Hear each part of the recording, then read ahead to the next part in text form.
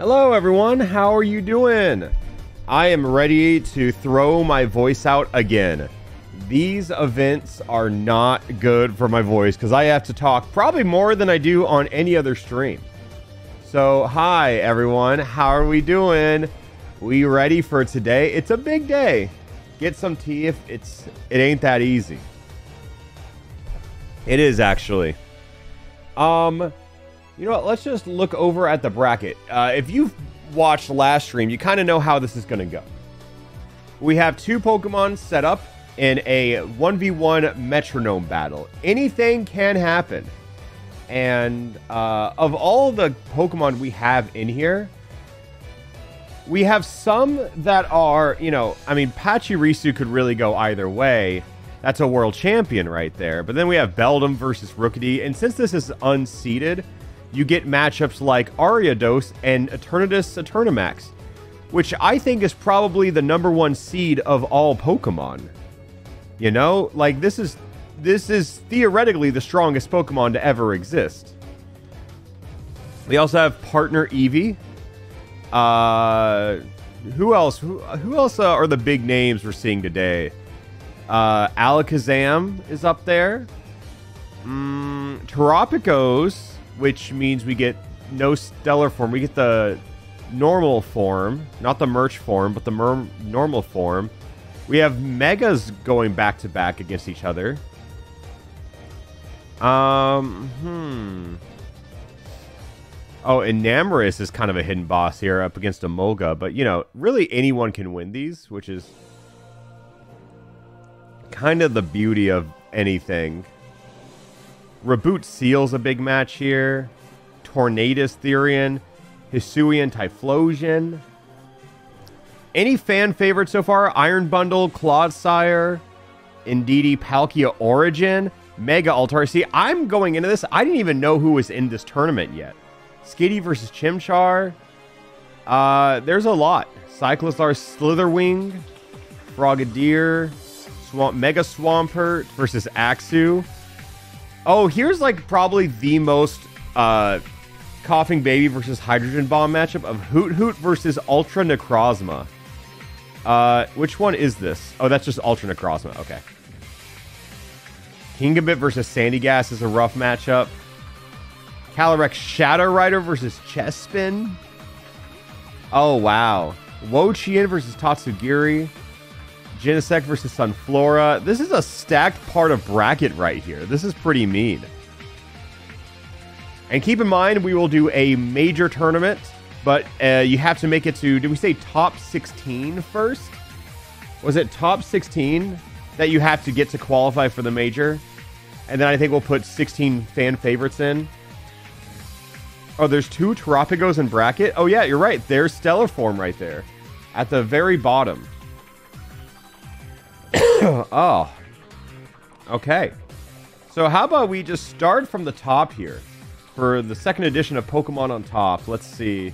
Who is the Pokemon on top?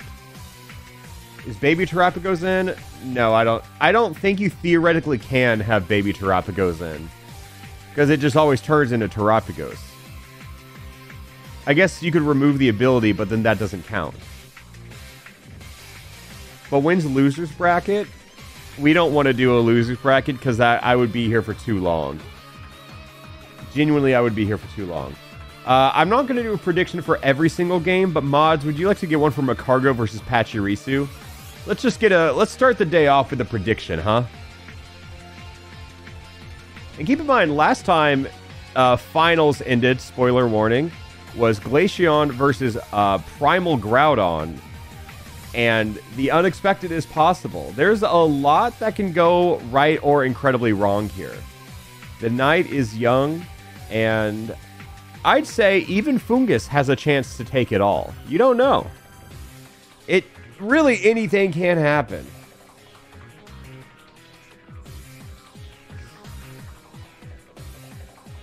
Alright, Macargo versus Pachirisu. Yeah, let's I don't know. I don't know who wins these. The world champ diff? Yeah, I was going to try to make a joke about it, but I don't think Macargo has gotten anywhere close to having the world champ diff. Kind of just an awful Pokemon in every sense of the way.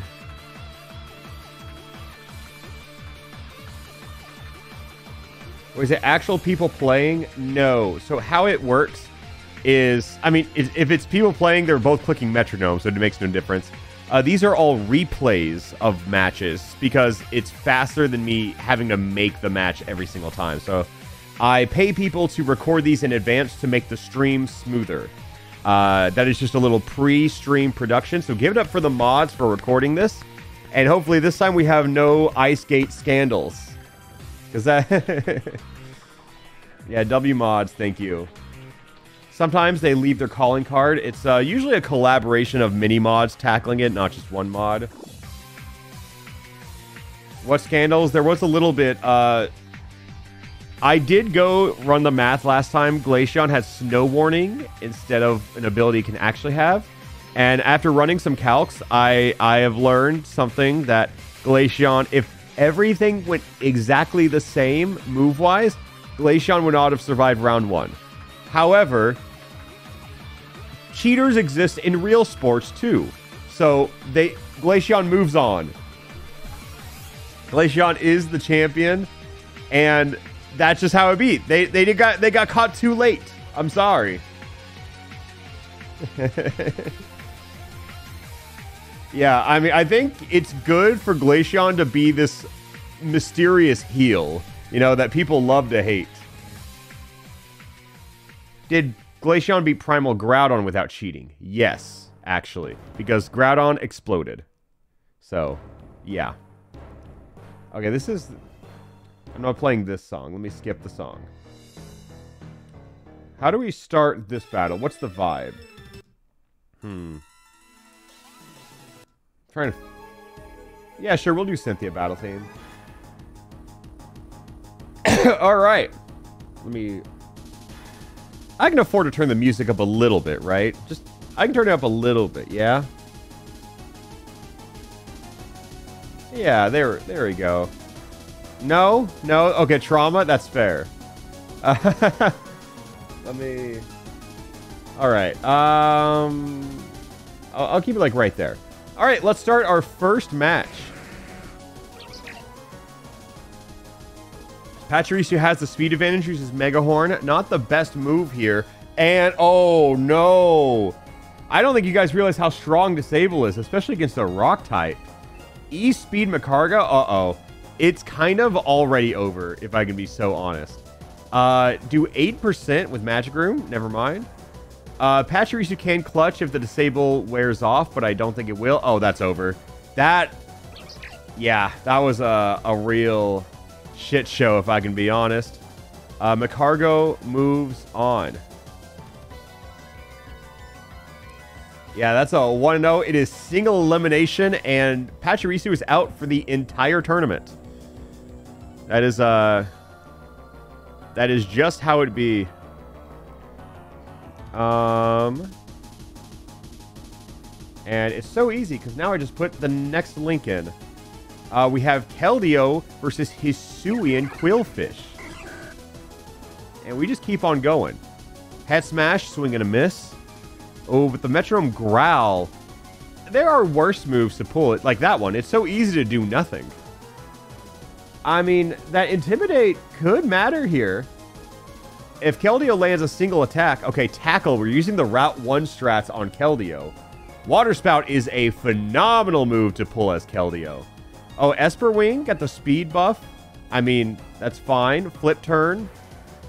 I think Keldeo has a pretty stark advantage here. Oh my god, the Volt Tackle. Oh, recoil. I forgot about that. Wow. So Keldeo barely hung on. But I think it does make sense that Keldeo would win that matchup. And now we have Macargo versus Keldeo, which is a horrible matchup, I would guess. This is so riveting. That's the thing. Whenever I first pitched this, I was like, it might not be interesting. And then last time we streamed it, people loved it. People absolutely adored it. Can we gamble this time? I'm not going to gamble every single time. You know what? Let's run the prediction for this. I love it when we have an underdog up against Garchomp Mega. Here, let me look up the stats. What is Tyrogue? Tyrogue base stats are 210 versus Garchomp's of 700, right? Because Megas just add 100. Yeah, so, he could get an Ice Punch. Also, mods, when you make predictions, can you make it 30 seconds just so I don't have to stall? I'm going to end the submissions now. I just... It's quicker. Thank you. No, sorry, no worries, Bryn. Do not worry. I can just end the submissions. All right, let's see Tyrogue up against Garchomp. Flame Wheel. It's over. It is, full heal. Pain Split is a pretty phenomenal move to pull there. Oh no! Oh no! Oh no! Oh, what? No! There ain't no way! There ain't no way! Oh, with the upset of a century. Wait, it's not over yet. It's not over yet. He's still for a way. Anything could happen. Anything could happen. Oh, wait, that thaws him, right? That thaws him. He's out. Bitter Malice, does he kill him? No, okay, he has Tyrogue attack, though. Oh, my God. This is close. Uh-oh. Uh-oh. Wait. Tyrogue, you gotta do something now. Oh, it is a kill. Oh, oh my God. Oh, that... I think the overheat was a choke. If he did not thaw him through freeze, the Iron Punch, oh my God, that was a crazy game. The expected outcome happened, but not in the way you'd expect. Wow, we are starting today early. Tyrogue, yeah, let's go back through the logs. I think it was really, I mean, if he just did 2% more to Mega Garchomp. Also, he thawed him with overheat. So that was a big throw. That freeze could have lasted so much longer. Wow, that was... I'm glad we gambled on that one, just because it was such a thrilling match. I wish he won. I wish he won so bad. What a crazy game that was. Bad play. I would have used overheat there. Now we have a little bit of an interesting game. We have Calyrex Ice Rider versus Regice, or Regice if you're insane. Both of them are very tanky. So Fiery Dance is fine. I mean, they're just so tanky. But yeah, Calyrex hits harder, is a little faster, and flinches. I would always bet on Calyrex winning this matchup, but everything is not what it seems, you know? Tyrogue almost beat Mega Garchomp. Unfortunately, though... Oh, okay. Oh, I thought that was sheer cold for a second. I got scared. Okay, court change just for fun. I don't think either... I think grassy terrain makes this matchup so much slower because they're likely to heal more than they deal over a few turns.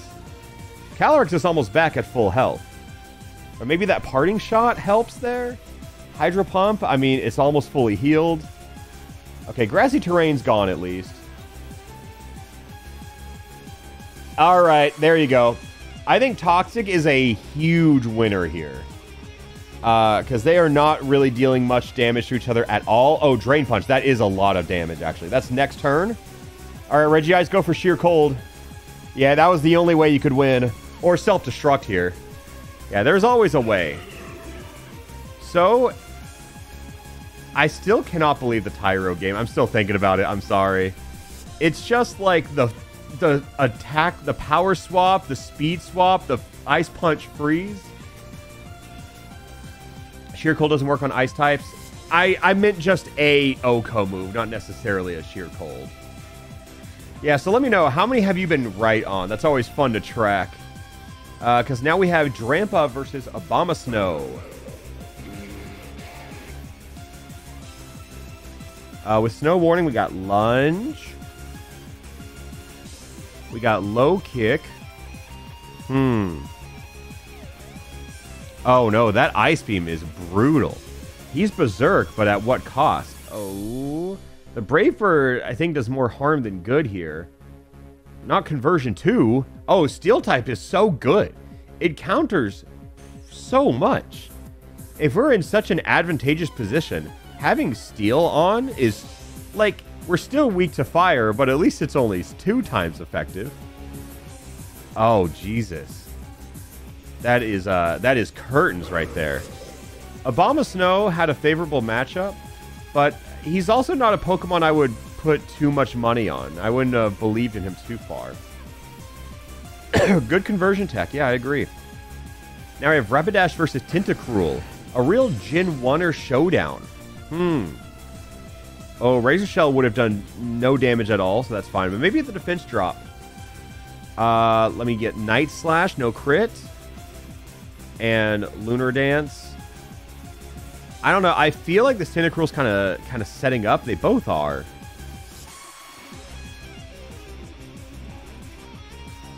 I thought Hyper Voice would have done more. Blaze Kick, we need a big move. I mean, 13. Oh my god. Oh, an Eruption from Tentacruel. Not the best move. Expanding Force. Sunny Day. I feel like this can only go poorly for Tentacruel now. Now, we essentially have neutral dealing fire moves. Oh, ooh. We're coming down to the last few moves, though. That's in the sun? No, that does not kill. Rapidash, you got it.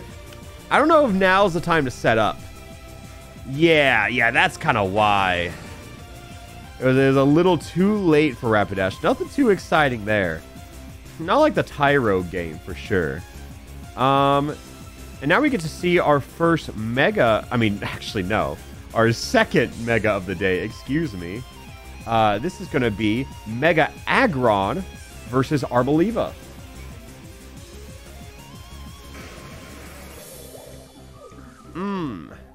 Isn't Aggron pure steel now? Yeah, he is a mono steel after Mega, which is so much better for him.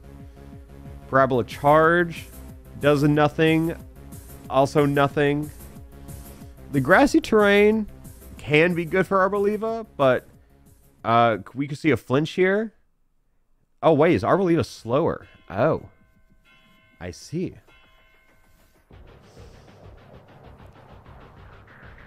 What are we going to do with this, Twister?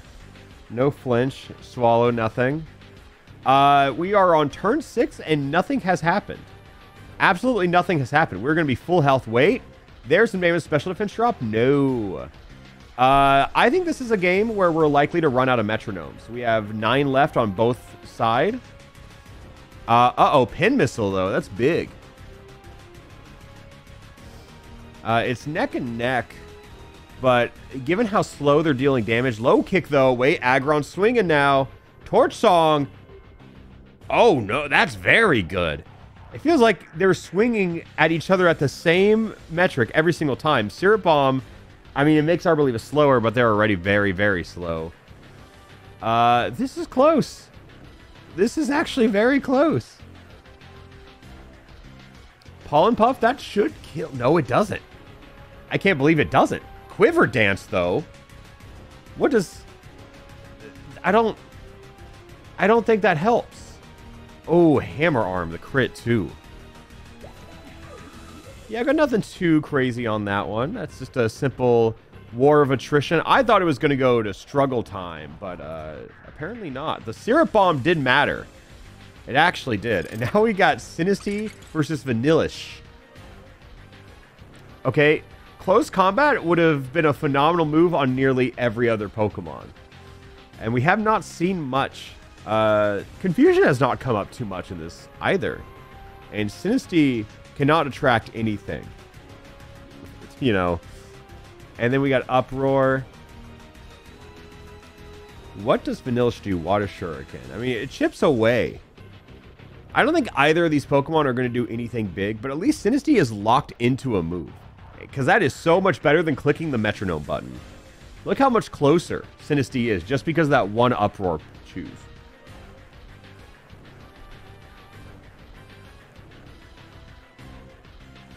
Okay, we got Fairy Lock.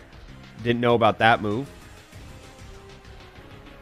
Okay, we are very, very fast, though. Rock Smash is huge. That, not the move I ever expect to be the finishing blow, but Sinistea moves on and now has to fight Mega Aggron. So, I can't believe Aggron goes from Arboliva to Sinistea.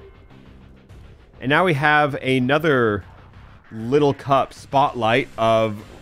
Wait, that's the wrong one. Of Rookidee versus Beldum. I think I lean to Beldum here just because of the typing. And Rookidee is now just a normal type. I missed that play rough too, Beldum, don't worry. Okay, Flatter. Does Confusion matter? Ooh, Judgment right from the get-go. Inferno's pretty good. I mean, we're burned. This could be a Rookidee upset here. A flinch, perhaps? I mean, no, we're slower. Wow. Oh, Wish on top of it all. Esper Wing. Wow, okay. I did not think Esper Wing would kill there. I guess it was +1 special attack. That was not too close. We were kind of just having washes right now.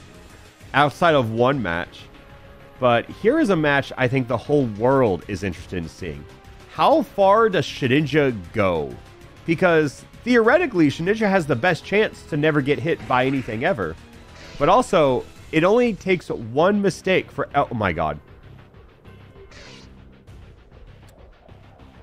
So, what can you do? What can you do? I feel like if we re-rolled that exact game several different ways, it goes very different. Wow. That is unlucky on the first turn before Shedinja even got a chance to move at all. Yep, that makes sense. Okay, and Mawile versus Girafarig. I think, Mawile honestly has a chance to take it pretty far, I feel. Because Steel Fairy is one of the best typings in the game, and I feel like we're really only scared of... What? I guess Steel resistances, so... It is just fire fighting, ground. There's a good amount of moves in the Metronome pool that hit that, actually. Because Fairy Steel is just very strong offensively, and definitely has its defensive perks. But yeah, we just got locked into rollout, and that last rollout was base 240 power, so good for Mawile, I guess. Yeah, we were just gonna take that one and move on. How did it not miss? It simply does not. I feel like people like Mawile. There's a lot of Mawile fans in chat, I see. Wow, someone's 11-0. Wow. All right, you tell me who's winning this one, then. I got to see it in full force. Was it the silly one, 3? What's your next guess? You say you've got an 11-0. I want to see it. What's your 12-0 pick? I'm not starting till I see it.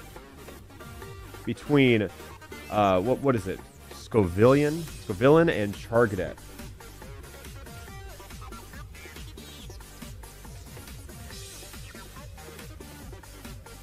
Is Charcadet? I don't know why I'm giving you like this T as if it could go either way. Yeah, let's just see.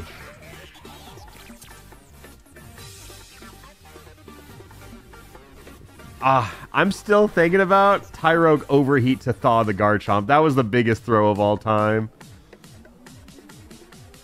Frenzy Plant, that's a quad resist. And it has to recharge. Yeah, that's pretty... Yeah, I think we kind of knew where that one was going.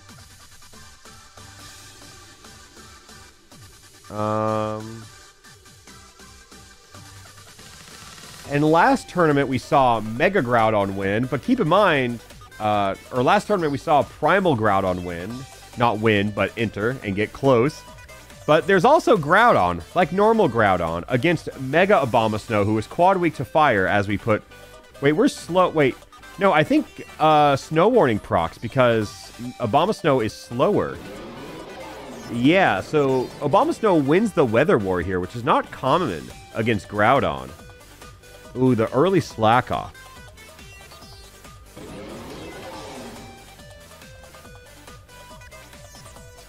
I hyped that game up for nothing. Alrighty then. The sheer nature of this tournament, that's a -1 for Abomasnow. Given how the tournament is unseeded, we immediately go from Groudon versus Mega Abomasnow to Bidoof versus Growlithe, and they are seeded the exact same. Ooh, but the Intimidate. Wait, is that simple Bidoof? Because Intimidate proc twice? That's pretty bad. That is honestly just an unlucky matchup there. Okay, wait, Poison Powder on the table. That is typically a win con for most Pokemon. Spikes go up, but who cares? Uh-oh. Simple Minimize. Oh, dear God. Poison Powder into Simple Minimize. That is evil. That is... I think Bidoof wins. Oh, that is so sad. That Simple Minimize and you still get hit. Oh. Oh, I thought that was like a pretty guaranteed one, if I can be honest.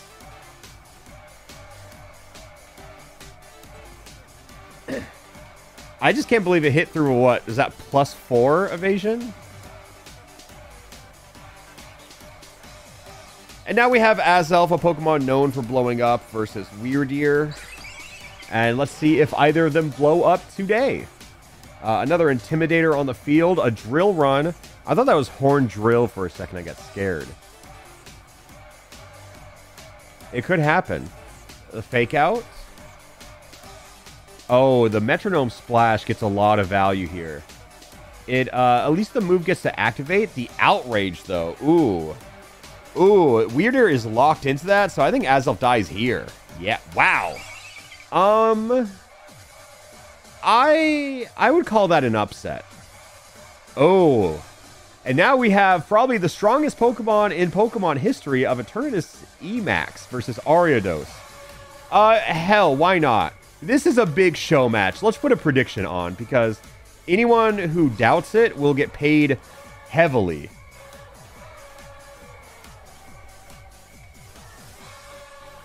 This, keep in mind, my prediction for doing these tournaments is that Eternatus Emax wins everything, all the time. I think if we did, like, best of 5 or something, Eternatus Emax wins every set ever, theoretically. I think the only way this can really lose is by getting hit by an Oko move or blowing up. So we just really have to wait and see how that goes. It could self-destruct. That is a move that is forever and always on the table. Metronome, extra sensory, it is half dead. Ooh, that 1% damage. I am scared of the erupt or like the explosion here. And there's Final Gambit. Yeah, Ariados just folded. They just gave up. That was the expected Pokemon won, but I felt like Ariados just forfeited. That was I don't want to do this anymore kind of play. Yeah, the expected thing happened. A lot of people did believe in the spider, though. We got Fearow versus Centiskorch. I thought that was the G-Max form for a second. He just looked so big. Oh, high horsepower. Forgot that is neutral now because of the bug type. We are swinging. I feel like Centiskorch, that defense drop can be very, very nice. Yep, point and case right there. Dream Eater. We love using Awake Dream Eater. Wow, Centiskorch just got all attacking moves. That does not always happen. So good job to Centiskorch for moving on in bracket.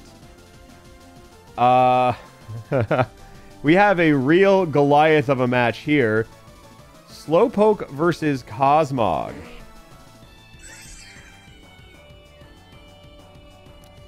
Aurora Beam, no freeze, and we're good. We keep on moving. Nothing happens.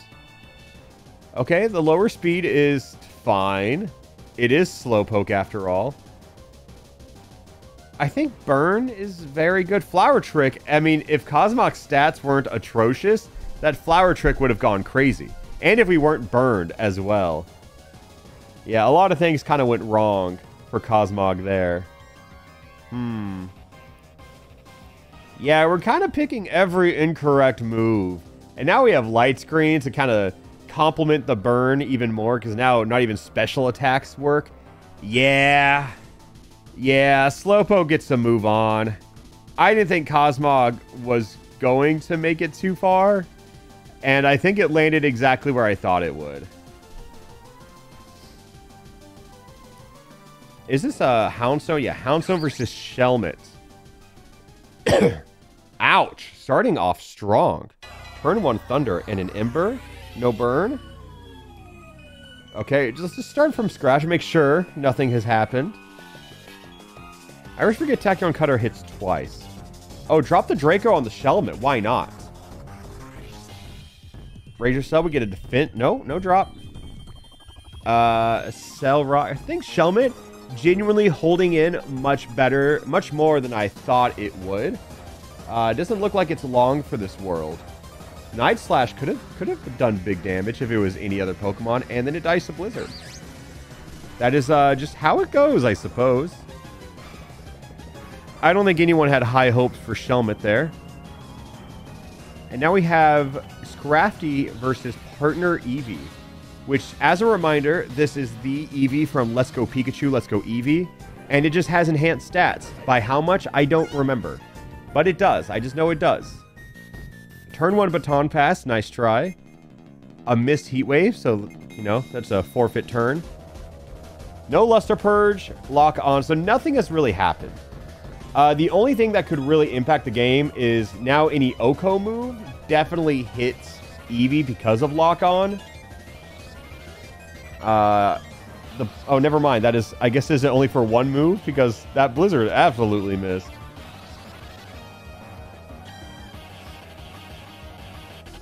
Uh-oh. Ingrain is very, very good here. The more you can stall, the better. Oh, and absorb, that whole 2% heal? Ingrain is very good. It looks like Eevee is getting all this damage back. Uh-oh. Oh my god, Electro Shot into Spore? Does not even get to use that incredible move. That could have... I don't know how much it would have done, but that was big damage on the table. Now, this is where Eevee sets up. Okay, Shed Skin, Wake Up. Into Acrobatics. That's a massive move to pull here. And Blast Burn. Swords Dance Blast Burn is... let's call it an interesting play. Revolutionary, perhaps. Okay, double hit, though. Okay, set up the rain for fun. This could only go... actually, no, Eevee saw the future with that Torch Song. Eevee knew it was coming. And Seismic kills. Because I assume all these Pokemon are level 100. So, that is a wrap for Eevee. Or Partner Eevee specifically.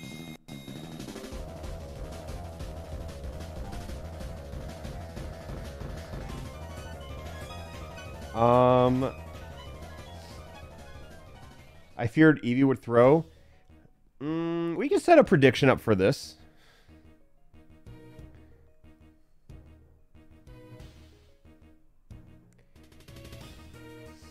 Partner Eevee is busted. Yeah, what do we got for this one? Here, I'll start the...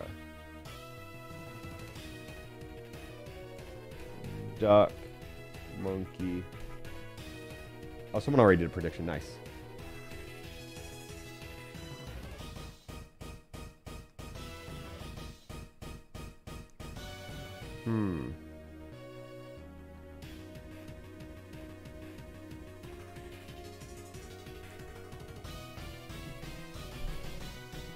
All in on the duck. Let's see what the prediction is. 60. It looks like 60% duck, 30% monkey. This could go either way. I think the stronger Pokemon typically wins, but that is not always the case. Spatial Rend to start things off. Swords Dance is a phenomenal move on Quaquaval. A little bit Tickle to lower it. Bar Barrage, we resist. Grafai. False Swipe is always an interesting move. That Stab False Swipe. Ooh, Leech Seed. We have not seen it much in tournament, but Leech Seed is a phenomenal move. Not only does it slowly drain your opponent's health, you slowly get to heal that. And there is nothing you can do about that. Oh, Rock Smash. Wow. Wow. Yeah. Just GG's. Quaffle moves on. Now we have Gallade versus Loudred.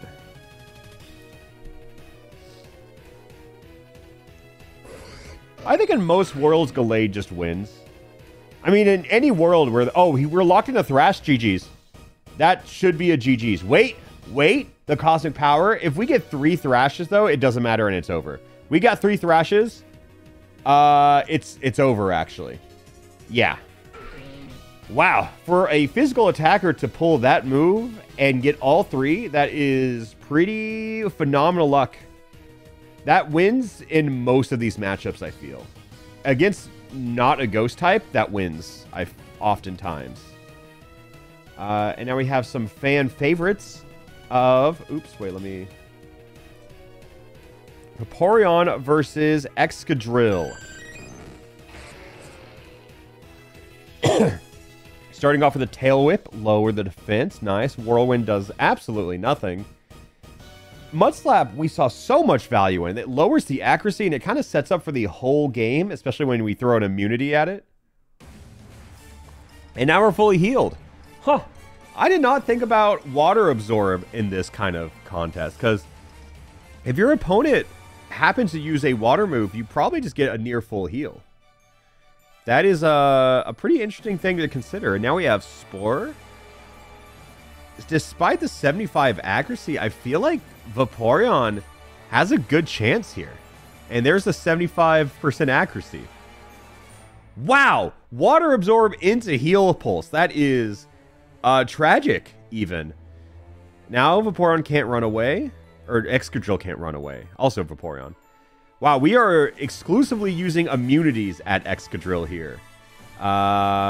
Okay, no more ground moves.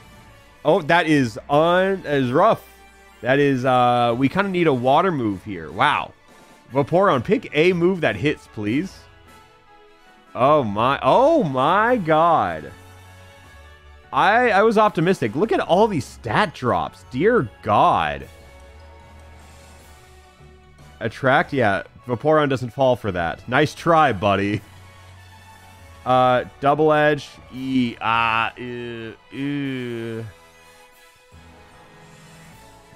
Heavy Slam. That's not it somehow. Spikes is rough. That is... It felt like Vaporeon just chose all the wrong moves despite being handed a very easy win. Because I feel like it's had so many ways to not be hit by anything. And we changed our type from water to a much worse type. Yeah, maybe that was just through in protest of Ice Gate. Who knows? Ice Gate, excuse me. Holy. And we got Alolan Grimer versus Drizzile. Two Pokemon I often never think about, if I can be entirely honest. Fire Spin and Bind? Wait, that is very good. Oh, does it not proc both if you have one of them on? Got it. Okay, Power Split, who cares? Bind is doing a lot of work, though. That's it. That's GG's.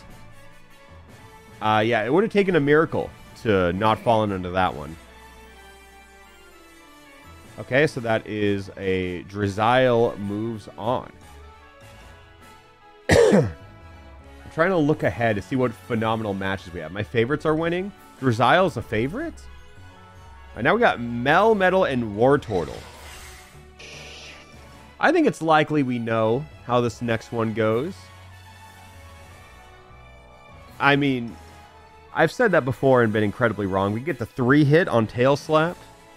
fake out does not work. We have never seen a fake out work. Maybe one day we'll see it turn 1. In a perfect world, maybe. Okay, Lumina Crash. That's a pretty good move here. It's slow. It has half of its special defense dropped. No special defense drop on us. Yeah, War Turtle has to go for the Hail Mary here. And we did not get it. It's still not out. It is still in. War Turtle is technically still alive. Oh my... Rude. Rude. Literally anything would have killed it. Hello. We don't need to go for the 3% sheer cold. Oh, and we missed the fire spin that would have killed. Wait, this could be the biggest choke job of history. Wait. That confusion is really going to hurt if he hits himself. Never mind. Anything. Oh my god, Melmetal. Just hit War Turtle. Oh my... This is way too close. Melmetal, we do not need to set up right now. Oh, War Turtle is locked in, and there it goes. Yep. I didn't think Melmetal should lose for the record. I just thought it got way closer than it needed to. Got me like, wow. Yeah. Like, wow. Wow. He locked in a little too late. Melmetal was just toying with him. And now we go from that to another Little Cup match of Shroodle versus Shieldon. Shroodle is so big. Opening Parting Shot is a phenomenal move. You just get to lower both attacks right off the bat, and you don't have to swap out, because it's a 1v1. Power Split, I don't know if that matters. I really don't. It's not going to matter like Tyrogue and Mega Garchomp, that's for sure.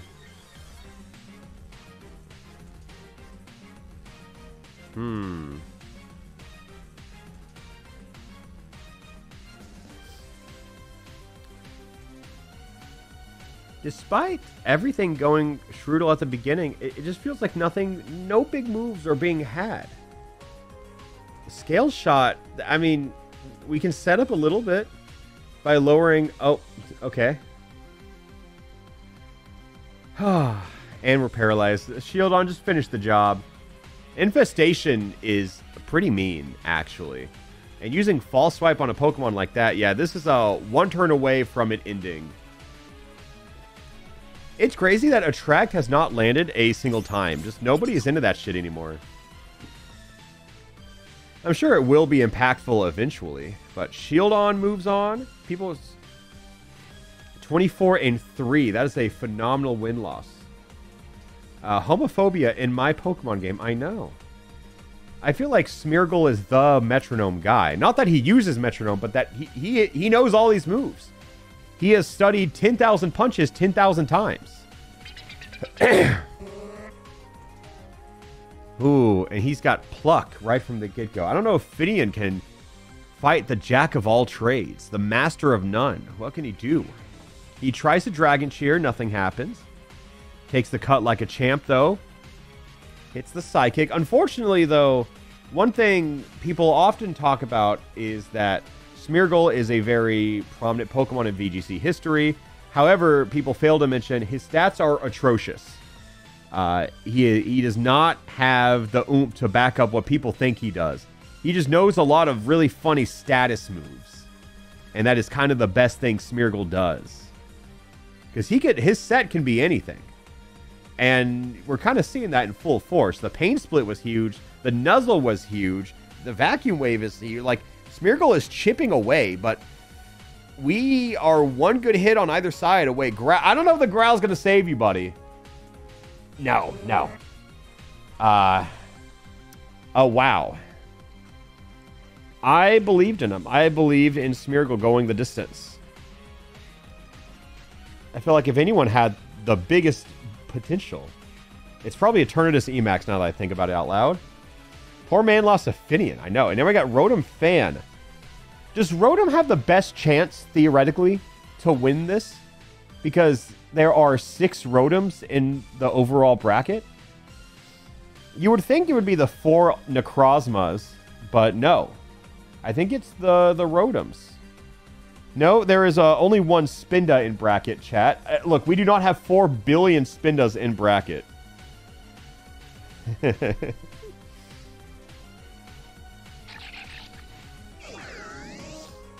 We got Intimidate right off rip.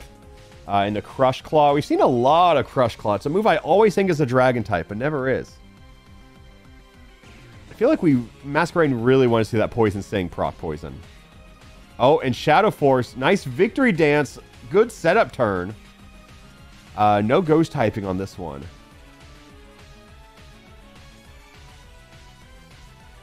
Okay, Masquerain Swords Dance for setting up. And we are gone. We are Phantom Forcing right back. Okay, wait. That's silly. That's funny that it just procs Intimidate immediately. Gigaton Hammer is also a really good pick. It'd be funny if you pulled it twice, though, because I feel like it simply would not work. Oh, and the Fire Punch wraps it up. Rotom Fan, you move on. That is a Rotom Fan victory. We have a lot of Rotom action coming your way.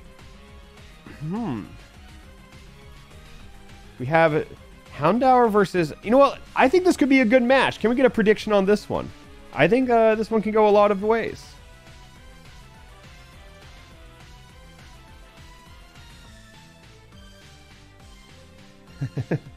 Is this Zen mode? It is not, no.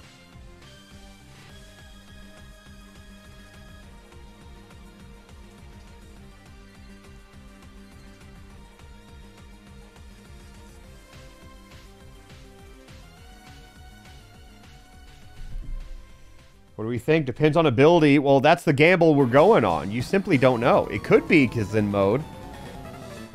I just think the dog is neat. It could be a lot of things. Yeah, let's just start the match. Let's hop right into it. Okay, Acupressure off rip and Misty. Okay, well. Glad we hyped up that game. That was a fun one, huh?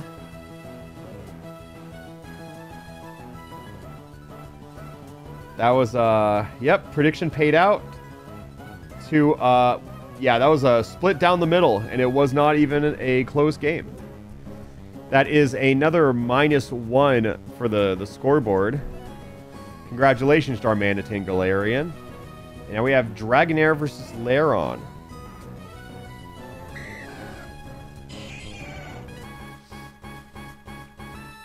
Ooh, that's not the Pokemon you want to try to slash. Terrain Pulse doesn't do a lot either. Yeah, this is just the mid-off of two middle evolutions. Who do we got on the mid-off, guys?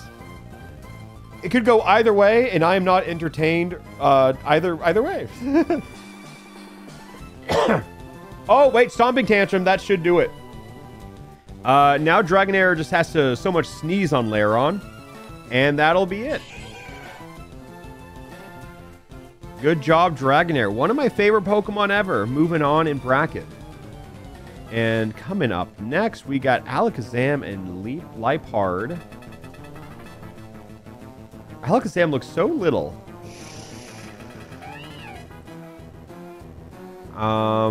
Scald. The burn. Oh my god.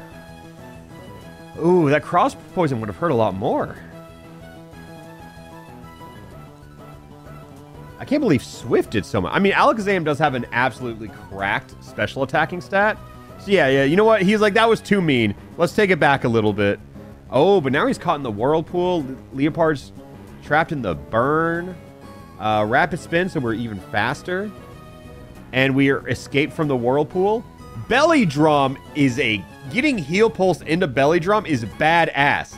And then Alakazam hits the high jump kick. If he missed that, for the record, with Belly Drum Liepard, I think they could have won. That would have been 50%. That would have been 16 health Alakazam. That was a close game. Do not let the results fool you. That was a close game. The Heal Pulse to utter disrespect. That's crazy. Anyways, Chimecho and Dusclops.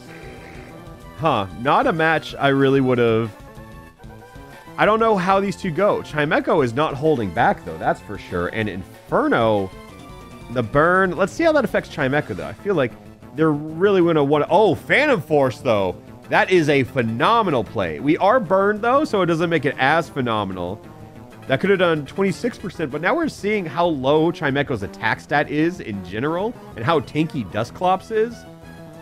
So it's an uphill battle for sure. And mean look, Chimecho is trapped in the pit. Oh, Spite, though. Oh, if this goes on long enough, I don't think it will. I don't think Chimecho can survive 7 more turns. But Spite is normally a very strong move here. Yeah, this is all about wrapped up for Dusclops. We just gotta... Levitate saved that Chimecho. I mean, it dies here. But... Wow. Thank God Chimecho had Levitate. Would have been a little more embarrassing if they did. Next we have Seed 4 in the random seeding of Blossom versus Shelder.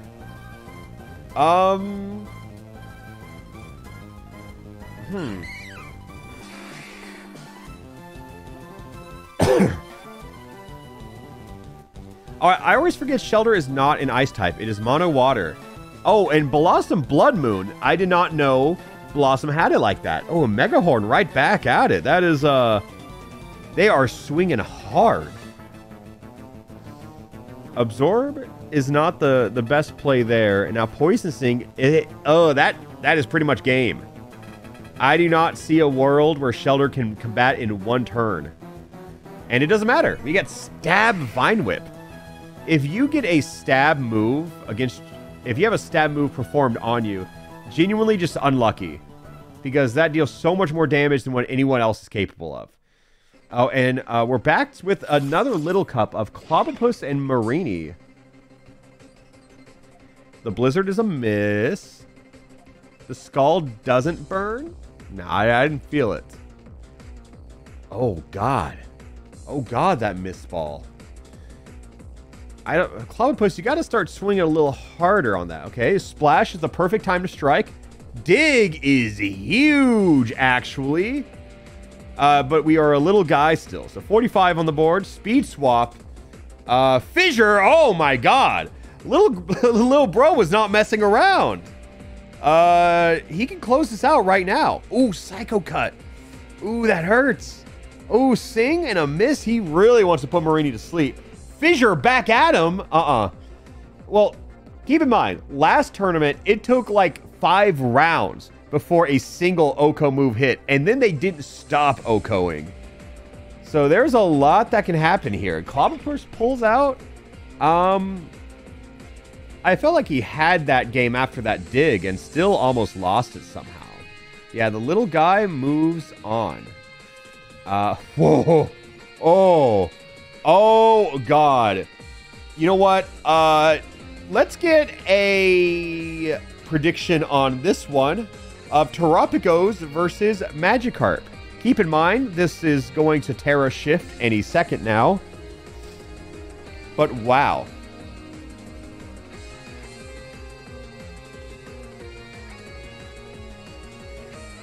Yeah, I don't know who wins this.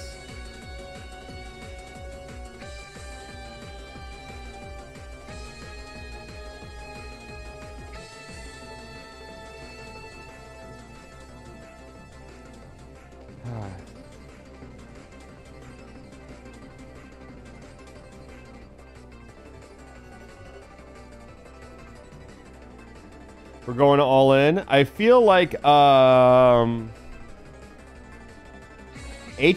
on Carp. Yeah, I think going all in on Carp is not theoretically the correct play, but also theoretically it could be. Nightshade is... I think that's a pretty good start for Magikarp if Terrapicos was not a normal type. Okay, Hal. We're setting up. We're carping. Mistball comes out, nearly kills it. Wait, Roar of Time. That does make sense. Oh, I forgot about Terra Shell's ability. That is such a good broken ability. It is so good What is Magikarp to do against Terra Shell? Yeah. Yeah. Yeah. Yeah, I think we can agree. Yeah. We wanted to see a miracle. I mean, it was just as likely we rolled the seed where Magikarp used Guillotine or something like that. He tried. He definitely tried. Rigged? I don't think so.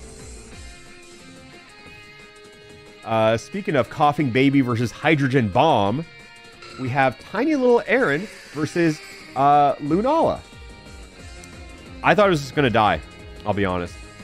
Maybe that lowered special attack is going to save Aaron in the future. Huh. Anything could happen. Wow. Lunala did not stop trying. They kept swinging. That was just a slaughter.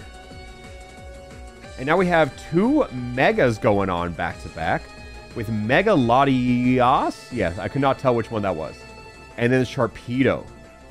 Which are different Pokemon than Latias and Sharpedo. Do not forget. I mean, they have different stat spreads, so I say it counts. They are definitely very projected to do well, to put it lightly. One dark move from Sharpedo, though, goes crazy into Latias. I think if we can metronome a Bite or a Crunch, or Soft Boiled is not bad either.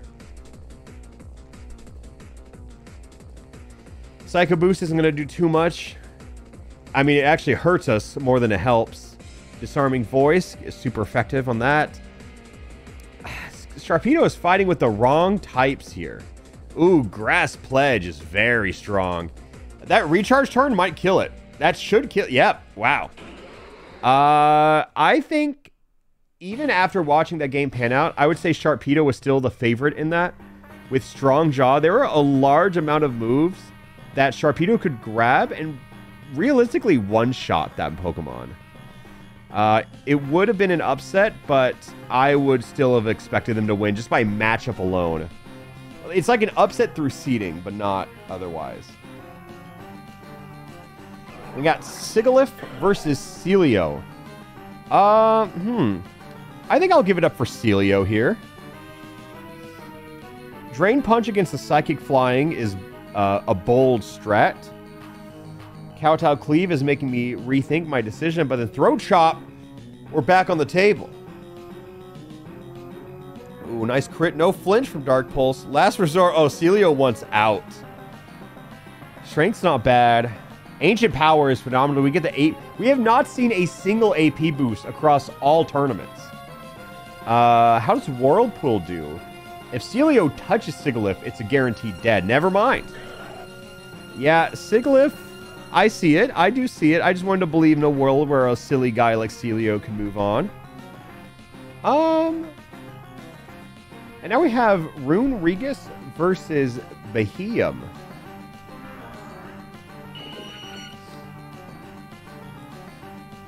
Oh, setting up the Reflect is pretty good.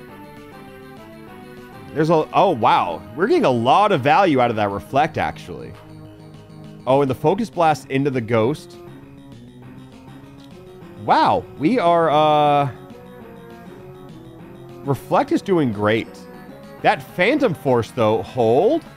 Yeah, Rune Regus, very tanky, though. Now we got Wandering Spirit, Seed Bomb, still doing value here. Water Spout is phenomenal. With Reflect off the table, I feel like now we're just going to start doing special attacking moves. Oh, that special attack buff, though. Oh, Heat Wave. Elgyem just needs to touch it. Drop Kick, that's not it? Oh my god. Baby Doll Eyes. Elgyem, what do you got? Pedal, that's curtains. Okay. That was I think Rune Regus was definitely the favorite again. And that is an early knockout for a pretty good Pokemon. Yeah, unfortunate for sure. Now, Licky Licky versus Spinarak. I think it's safe to say that a lot of people predict Licky Licky to win. I don't think we have seen, like, a major upset yet, though. Wait, hold. Wait, this could be the major upset we just described?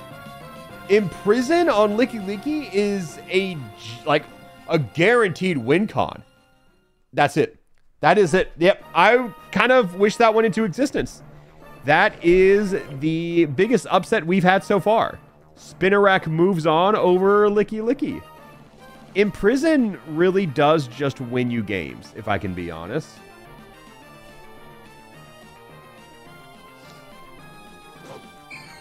And Maskiff versus Ghastly. Intimidate goes off the bat. Lower your speed with the Ice Hammer. We lose that advantage. Side Strike super effective. Ghastly already on borrowed time after one turn. We have become slower than them and at a quarter health. Yeah, just whatever. The thing about Gen 1 is that these little guys just don't have the oomph. Unless they're Abra. Abra is actually an insanely built Pokemon. And now we are, how many do we have? Is it 128 matches in round 1? Yeah, so we are coming up on the halfway point of round 1. The first round just lasts so long. Anyone have any fan favorites so far who's still in the tournament? Tyrogue doesn't count. Ghastly has 100 special attack? Well, I'll be damned then. I was wrong. Yeah. As soon as I was saying the Gen 1s don't have the oomph, I was like, I think that's incorrect because they quite literally are so min-maxed across the board. Very few Pokemon aren't min-maxed in that gen. Ugly and Palmot. What do we got? Any big moves from Big Man? Entrainment. We give it Volt Absorb. Sure.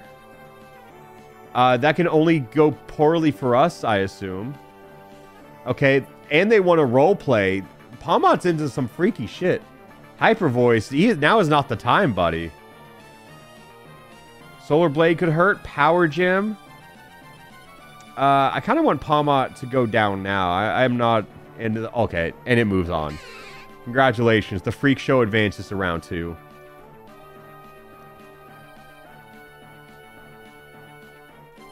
Yeah, didn't Houndoom lose earlier? Well, now it's time to see if the little baby can avenge its parent. Alright. Lycanroc opens with Infestation. It's already half over. Yeah, Infestation is a timer. Wow, we're just setting up all over the place. If you get Infestation and Toxic, it's like GG's. Pin Missile does a lot, being neutral damage. Oh, that's Curtains. Yeah, dude, it's now or never. Wow, that was embarrassing. Not because Houndour even really did anything wrong. Lycanroc just pulled all the right moves against it.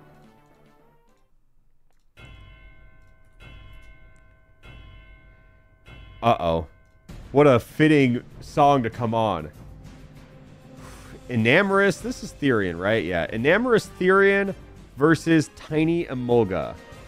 I picked Houndour. Oops. Let me fix that. There we go. Yes, I will fix the scores. I forgot to choose the winner. And, yep, there we go. Yeah, can we get a prediction for this one? I always like doing the coughing baby ones, because if we give it to the people who lost, it is such a beautiful upset. Or the people who don't believe. Houndour line officially out. Did we have Mega Houndoom last time? Because that should still be the last one, unless we did have that already. I'm not paying attention. Why is she turtle? Great question. Okay. Enamorous Therian versus Emolga. Opening with the Swift. Consistent, but respectable. Flying Press. That's okay. Electric Terrain can only go well for Emolga here. I'd like to believe. Bug Bite does nothing. Shadow Sneak. Some consistent damage. I mean, I think Emolga is the one who's fighting the uphill battle, and we need a big play here. Seed Flare is not going to be it. Heal Pulse is fortunate, I suppose. Stealth Wrong ain't... Neither of these two want to hit each other. They're choosing peace. And I think we have to hit someone else eventually. And there goes Static. Okay. That's a play from Emolga. Being paralyzed and confused is... So here's the outcome. Enamorus is using fewer metronomes than Emolga. And if it goes to time, Emolga is going to be starting to struggle way before Enamorus.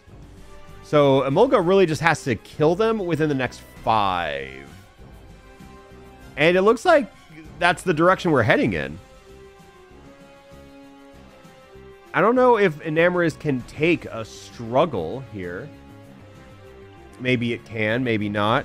Synthesis, though, that is a great move to use right before you have to start struggling. Yeah, that's great. Emolga, we have to heal pretty much. The only way for Enamorus to win is through a synthesis or a one-shot. And I think the struggle kills now. Yeah. That, again, probably the new biggest upset of bracket. I think Enamorus is such a good Pokemon in this format that you would think it would have gone further. Yeah, Emolga makes the upset. I think that, like, Spinarak Licky Licky is one thing, but Enamorus losing is pretty crazy. And let's see if Lightning can strike twice with Blitzel versus Ho-Oh. Keep in mind, Ho-Oh does have pressure, which has been proven to be very impactful in these games. Every metronome, he has 8 metronomes compared to Ho-Oh's 16. But can Blitzel even last 8 turns is the question. I guess Blitzel's out. Like, any rock move is going to... Never mind. Why am I even talking? Ho-Oh wins to nobody's surprise. An area of Pikachu versus Sinisha. I mean, not partner Pikachu. This is just Pikachu. Just normal old Pikachu. Headlong Rush is a pretty great move to get against nearly any other Pokemon. Ground type close combat is so good. But we are... Everyone's stats are lowered across the board right now. That's special defense... Oh no, Pikachu, what are you doing? Uh-oh. Uh-oh. I don't think that Heal Pulse lost him the game, but it certainly did not help. I'm not even necessarily rooting for Pikachu. I just don't want people to keep throwing. Wait, there's the out. The accuracy drop. The no retreat, though. Synthesis is massive there when you're on death's doorstep. Pikachu is not out of this. Drain Punch against the Ghost is not going to connect, believe it or not. Stomping Tantrum, GG's. I gotta see. The previous... Okay, also, fun fact, Poltergeist's previous move was Steel Roller, and then when it rolled Stomping Tantrum did double damage because the previous move missed. It does work like that even in Metronome. So, there was no world that wasn't killing Pikachu. Yeah, Stomping Tantrum is a very good move to pull here.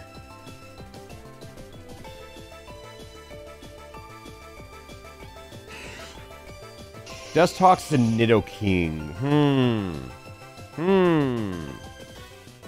Wow, that Safeguard to Instant Hypnosis was pretty clutch. Turn 1 was Void, thanks to Nidoking. The Smokescreen does not play by those rules, though, and the Spore on Dustox's side now.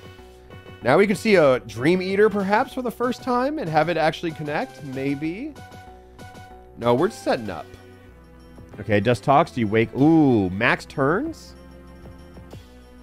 That is a mean sleep that Nidoking put on him. And the recoil back on Dust. I don't know. I don't think this kills, actually. This is just 2 turns wasted for Nidoking, as far as I'm concerned.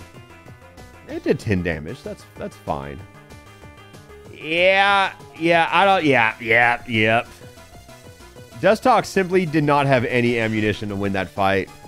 There was nothing that could have pulled. Is this Goodra versus Knackley? Huh. I don't have the highest hopes for this battle.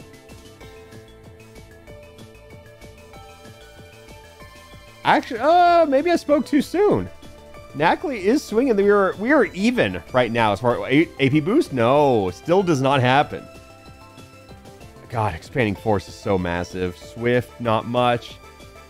It's like Nacli isn't supposed to win here, but the fact that it's even this close and Sap Sipper, GG's, yeah. All right, Stop McTantrum. That one was not double damage, but it's still crazy that that's just how it works. And Gudra moves on as expected, yeah.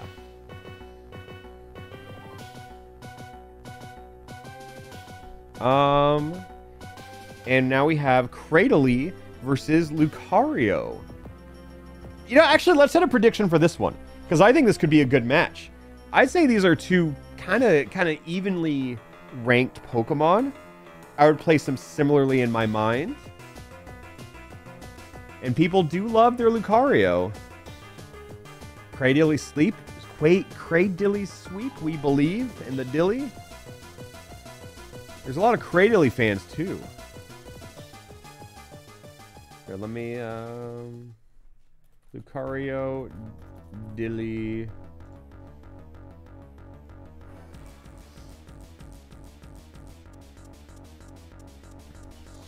And let's take a look at bracket while we wait. We got Sliggoo coming up. We got Zygarde 10%, which should be funny. Nothing crazy I'm looking for just yet. I think the future rounds are going to be much more interesting. Palkia Origin is fun. Mega Altaria. Tornado is still in bracket. Yeah, let's see. Let's take a look. Cradily and Lucario. Okay. Conversion. What do we dodge here? Ooh, the turn 1 sub. Dragon Hammer breaks it? No. Wow. So False Swipe somehow is enough to break the sub. And Morning Sun. So that sub never happened. Ooh, Power Split is not the move you want to do as Lucario. I think that was a throw. I don't know about that one. Okay, well, now we're a Psychic type. We've changed moves again. Because sure, why not? Triple Kick, great dodge. I suppose. It almost really hurt. Dragon Pulse, why not? Let's just be a Dragon type while we're here. God, that was such an unlucky game for Lucario. He changed types and got hit by a super effective move every single time. That is, I'll call it an upset. I think Lucario had the type advantage. He could have hit hard. Yeah, Cradily pulls through and leaves Lucario in the dust. Lucario won 0 games in this whole tournament. And Parasect versus Sliggoo, I think I give it up for Sliggoo every day of the week. But if Parasect can hit Aura Spheres, maybe I'm just not familiar with their game. Now we have Effect Spore on Sliggoo. Bounce is coming out. This is not going to do anything. Yeah, we take that with a smile on our face. Drill Peck, though. Okay. Blaze Kick. Parasect is keeping it close. Simple Beam is... I don't think this is great. Water Spout with 20 HP. Oh, and there's the Imprison. That is curtains for Parasect. All right. Getting the Force Struggle when they're under 25% is just such an insane checkmate.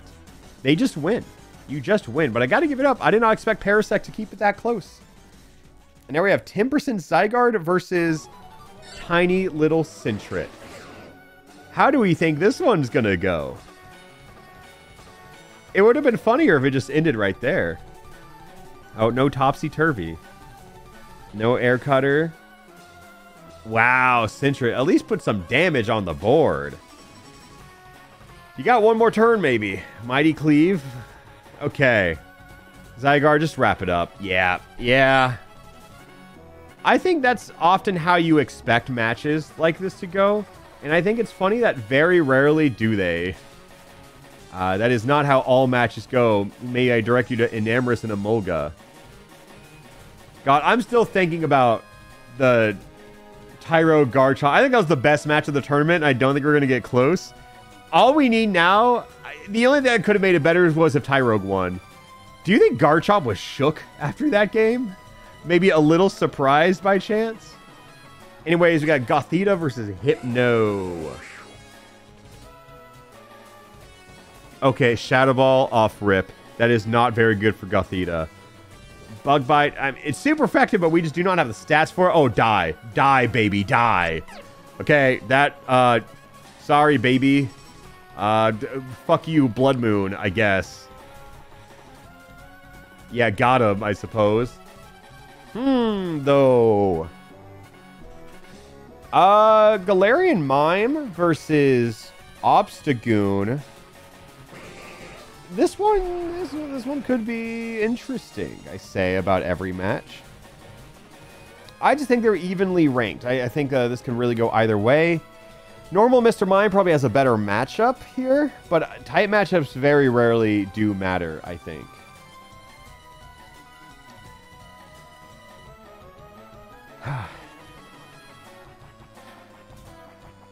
You resist the Future Sight. The Poison chips it down slowly. We have Swords Dance. Burning Jealousy hurts. And we're burned, so that Swords Dance was neutralized. Mr. Mime, it's now or never. It is never, it seems. Alrighty then. I would guess that Obstagoon has a better chance throughout the whole bracket than Galarian Mime. I kind of forgot that was an actual Mr. Mime when I started talking about it. Now we got tiny little Tadpole versus Trevenant. I'd like to be surprised here, though. Most of the matches have gone as expected, which is not what we want to see. And it doesn't look like this is going too different. Yeah, that is, yeah, that is... Oh, I can't watch. Oh, that's unfortunate. God, dude, some of these are just complete and utter wipes. Or just sweeps. I cannot believe how little of a fight some of these Pokemon are putting up. Base Form Rotom versus Lilligant. Flower Trick, already phenomenal damage right off the bat. Dire Claw does enough. It does enough. If Lilligant simply hits its moves, not that one, but the others perhaps. Uh-oh, hold. Wait, this is close. Rotom's back in it. That doesn't do it, though. But Zing Zap, resist. This is anyone's game. This is next hit wins. Well, not that hit. Bubble Beam. Ooh, wow, neither hit. Headlong Rush, sure. That will do it, I suppose. I would call Rotom the underdog in that, too. And Trevenant, I would call the overdog in that previous game. And here we have a little bit of an interesting one, I say again. Why not versus Carvana? Why not? As far as baby Pokemon go, it definitely has a bit more, let's just say, survivability, and it gave it away. That is actually pretty unlucky. But it's mainly an HP tank, is like where a lot of its real defense comes from.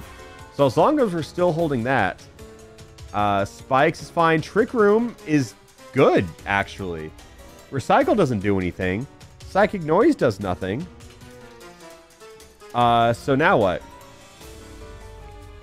Rough Skin on the U-turn. We survived this. Why not is not in an awful situation here? I didn't think about that. I should have. Yeah, it literally died to any contact move. Well, I suppose that is how that matchup is supposed to go. Rough Skin has gotten a lot of value in this tournament. That's for sure. It's just an extra damaging move in a format where you don't always have damaging moves. We got the Goat Zigzagoon fighting Nidorino. I think it would be funny if one of these Route 1 rats kind of snuck into late bracket. They It's not supposed to be easy, though, is the thing. But if anyone can do it, I believe in Zigzagoon. I think of all the Route 1 rats, he's absolutely my favorite. Poison Point, though, actually also very strong. And Drill Run, hold. Wait, he's confused. Psych. Charge Beam, swing and a miss. Zigzagoon, one hit, play rough. Zigzagoon. Zigzagoon, my goat. Take it all the way, buddy. Take it all the way. I want to see how far he can make it in bracket. I think if I got to rig the winner, it's Zigzagoon. I would make it to where Zigzagoon wins it all. If I had time to rig the entire bracket, that's what I would have done. Don't quote me on that if Zigzagoon does win, though. And now Reboot, Seal? They both use the wrong moves. But we do have special defense. That's pretty crazy. Superpower. That hurts Seal more than it hurts us. Just kidding. We blew up.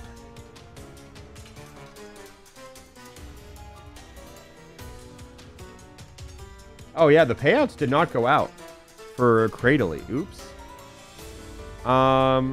Seal wins because... Oh, I forgot. I had to do -1 on that one. Yeah. I just want people to know that means it blew up.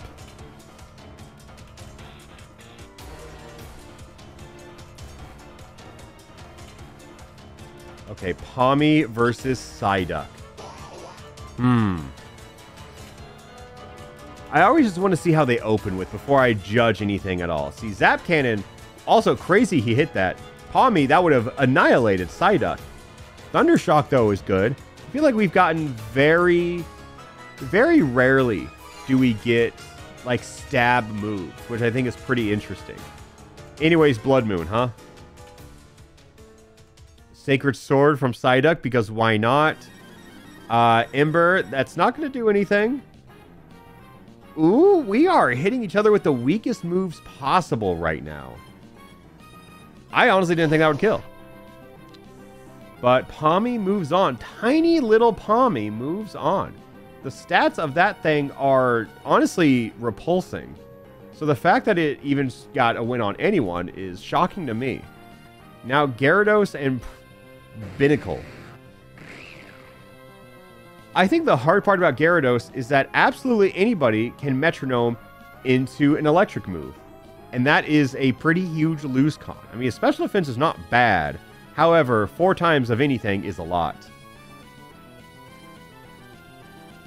I mean, also you got to think about Intimidate, weakening your opponent, and opening Rain Dance for your... I don't know about this one. That's a game, set, match to me. Yeah, it would have taken a miracle and a half for Binnacle to pull out of that one. Gyarados is just likely to win everything, I assume. And now Gyarados has to fight against the likes of Pommy. So, you know, who knows? Round 1 is just really weeding out the tiny weak ones who sneak into bracket. And despite that, some of them win, and then they get weeded out in round 2. But... Wrong, Sandile. Well, wrong again. Take Sandile, for example. If they make it to round 2, that happens. If they make it to round 3, I will be shocked. How lucky can you really get in a game like this? I think Stellar Terapagos is the highest BST. That is not true. We have Eternatus Emax in here, which is the highest BST of any Pokemon. Also, we have a good amount of Megas who all share the 700 BST. So that is a Clefable dub. Yeah, Dunsparce did make it to top 16. That is true. He did kind of sneak his way through. So stranger things have happened. You say that like Brambleghast didn't beat Chi-Yu. I forgot Brambleghast the GOAT.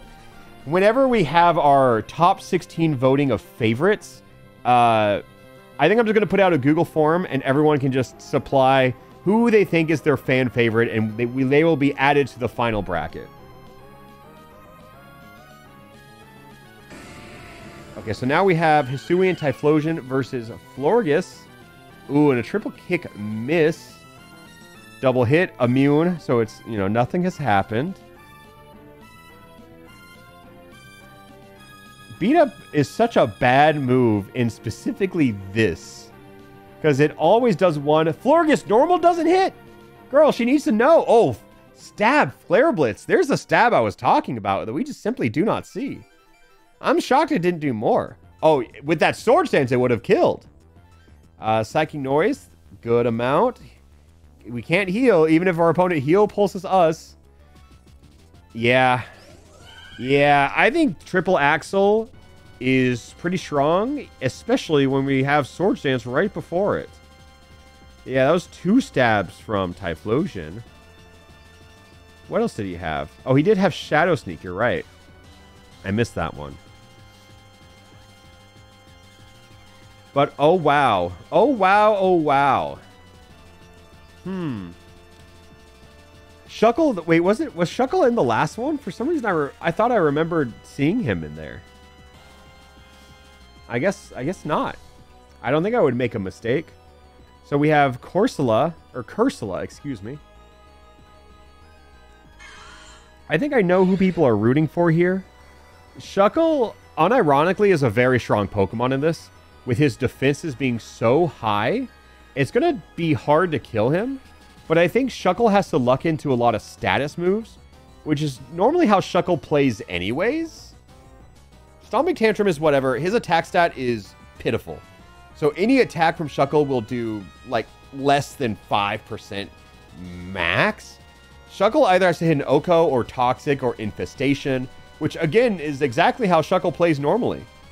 Maybe if we get a power swap, that is also a win con for Shuckle. Because giving any Pokemon Shuckles' attack stat is a lose con for them. However, I think it's important to remember that we only have 16 possible Metronomes before we start struggling. And if we do that, I think Shuckle... Uh-oh! Uh-oh! Ooh, that is unlucky! Shuckle goes down to the Imprison. It is not with a bite, but a whimper. This is the stall of all stall, and they go down just like that. Oh. I think Shuckle was just on the brink of greatness, too. I think that Toxic was coming out. I think the Infestation was coming. I thought we had a lot coming. And now we got Simisage versus Graveler.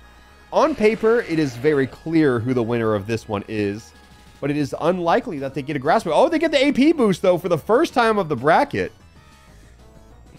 I don't know. That is a very good thing to pull in any matchup. Ooh, and the flinch. Oh, God. Simisage Shift Gear setting up even more. Thank God we can outspeed the Graveler that we almost died to.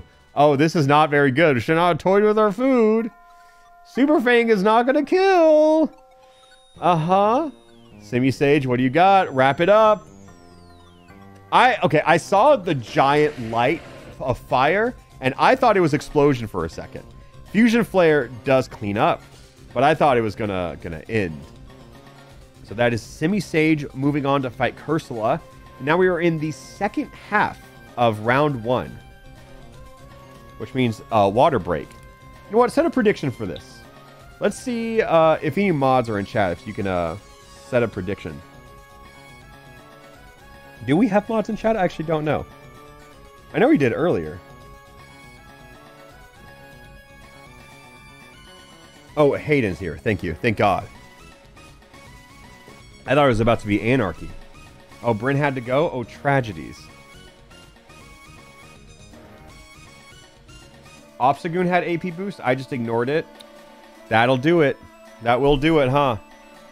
It is hard to pay attention to every single thing in this game.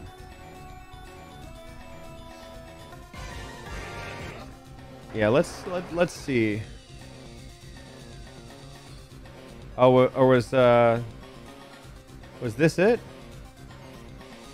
Yeah, Ancient Power here. It did get the boost, didn't it? Yeah, you're right. Yeah, you are correct. Shinx and Lotad. Real meeting. Uh-oh. That is a lose for Shinx. Unless they somehow get a kill on tiny little Lotad in Not looking good, I'll tell you that. Odds are not phenomenal that Shinx pulls through here. Not looking good. Not looking good. It's likely Shinx doesn't even get to see the Perish Song. Wow. That was an awful game of competitive Pokemon. Yeah, if you both use Perish Song, or if you use Perish Song and you're on last Mon, the one who initiated it dies first. Because it would be a little silly otherwise.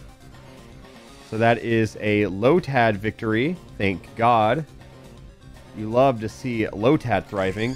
And Yanma versus Simisear. I feel like all the monkeys have gotten very favorable matchups, yet we open with the quad-resisted move. Scorching Sands and the speed boost. Yeah. Yanma doesn't outspeed yet, but it should the next turn. That Power Gem was a huge pull, too.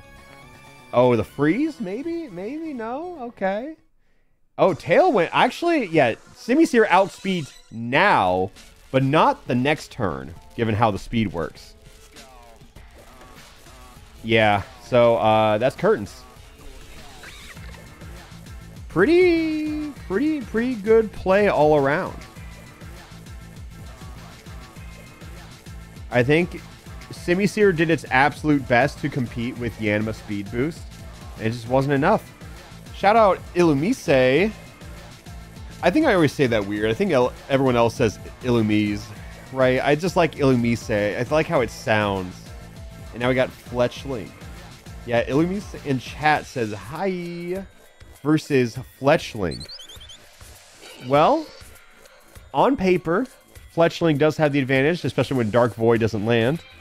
Snipe shot. I don't know. I think the people root for Illumise. Oh my. It's not going to work. The double Dark Void is very unfortunate. Uh-huh. Oh. It was just stalling, of course. They knew their win con. They just had to wait for the bird to blow up. It's really that simple. Goodbye. 07s for Fletchling. Huh. We have another match here that, for me, it only feels like it can go wrong. Tornadus has nothing to prove by beating Surskit, but everything to lose. So let's see how this one goes. We have Aurora Beam. That's fine. Surskit brings the Energy Ball. That's relatively similar damage. Rock Polish. We're already faster, so it doesn't matter.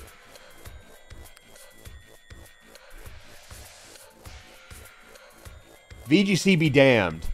What do we think about the Surskit Dire Claw that puts Tornadus to sleep, huh? What a batshit crazy made up, like, it's I punch you, no blocking, no dodging, I hit you plus infinity times infinity plus 1. It's that kind of move for me. Also, Ilu, thank you for the 20 gifted. Congrats on the win, by the way. Oh, Volt Tackle? Uh-oh. Surskit. Oh, Tornadus is up and ready to go. Bulkin. It's bulk season. Surskit, how do you respond? Hydro Pump. Stab Hydro Pump, and it hits. Focus Energy. Tornadus, you got to look alive. Oh, that's Sandstorm. Surskit's taking the damage too. They're going down with the ship. Ally Switch, not connecting. Tail Slap, a 1, a 2, a 3, a 4, a 4. Okay, it's a 4. One more turn. One more turn, Surskit.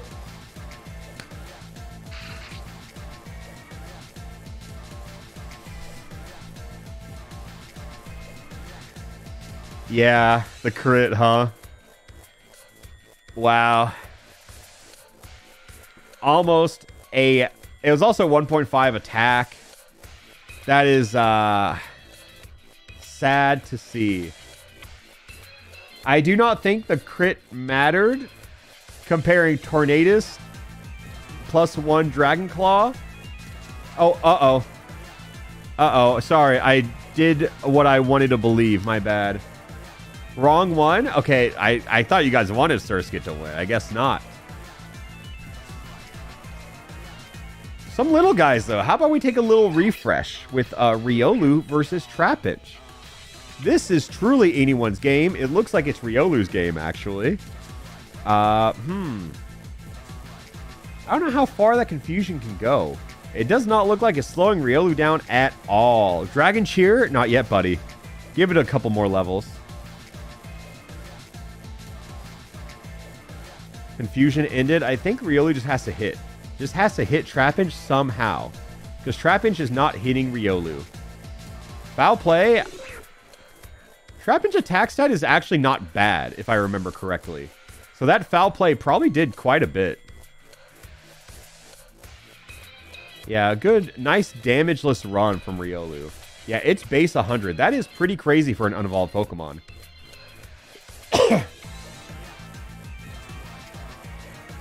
Same as Flygon? Yeah, that's pretty funny. Ooh, okay. Miltank and Wigglytuff. Two pink gals. I'm going to say guys, and then I realize they're both gals. Turn 1 Ingrain. Phenomenal choice, Wigglytuff. Set up immediately. Ooh, but the Infestation counters that.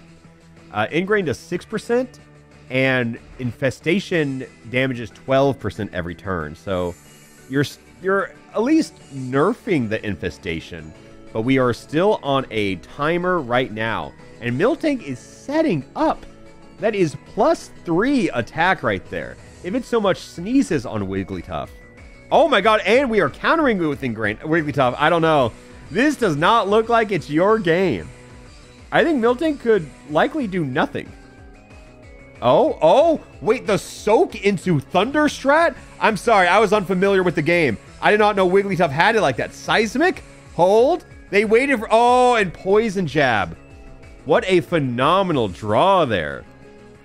It got a little scary, but that, 2.5 times attack is no joke, especially with a move like that. Yeah, that's the cow. That's the cow. Heart of the cards. I love Mega Altaria exclusively because it is the only Dragon Fairy Pokemon, and I think we need more because I don't think this counts. We need a Dragon Fairy that doesn't get forgotten post Gen 7. It's such a cool typing. We should utilize it more.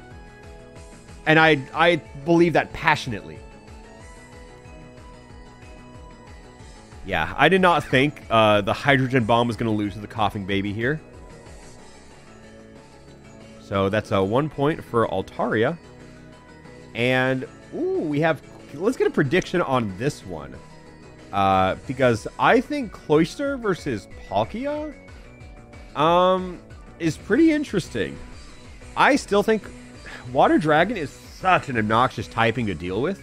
Because what are you scared of? You are scared of Dragon and Fairy. Previously, just Dragon. However, what if Cloyster hits one Freeze Dry? Then it's curtains right there. Yeah, one good Freeze Dry could do it. I think this is just a battle of all times. I mean, Cloyster has such good defense, too, so... There's a lot of moves that just don't really do a lot on Cloyster either. Yeah, the Stab Freeze Dry could be very good. Let's see. I don't know if we're going to roll Freeze Dry, though. And Pressure on the table, you also have to remember that one. Uh-oh. Huh. Well, if anyone can do it in 3 turns, it is Palkia. Okay, Milk Drink. Volt Switch. That, Uh-oh. Palkia, you kind of need to win right now. Yeah, things aren't looking good. Uh-huh. Sucker Punch, and it failed. Pretty much Palkia's only win con was Cloyster to blow up. That was not the battle I wanted it to be. I was really hoping for it to be close, if I can be honest. That's kind of why I hype it up. That's why we ran a prediction. But life comes at you fast sometimes.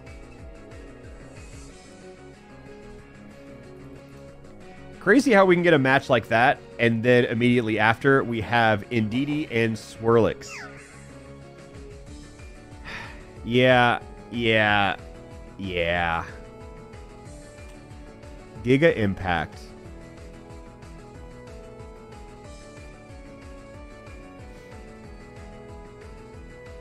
Nothing happens here. Grass Pledge is fine. Metronome is fine. I mean, duh, of course. It's a metronome bracket. Sorry, I was just on autopilot mode. Oh, I just outed myself. Anyway, Spark. Does that do... Oh, wait. That paralysis can be huge. Must recharge. Indeed, he has a chance. That should do it. That should do it. That was one hell of a comeback there. Oh. You know who I do not have high hopes for, personally? Temple. I don't know. I don't think Go-Goat is the strongest Pokemon ever made. However, I definitely don't think Temple is closer to that. Oh my god, Freeze Dry. Oh, the Frozen. Oh my god, let him breathe. Look. Go-Goat might just be built different. If Go-Goat keeps pulling like that, they could win it all. Go-Goat is probably the dark horse of the tournament if it's pulling moves out like that, but it's too early to call out a dark horse because we still have Dusknoir versus Tornado or Thunderous Therian. Huh. I do not know. The pressure could come in factors. I think pressure is more likely to come up if both Pokemon are evenly matched. And I would say these are more evenly matched than other Pokemon. So, a Thunderous Calm Mind, though, is very, very strong. Huh. And we're setting up. E-Speed is nice and all. Well, I mean, what is Thunderous at? We got 8 more? Or that's 4 more, actually. Yeah, we are losing too much health, Dusknoir. I don't think it's looking likely. You got to pull out a Milk Drink, a Synthesis. Not a Flare Blitz. That could kill you.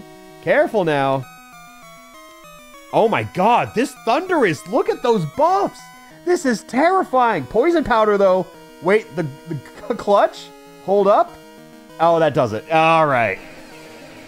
If that Poison Powder came a little earlier, that was going to be a Dusknoir victory. That was a bit too late, but very, very close. I'm going to change the song. I wasn't vibing with it. I wasn't vibing with the energy. Oh, this is the same place I always use. It always has the sound effects in it. I always have to change it. All right. Oh, we actually have some really good matches back to back. I think Great Tusk and Garganical. Sing does not connect because of the Purifying Salt. Hex, gets some damage off the board. Machagacha could do a lot, 21%. And Great Tusk is pretty much fully healed, but the Crab Hammer, that's 32%. Sandstorm does nothing here. It actually makes both the tankier. Oh, is it just Garganical? Is it just rock types that benefit Sandstorm? I think so. So Grassy Glide does do a lot. Yeah, so this was actually pretty bad for Great Tusk. And that's super effective Confusion. No Ally Switch. No Roar. Nothing's happening this turn.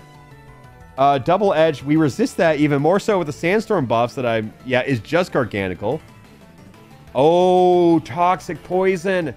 I think that's one more turn. No, 8% Toxic this turn, I think. No, it's 12. Okay, so turn 2's 12. Got it.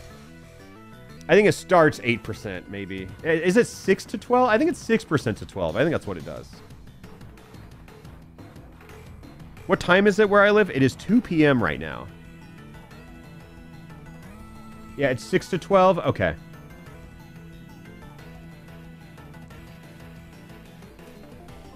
You ever realize, like, I think it's easy to clown on people who don't know everything about Pokemon, but I think even to chat, I just want to commend you.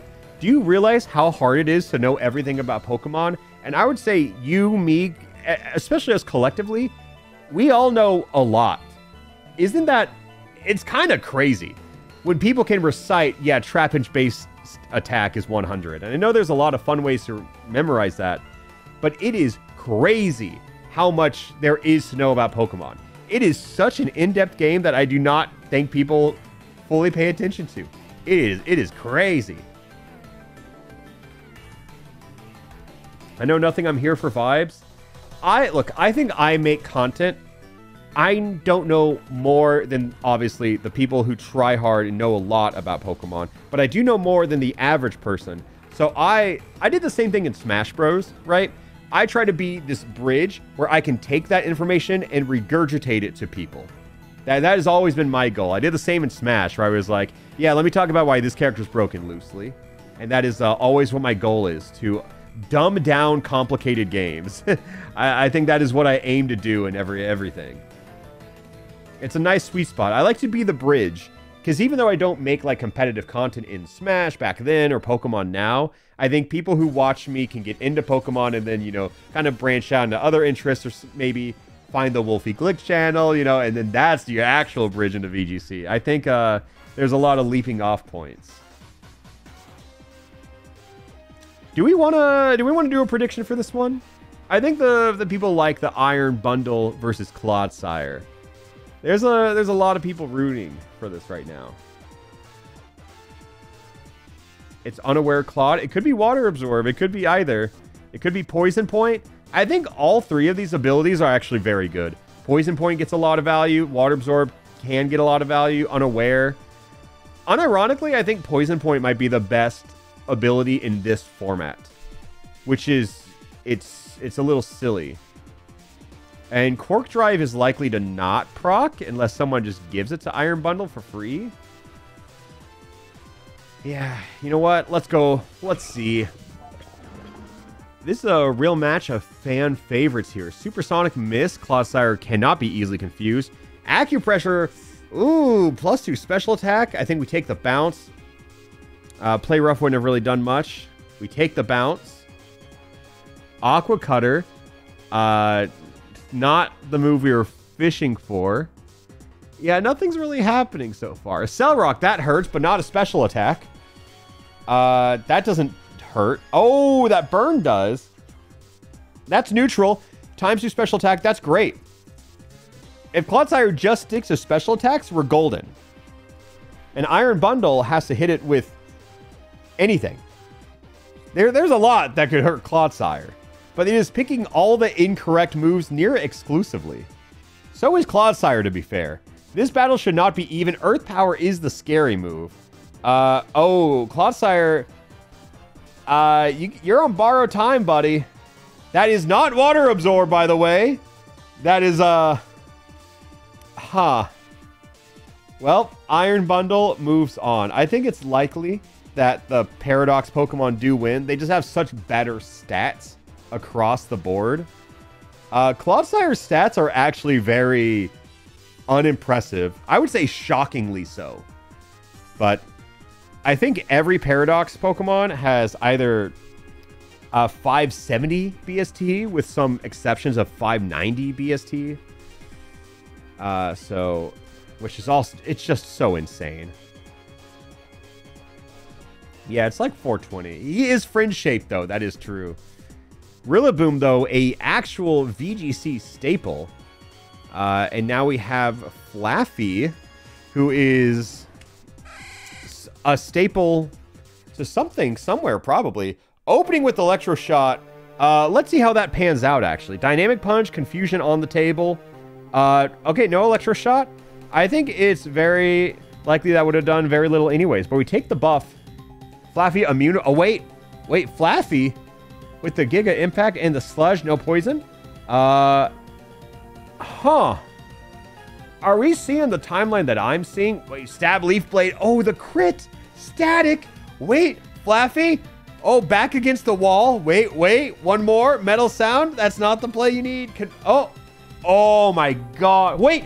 Whoa, that did so little. That did 2. Damn it. Oh my.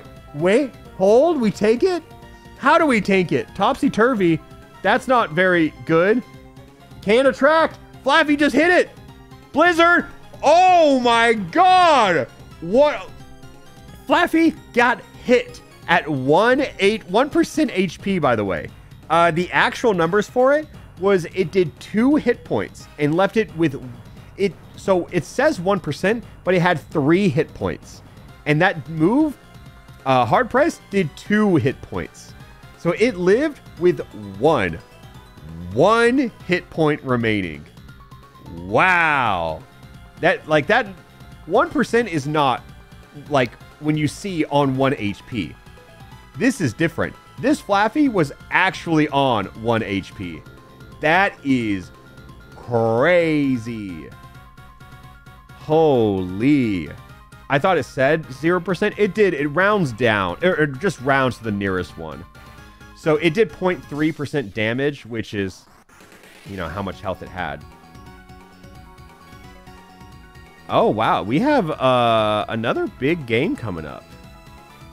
I think we know the outcome of this. However, Suicune, I don't know. I believe... Oh my god. You are so lucky you put that sub up. Getting stab water pulse from Suicune would have been such a strong start. Could have confused you too. Mach Punch. Okay. Drapion hiding behind. Slash. It's gone. It's faded. Suicune still with the advantage here. Ooh, special attack down on Suicune. Very good. Uh-huh. Meteor Mash. Physical attack up. No. Suicune, you gotta hit it hard, because you're just missing everything. And we're back. Sure. Suicune has such potential to hurt hard. Oh, wow. We were half special attack, and then we use Psych Up to copy its neutral stats. Phenomenal play, genuinely. Because now we're back in it. Guard Split. I don't know enough about the stats of these Pokemon. Wait, oh, is that Pressure Suicune? That is Pressure Suicune. Drapion is now struggling. We're faster. We can hit it. We can roleplay for fun. Okay, now we get Battle Armor when it doesn't matter. That's funny. Yeah, that's Facade. That is one turn away from winning. Yeah, I think when both Pokemon are at least half decent, Pressure becomes a very, very valuable ability. Because you go from having 16 metronomes to 8. Great plays from Suicune, agreed. I absolutely love seeing people's guesses and predictions. How do you guess? I only do predictions on the good matches that I deem good. I'm happy to do a prediction on this one. Here, I'll just do it real quick. Because I'm already on the screen. Lugia, Zolt. This looks like a good match, yeah. But a lot of people just kind of keep tabs on who they think is going to win, and then they just type it in chat. Which I really like seeing it, because some people will be like, I don't think it should be 50-50. I think there is typically a correct answer to bet on, a safe bet, you could say. But some people get very good results, and I think that's very impressive.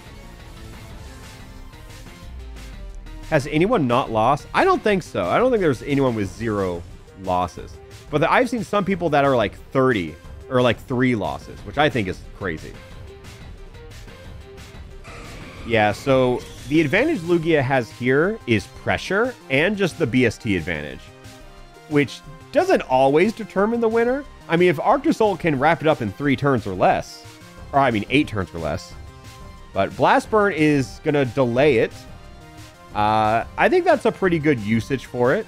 Sure, why not? Arctozolt has the HP advantage right now, even if Lugia is super fast. Arctozolt's hitting hard. Is this Hustle Arctozolt? I guess we simply won't know. Oh, no, this doesn't get Hustle. The other one does. Really? I thought it did. Okay, we're faster, but it doesn't matter. Stored power. Oh! Oh! The setup for Stab stored power. Wow. That might have been the most seemingly methodical play of the entire tournament.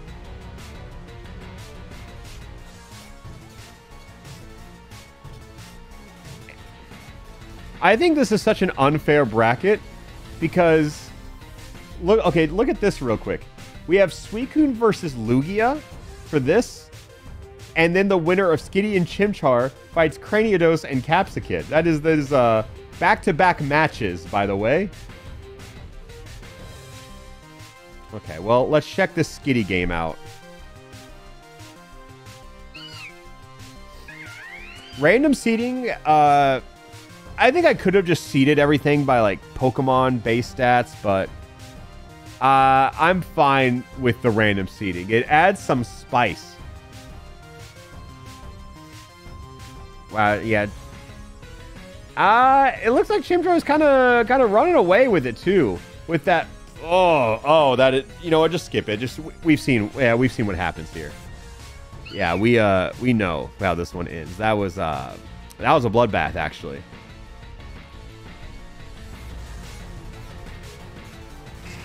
Cranidos and Capsakid. I mean, the biggest thing that can upset predictions is just explosions. Because you truly never know when those are going to happen, and it just ruins the course of everything. That's, I think, the lose con for a lot of strong Pokemon. Cranidos is Night-Night. And what can Capsakid do? Wow! Wow! Crit, Wave Crash, Top Deck, phenomenal. Maybe Capsakid has the sauce. That was Flare Blitz into Water Flare Blitz. Maybe he just likes the damage, man. This one feels a little mean of Darmanitan versus Litwick because I don't think I need to explain it, actually. Thank God Litwick dodged the scratch by being high in the sky, being a flying candle. I think this is mainly going to come down to a BST diff. Because, yeah, like, that neutral move from Litwick did nearly just as much as that resistant move from Darmanitan. But the special attack drop is important here. Flower Trick crits, at least. Superpower is... Thank God Litwick is immune to that. Ooh, Aqua Ring. I guess that helps. It doesn't. Yeah. I was like, if Darmanitan still just if Darmanitan just manages to land a hit, it really doesn't matter. But yeah, the baby is gone. Here we have Bastiodon and Dracloak. Or Dracloak. Opening Screech isn't bad. That's the first Thunder we've seen miss. For some reason, they all hit. Triple Kick, though, that's kind of incredible. You also lowered its defense for that to hurt. Dracloak might be the tactician. Look at that. Oh my god. That was surgical. I'm going to say the cleanest win we've had so far. Like, we've had some easier wins, but that was an uphill battle, and they found the easy out. And now we have two... I'm going to call him dragons. I mean, he's a dinosaur. This guy's a dinosaur. He's kind of a dinosaur. It's a bug fight Slitherwing versus Cyclizar, the normal dragon. I'm a huge Slitherwing fan, so I am obviously a little biased in this. Psyshield Bash. Hisui, like, all the Legends Arceus moves are so crazy because they all have some crazy status, spikes, setup element to them. They're all insane. And now that they're actually viable in VGC, it's like, what do we do? Like, what are you supposed to do here? Oh, that's a flail? Oh, that kills. Yep, Slitherwing moves on. Exactly what you'd want to see from that little guy. And now Slitherwing is going to fight either Frogadier or Rotom Heat.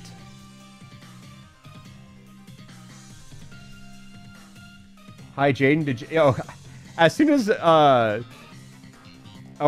as Slitherwing won, I knew there was like a non-zero chance that Jaden started speaking. It was anything for Slitherwing. Oh, and Jaden, there's your tier 2 gifted sub. Okay. And now let's see who gets a fight. Slitherwing. I think Frogadier could have just lit it up right from the get-go just by using any water move. Play nice. Okay. All right. Close combat. We take those. Yeah, I say it every time, but close combat has such a high chance of hurting the user more than the opponent just with the stat drops. Ooh, okay. Apparently, Rotom can draw Draco. It's like using Overheat, but a little worse. We get 2 free turns. Earth Power gets halfway there. And what do we do, Rotom? Cherry on top, sweet scent. Well, now everything's going to hit. Rotom, if I'm you, this is where I break out the guillotine strats, the sheer cold strat. Horn, okay, the horn, they were with me, right? Yeah, that was a great idea. It was even likely for that move to hit. I agree. Unfortunately, it still missed, and that's what we got to do. We were on the same page, though. Rotom Heat definitely wanted it. Evasion does not affect those moves. Huh. I think I knew that. I just forgot. That does make sense, though. Has an Oko hit yet? Well, what happened last tournament was we didn't have any Oko moves hit until like round 4, and then they just simply did not stop hitting. So it looks like we're getting a run back of that. Overquill, this disgusting Pokemon that you are, versus Amarouge. High jump kick. Wow. Lot of risk for that 15% damage, which Swift nearly matched. Okay, disarming voice. Cross poison, pretty good. No poison, no poison. Blast burn, miss. Mean Look does next to nothing here.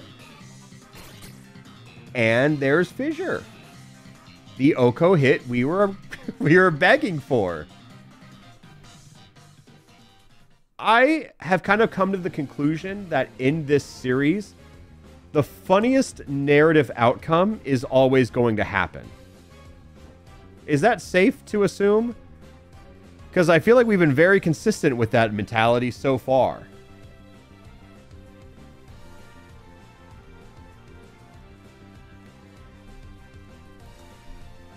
Now we have some fan favorites of Tropius versus Feraligatr. I think this could be a good one. Tropius is definitely in a... Oh my god! Oh no! Oh no! Oh, is it Woodhammer the BM? Does Tropius get out? No, no. Oh, the quad. Oh my god! That Woodhammer was just to be an asshole. Wow. Okay. Feraligatr hits him where it hurts. Hits him with the free... I think we needed a heal, and I think we found it. Feraligatr, absolute menace to Tropius. So run that back. That was Ice Beam Freeze on the grass flying Pokemon. I would say Feraligatr was at the type disadvantage here. Also, he's a physical attacker. Breaking out Ice Beam. Breaking out Woodhammer just for fun. And then he hits him with Aurora Beam. It's quad effective or quad resist only for this guy. I cannot wait to see what he does in bracket against Amarouge. Maybe he just hates Tropius. Oh, you know what? It's prediction time. I love giving the believers a chance to go all in on Coughing Baby. Mega Swampert, not known as a hydrogen bomb, but relatively. This is something.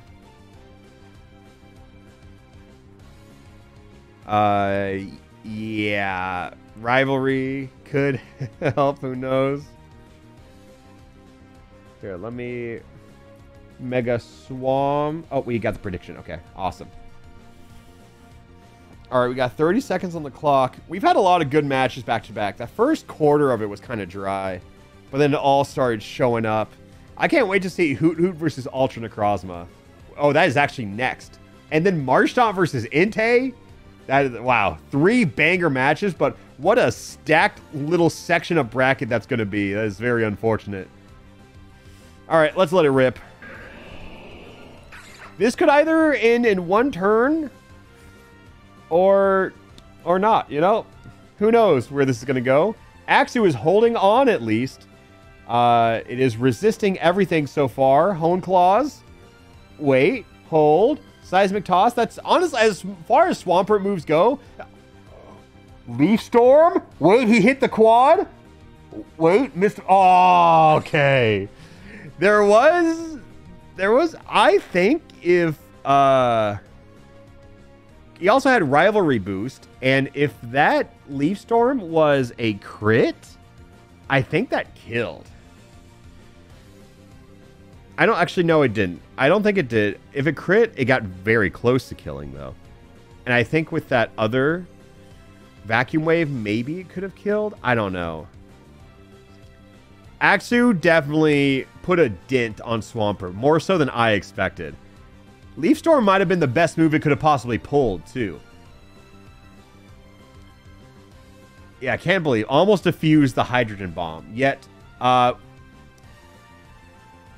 yeah, just get the next prediction going. I'm glad we already do. Huh. Ultra Necrozma versus Hoot Hoot. Twitch Prime versus YouTube Sub. Wow, that's, let's see who wins. I think this joke is set up pretty poorly for my stream right now, though. So, we'll just have to see what happens. It might at least get a YouTube sub out of it. Drop kick. We got a resistance. Good job, Hoot Hoot. Triple arrows. Big play. Nothing else happens. Focus blast. Miss. Hoot Hoot, we need something big here. Psyblade ain't going to cut it. It ain't going to cut it. Solar Beam. Okay, Hoot Hoot, you got an extra turn to do whatever you want. That wasn't the correct move. I don't think you resist it. That's right. Okay. I think Hoot Hoot is getting very lucky with the moves chosen. Magma Storm helps. Dude, Hoot Hoot, you gotta do something. You gotta do something here. The Magma Storm makes it possible. The Ingrain makes it slower.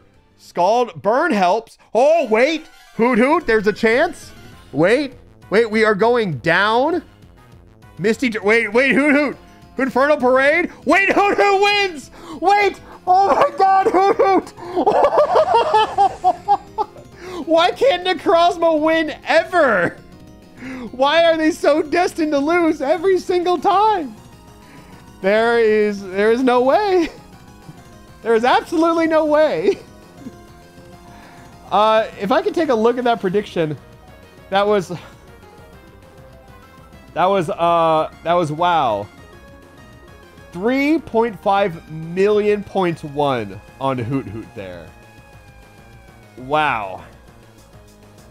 17% went all in on Hoot Hoot. The power of Twitch Prime. The bit worked. Thank you for the Prime sub, Serena Lunar. That deserves one. Thank you. I'm glad the mods have set me up for this bit. Thank you, everybody. Oh, and a hype train has started in Hoot Hoot's honor. Thank God. Cheers to you, Hoot Hoot.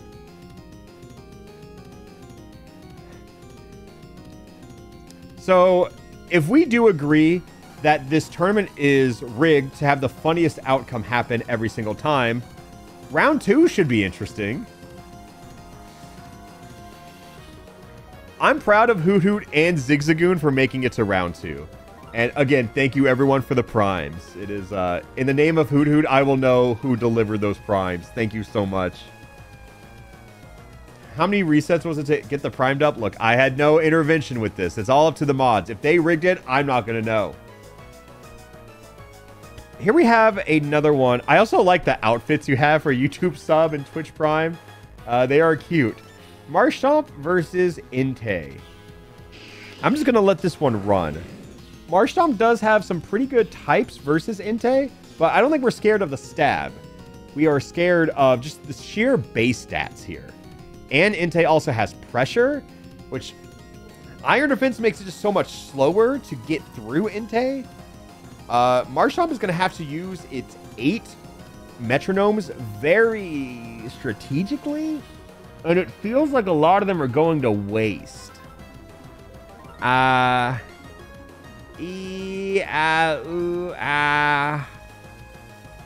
Zing Zap. I don't know. Bar Barrage doesn't hurt. The poison does. I think this is kind of curtains for Marshtomp. It's an uphill battle, and it has been from the start.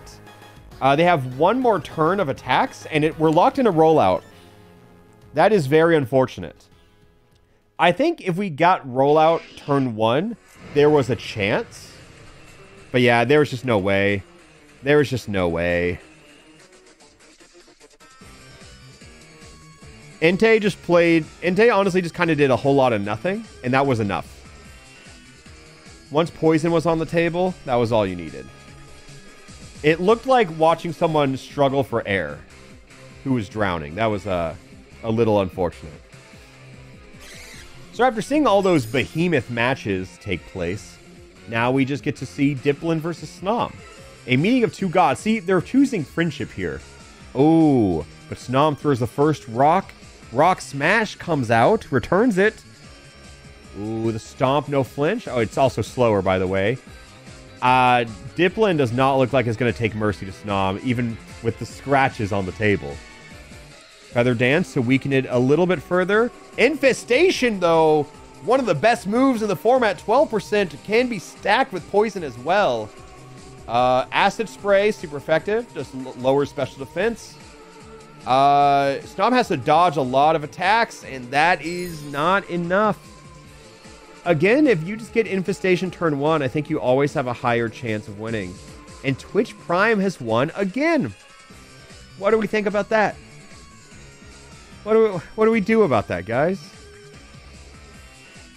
We are wrapping up. We're in the last quarter, I think, of... Yeah, we just started the last...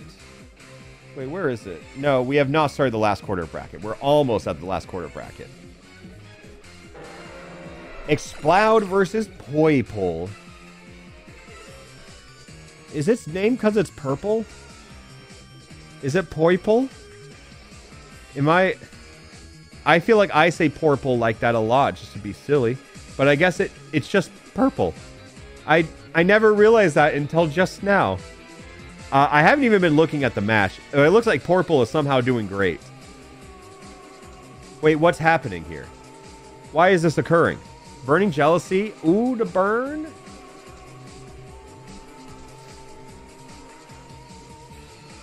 Ooh, Giga Dragon. Purple. It's not purple. It's Poipole. Is kind of hitting every correct move here. Guard swap. I think that's good. I don't know for certain, but it sounds good. Present is now a bad move. Maybe now that I'm paying attention, it's, performance anxiety. I understand. I'll look away and we'll see what happens. What was it? Bitter Blade? Not bad. Whirlpool. Oh, I'm sorry, Purple. I'll look away. I'll look away. See, just a nervous guy. I think the recoil, YouTube sub still wins with the recoil. Did you hear that? Oops. I just deleted replays on accident. I didn't hear that. Say it again. Let's go Explode. No, purple one, right? I'm being silly. I'm being foolish. Yeah. Oh, God. Sandy Gast versus King Gambit. Oh, I'm going back in time. My bad. Do I use an emulator? This is Pokemon Showdown, actually. So there is actually no emulation technically present. King Gambit win? Let's see. King Gambit definitely the better Pokemon here. But Sandy Gast does have a couple immunities, as we see. Flare Blitz is a very good move to let out on Rip. Poison Tail. Nothing big, nothing big. Oh, Endeavor, that does 6%. Okay. Seismic does not connect. Hammer Arm would have been lethal. Oh, wow. King Gambit, count your blessings for that move dodging. But Rock Throw. Bitter Blade is great here. Sandy Guys had a lot of momentum at the beginning, but it's kind of all just disappeared from them. Okay, they're going to get soaked. Shift Gear, I don't think that's enough. There was a time, I think it can outspeed with maybe another one. It's a little too late to set up.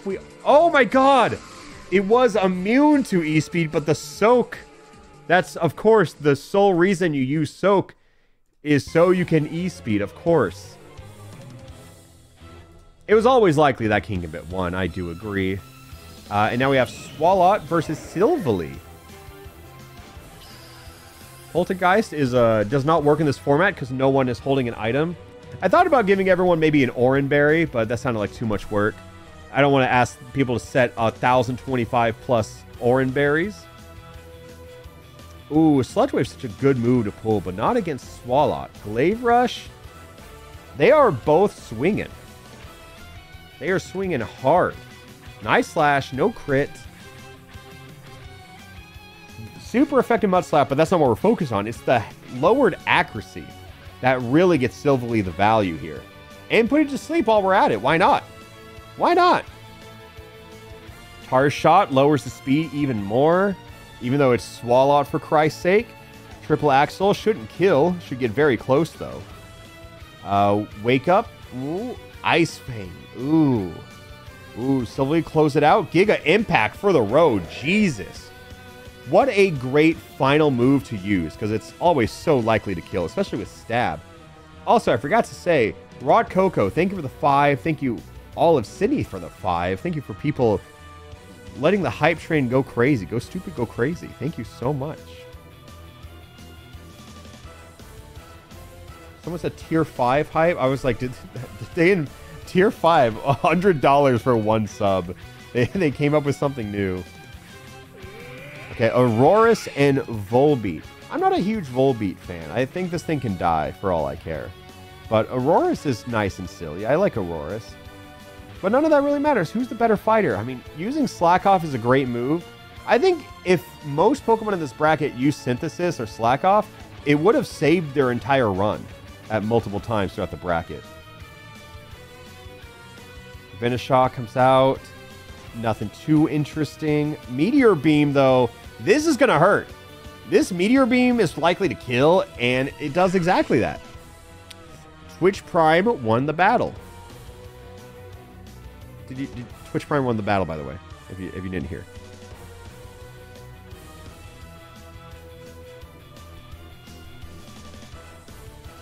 Kamala versus Sceptile. I think Kamala has a bit of a sleeper physical attack stat that not a lot of people focus on.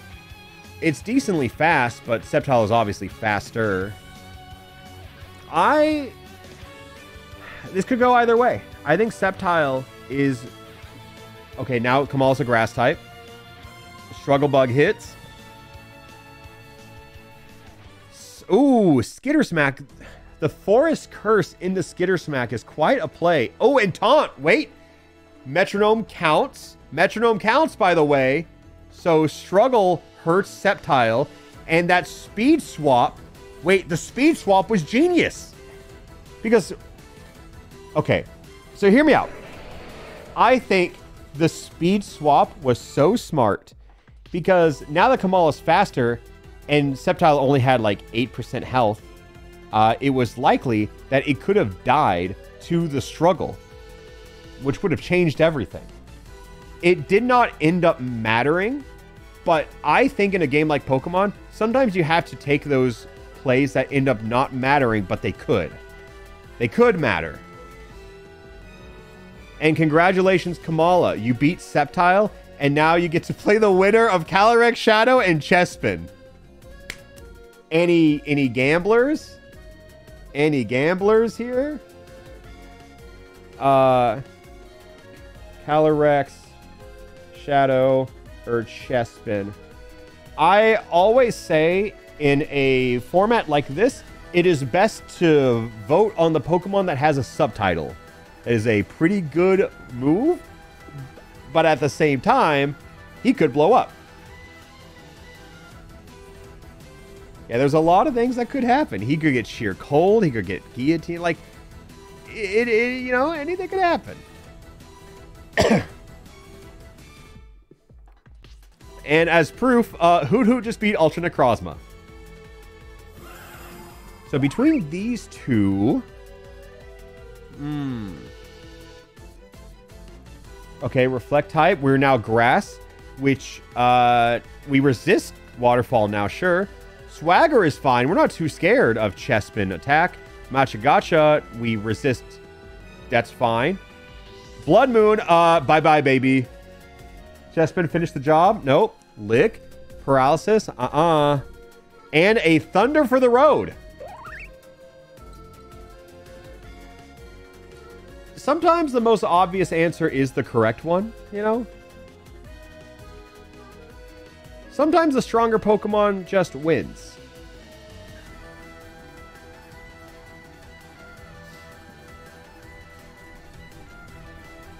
Anything could have happened. That is true. 22% of people believe in Chespin. I think Hoot Hoot has people guessing, and it gave them faith.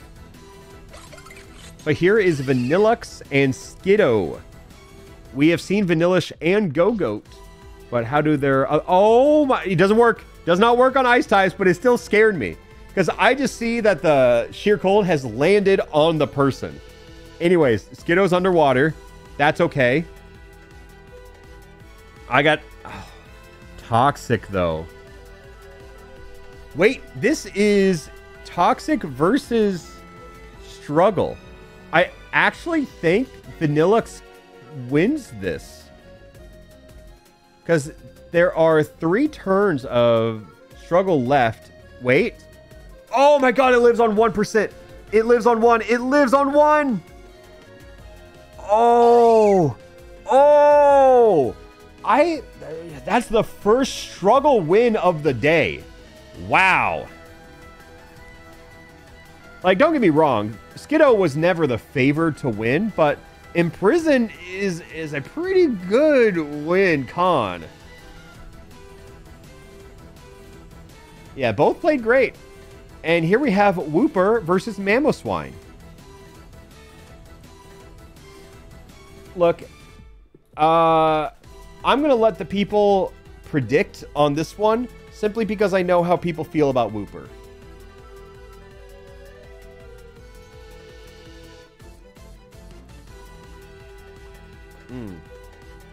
Water feels so good when you yap. Again, I think these are the streams where I talk the absolute most. It is exhausting.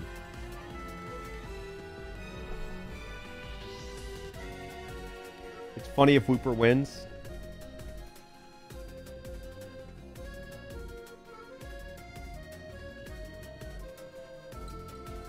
Yeah, I was kind of debating if I wanted to make how I wanted to go about a video for this. I was like, is it an Alpharad live video? Is it a main channel video? But I think people subscribe to my main channel because they love the CPU battles way back when. And I feel like I am going to end up making videos. I'll make the 6-part series of all the tournaments into the finals. I think I will.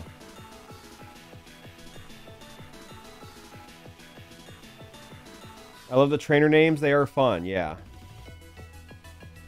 CPU battles mentioned. Okay, let's see who goes. We have Mamoswine and Wooper up to bat. The people love the Whoop. We resist the Fire Lash. Anything could happen. I mean, he could be immune to Wooper's first attack.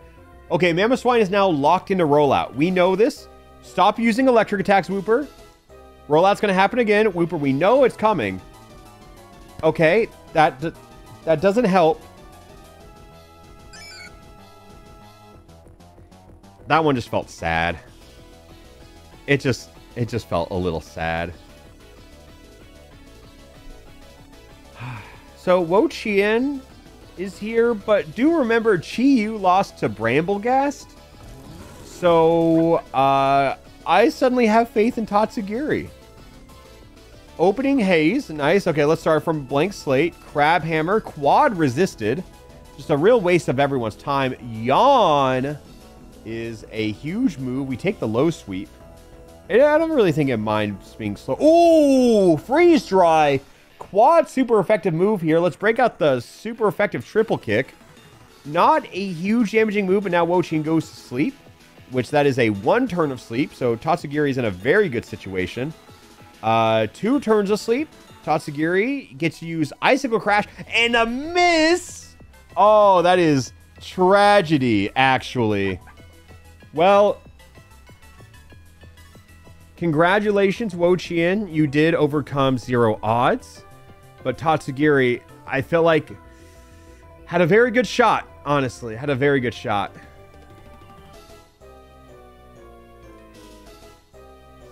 Don't know how I feel about Genesect versus Sunflora, though.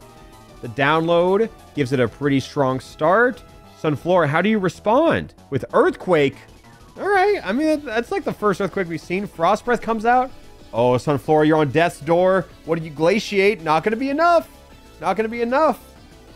We're still very slow. Tea time happens. Sunflora, you get a free turn. What is... Oh, my God. Go for it. I agree. I agree. Back against the wall. Let it rip. Sunflora did not win, but they saw their out, and I respect it. I do.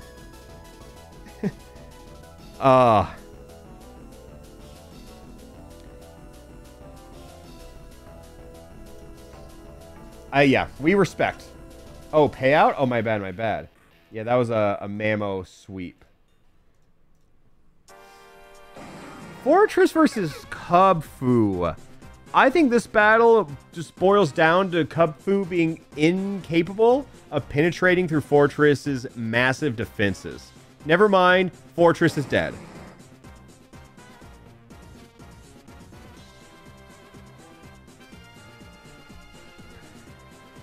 Yes, that is correct. Congratulations, Cupchew. You move on to fight the winner of Deoxys Speedform and Gaugeist.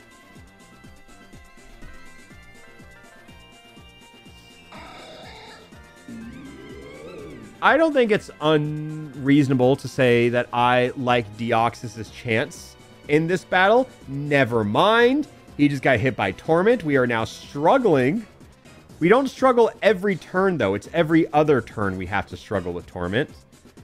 Which means Deoxys has to get good moves. Does not look like he is going to. We struggle with 7% health remaining. Wow. Okay. Deoxys speed form goes down. Because why not? I wish I had put a prediction on that one, because that did not go. And now, it could have been Fortress and Deoxys, but nope. No. Ghost type supremacy does go very hard. I don't feel good about this match, though. We have to play it out. But, like... Alright, what does play rough do? Not much. Hammer arm, sure. Why not? It doesn't really matter what Medicham does. I don't think Froakie has a chance in hell. Nuh-uh. That is just... Yeah, what do you do? Medicham's not even like the strongest Pokemon, but just having a Mega against an unevolved starter is just a little cruel, I would say. We are coming up on the end of round 1, though, so we will start seeing some familiar faces soon. However, we got Grimer versus Dodrio. Is that the right match? Yeah, it was.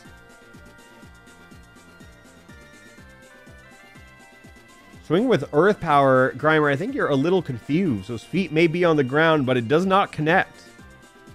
Torch Song is always great to hit. We set up, we get ready, Shadow Ball comes... Grimer, you got to make a big play here.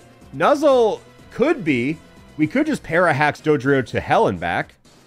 Wait. Dire Claw, can't do anything more than that. Stab Dire Claw, very nice. Brine! Ooh, if they did not use Nuzzle, that Dire Claw could have maybe done even more.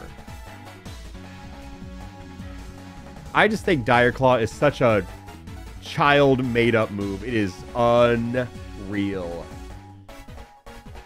Now it actually feels like Pokemon Showdown with the song. There's just a few songs from Gen 5 that always make me think of Showdown. Ah, Dartrix and Pheromosa. This is not going to be a good start. Sandsear Storm. Stomping Tantrum does not hit. Dartrix is immune for now. I feel like Pheromosa needs to hit this thing. False Swipe is not going to be the best play. Flamethrower. Uh-oh. Wait, this could be an upset in the making. Dragon Tail. What? Okay, keep in mind, Pheromosa is very frail. It's mainly just fast and hits hard. But Dartrix? Really? We have we have had a ton of upsets, it seems.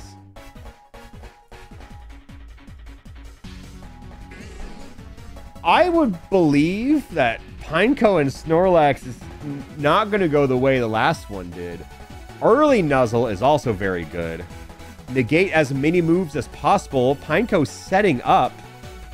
Oh, Snorlax is also setting up. The Rock Slide does break the stab. I mean, does break sub. No Baton Pass. Pineco once out. I think despite Pineco's first few turns, it has really not done anything. Luckily, Snorlax has been paralyzed several times in a row. Make that even more. Lunar Blessing, we're healing. Snorlax is paralyzed. This is kind of the out. I think really just Parahaxing will get you to the win. Metal Burst. What an unlucky time for that to be used. Okay, defense down. Snorlax. Ooh. Ooh. I think if we just kind of mix up the order of when Pineco used those moves, he had a chance. He really did. Yeah, the quad.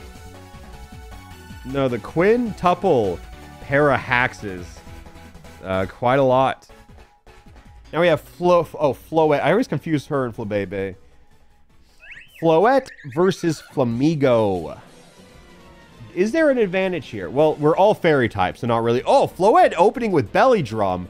Let's see if we only pull special attack moves from here on out. Flash Cannon. Yeah, unlucky. Wood Hammer.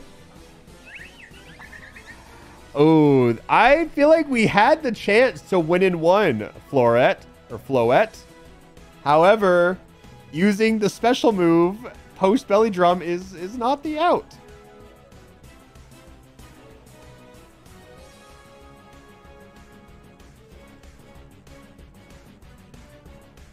Is Eternal Floette in this bracket?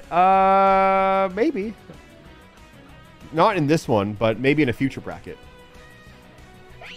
Regidrago versus Meowstic, but the male one. Or Regidrago, I always get the name wrong. Cannot teleport, nice try. Rock Slide, we're not going to outspeed it, so the flinch was never on the table. Any Swords Dance, any buff is always great if you can use it, because now you just have to get lucky and even use the move you want. Like, that's special attack. It's not quite what we're looking for. I thought Cross Poison was going to do it. Wild Charge. Uh-oh. There's the recoil. And if I can be honest, Regidrago kind of just won by doing nothing, which is sometimes just how it goes. And we are in our last few matches.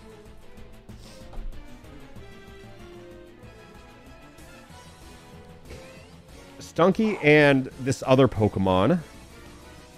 Guard Swap, I don't think this matters. They are both coughing babies as far as I'm concerned. Fairy Wind does nothing. This doesn't look... Oh, Bind, though. Now that's a move. Getting the guaranteed 12% every turn. Plus you can stack other things on top of it. You could get some burn damage on there. Thundershock, sure, I suppose. Okay, I think having Bind and Minimize puts Gulpin in a very comfortable position here. Yeah. Yep, that is GG's. Wow. Early Bind is very, very good, it seems.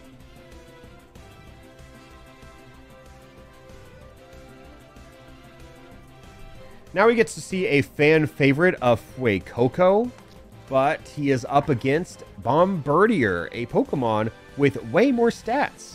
He does open with Razor Leaf, which is fine. Arm Thrust, that's neutral damage, and we get 5 of them. Okay, we're keeping it close. We're blocked. We use Fly. Sure. Oh, I got scared. I thought that was Thunder for a second. Oh my god, thank Christ. I got so scared for my guy. Fuecoco hits it with Supercell Slam. This is fine. This is fine. Wait. We don't love it, but this is fine. Fuecoco hit. Dragon Breath, we hold on. This is not toxic. This is poison. Reflect is up. But we need to start swinging, my friend. Fuecoco, you have the advantage. Keep pushing. Vacuum Wave, not enough. 32% on Fuecoco Speed Swap. I think we take that Leech Seed. That cancels out poison damage. Fuecoco is now destined to win the next turn. Uses Howl. This is just for fun. Grassy Terrain. Wait. Fuecoco with...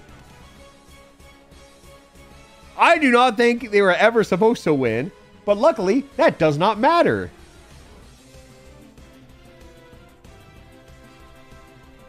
Keep in mind, the same place in bracket where, like, Lugia fights Suicune. Gulpin also fights Fuecoco. It's an all-skill bracket. Truly the luckiest survive. Oh. Landorus Incarnate versus Knucklestack. Huh. What do we think of... It's almost over, by the way. It is, Knucklestack is lucky it has survived to turn 2. And Landorus is disappointed. Oh, dig? That's not going to connect. Oh, my God. That could not have been a worse dig. You let Landorus Dragon Dance. Oh, GG. Whatever. Yeah, he was in such control the whole time. That was rough. I felt like Landorus just got to choose the moves he wanted to use then. That was... Everything was correct. Oh, no. Fungus versus Mimikyu. What could this be?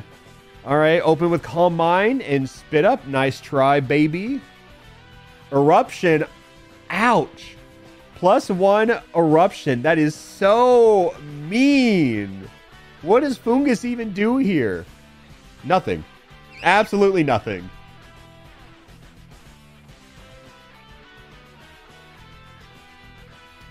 Yeah. That is how the battles are supposed to go, though. You do have to keep in mind, even if that doesn't always happen.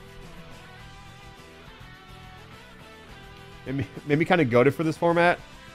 Yeah, Bobby, you're absolutely correct. Disguise is so good for this. I mean, stuff like status moves will go through it.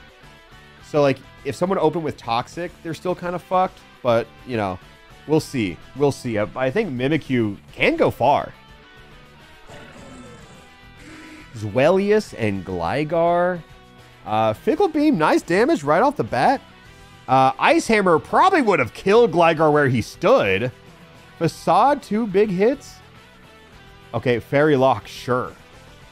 Hydro Cannon, that's not much. That's a recharge move, though. So, Zelius gets 2 hits for the price of 1 Hydro Cannon. And Jaw Lock, this is an even game. Grass not going to not put Gligar any more ahead. We got to make a move here. Coil, a little too late for that, I think. Reflect 2. Discharge resisted. Reflect does not come into play, but the Paralysis does. We get the Parahacks immediately. Pollen Puff super effective, by the way. Para, no. Dig. Gligar is immune to this, by the way. Dodges the dig and gets a nasty plot up there. Any hit matters. That's it. Wow. Keep in mind, what was that move? Was it Ice Punch that he dodged? Ice Hammer. Jesus. Gligar did not look like he should have won.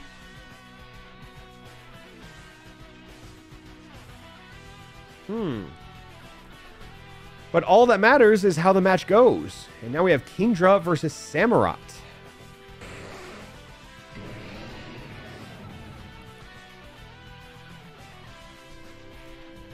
Wow, Ironhead flinch. That was just a fake out as far as I'm concerned. We're just going to open it with a little start.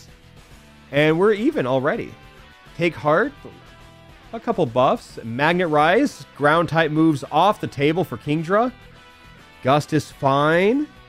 Last Respects. Not phenomenal for the format. Poltergeist, awful for the format. Wish, great for the format. Fly just stalls it out. I mean, you dodge a Psycho Boost, and you get to use 1 fewer metronomes than your opponent, which can matter if it turns into a struggle fest. -2 special defense. Okay, we're -1 now. Mist Ball is fine. Big damage, though, actually. Plus a +1. Tailwind coming in for Samurott, using Defense Curl on it for some reason. Bitter Malice. Shouldn't kill. Yeah. Good amount, though. Good amount of damage. Size Shock, we are close. Kingdra has all but won this game. The only thing they can do is choke, and they did not. I felt an explosion coming. I don't know. I just felt it in my gut. It's been a while since we've seen an explosion, and I think they have to be coming soon. Yeah, expected outcome occurred. Oh, no. Baby Tinkatink versus Sawsbuck. I mean, Tinkatink has a very good typing. We are immune to multiple moves in the Metronome pool. I don't think Tinkatink has the advantage by any means. However, I think they can get lucky. They can cheese a win here. Snipe Shot's not going to be the way to do it. Solar Beam is stab. Sleep Powder is... yeah, they're also immune. That is... we're holding on. Shadow Force also does not hit here. We dodge the E-Speed. Yeah, Tinkatink does not know about these immunities. Well, neither does Sawsbuck, apparently. Psycho Boost is bad, I think, when we're at such an uphill battle. And that's it. That is curtains for Tinkatink. The only thing Sawsbuck can do to lose is blow up. We got one turn to not die. And we're just bulking up again. He is unproblematic, staying in her own lane.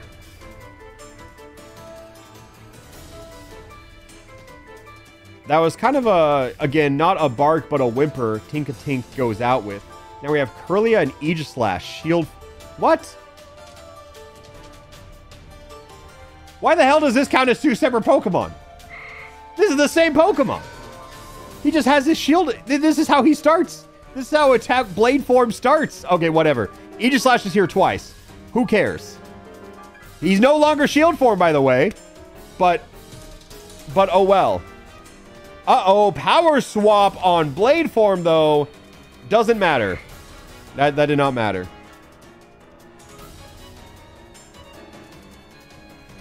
Yeah, I don't know why that one snuck through and has two, but you know what? I said it before, sometimes people cheat in sports, and this is no exception.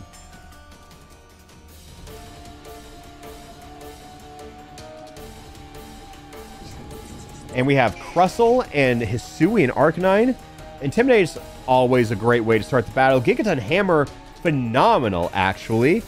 Especially when you're next to a Whiff Thunder. Prismatic Laser, that's a recharge. Oh no, is Growlithe going to have the perfect run? Do we even get hit? Okay, last respects. Growlithe, how do you respond?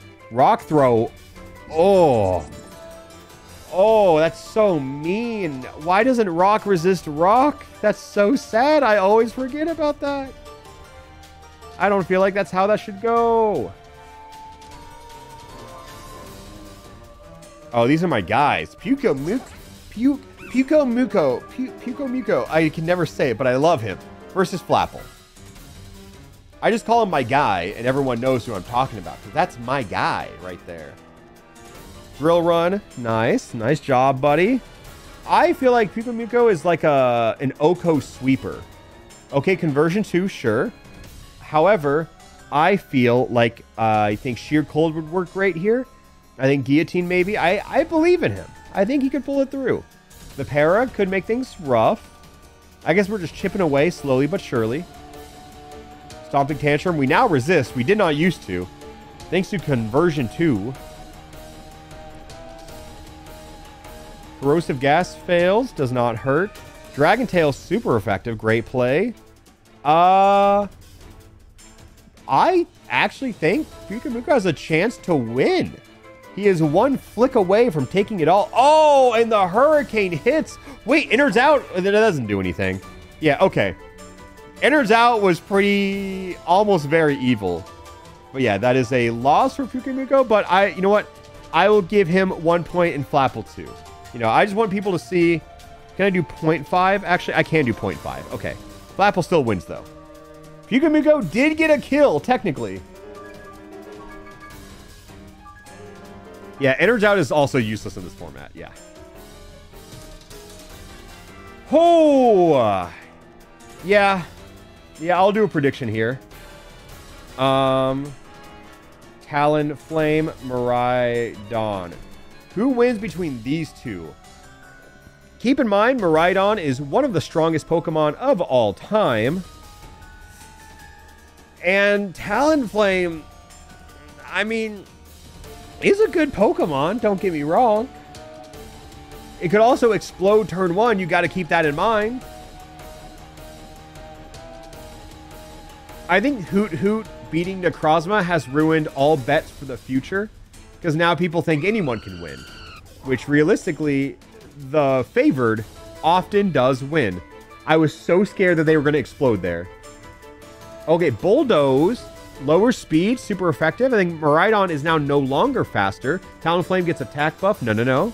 Roar of Time, that's stab, and it kills. I thought the recharge turn was going to benefit Talonflame, but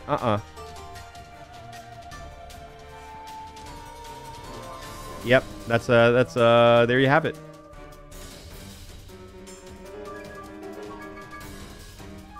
And Miraidon moves on. I think Talonflame being quad weak to rocks put it in a very bad situation for the bracket.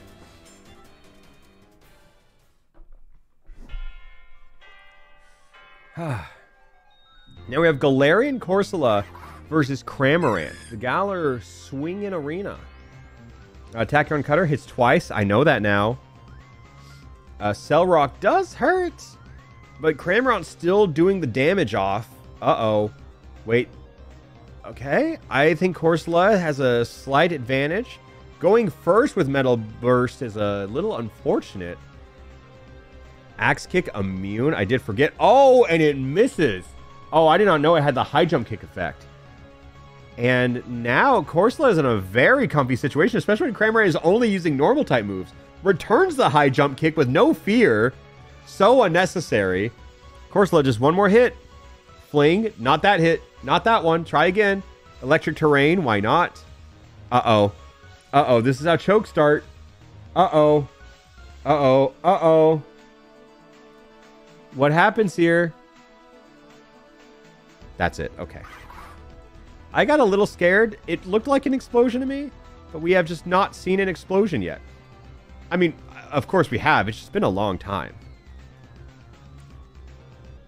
Cram did kind of disappoint me, though. I thought he had the sauce to go a lot further. And now we have Bergmite versus Garbodor. And there's the explosion I was looking for. It's just always funnier when it's turn 1, you know? And Bergmite wins by doing nothing. Okay, I'm running out of room to scroll because if I scroll down on here, it just messes up the showdown screen. So you guys just have to trust me on here. You can look up the bracket yourself if you really want to, but this is the lowest I can scroll down without inconveniencing the whole stream. Oh, gamble results? Okay, my bad.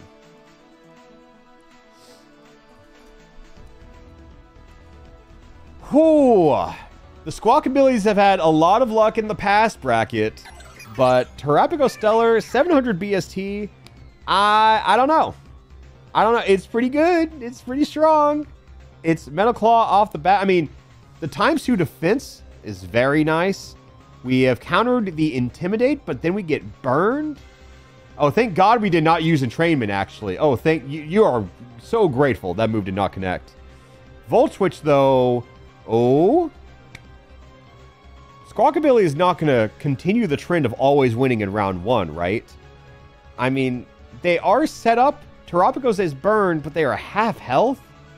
I don't think they should win this. Liquidation does not kill because of the burn. I would have killed without the burn, but would have gone... Oh, my God! Squawkabilly is trying. Oh no, Pain Split. Oh no, that is a lose con. Uh-oh. Minimize, you know, it's too late. You can't stall Terrapagos. Giga Impact misses. because of the minimize. Head smash, super effective. Recoil, though, 6% burn. Uh-oh. We have 4 turns left of burn. We have 2 turns left of burn, actually. Body slam. Terapagos has to get a kill right here. How? How does the bird keep winning, and why are there 4 of them?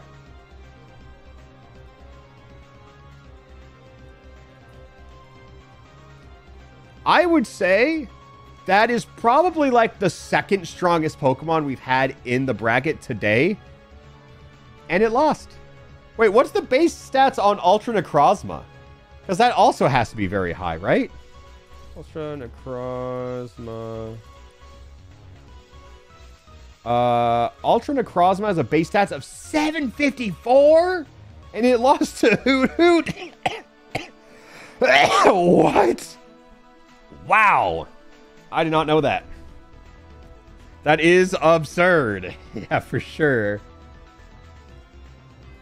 Oh, wow. Okay. So we have 3 more matches. We have 3 more matches. Geodude and Swinub.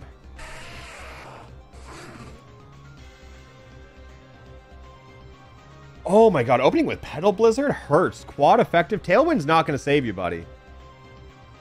Try to return the Power Whip. Failed in doing so. Wow, that's unlucky. What is this hair doing? It has a life of its own. It's pissing me off. That's... Whatever. I'm just gonna have to deal with it. Oh, I went ahead in the bracket. Oops. That's fine, though. Swinub still wins.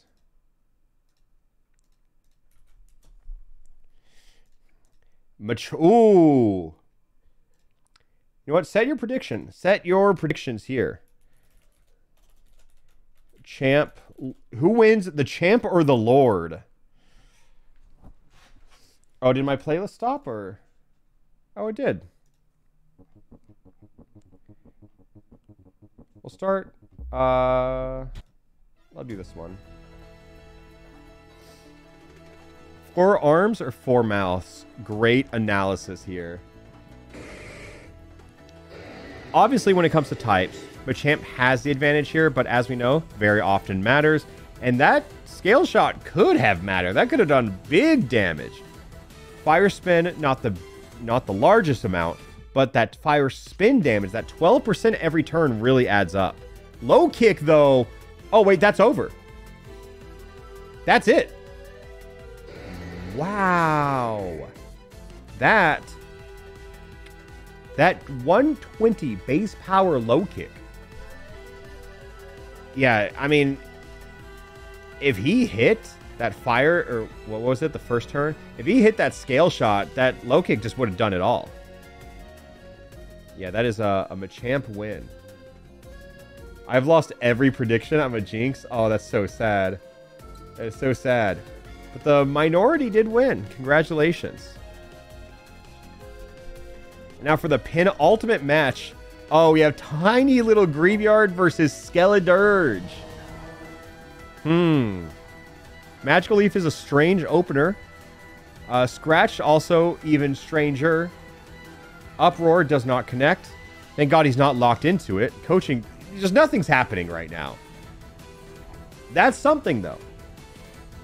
Power Gem hurts, but not too much, because Skeledirge is tanky. Oh, Eruption. Oh, that is violent.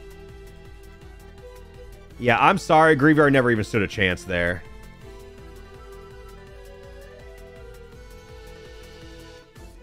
And for our very last match of the tournament, or no. For the very last match of round 1, we have 1 Spinda, because I did not want to put 4 billion of them in. I know I put 2 Aegislashes in, but I'm not putting 4 billion Spindas in either. I don't think Pokemon Showdown allows me to change the Spinda. If it does, that's insane. Anyways, Flying Press opening from Spinda is a phenomenal move. Eldegoss Fake Out, wow. But he also moved second. And then it used Perish Song. Fake Out, slow Fake Out into Perish Song is like an insane asylum of a play. I've never seen such a thing before in my life. So, Eldegoss has to kill Spinda next turn. Otherwise, Spinda just wins. So now what?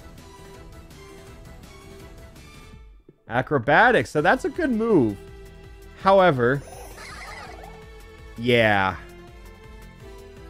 Yeah. And that is the last of round 1. Awesome last game. That's true. So let's talk about it. Anyone have a fan favorite going into the next game? I do have to say, though, this Garchomp bracket is so mean. Not only did he have to fight against Attack Swap, Ice Punch, Tyrogue, but no matter who won the next one, he had to fight either Regice or Calyrex Ice Rider. That is Garchomp's worst bracket ever. Oh, yeah, people are rooting for Hoot Hoot. Yeah, for sure. Suicune, Lugia should be a good one. Where's the Hoot Hoot battle? Let me see. It's somewhere down here. Oh, he has to fight Mega Swampert next, which is possible. Feraligatr is the heal. Don't forget his Ice Beam on Tropius Freeze. I hope Lugia and Ho-Oh meet. I think they are on opposite sides of the bracket, so they could meet. It is possible. They could also meet in the Championship Series. You never know. So let's move over to round 2, which should obviously be half as fast, or twice as fast as round 1, because half of the people have been eliminated. Am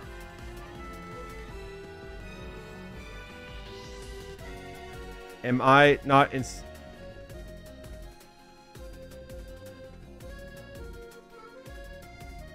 Hey guys, a little bit of an error in the bracket here.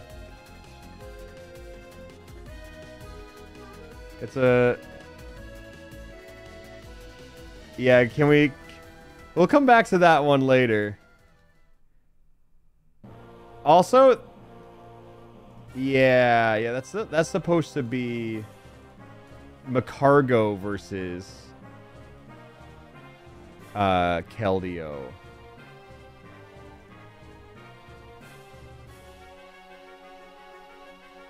Yeah, I think we're always destined to have some kind of errors. They had a rematch off camera. Okay. Maybe that's what happened. I'll just keep going.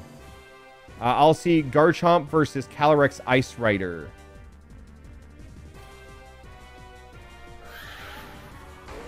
So Calyrex made it through whatever. Garchomp went through a gauntlet of that Tyrogue. I wouldn't be surprised that Tyrogue was the hardest battle it's going to fight all day. Especially when Calyrex Ice Rider uses Perish Song. I mean, if anyone's going to kill Garchomp in 3 turns, it is going to be Calyrex Ice Rider. And we get Psychic Noise. That's not enough. I mean, Calyrex, do something. Mighty Cleave, not enough. I think you got to hit one ice move. One ice move and it's curtains. Oh, U-turn's big. However, Spirit Shackle, not enough. Sure. I guess... Wait.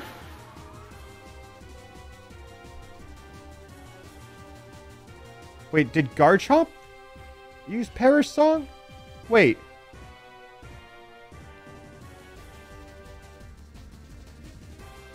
It's the slower one? Wait, Perish Song kills an order of speed? I did not know that. Wait, so in that last game where Eldegoss was slowing Spinda down, that's the throw. Huh. So Calyrex Ice Rider has a very legitimate strategy of Perish Songing through the entire bracket and winning.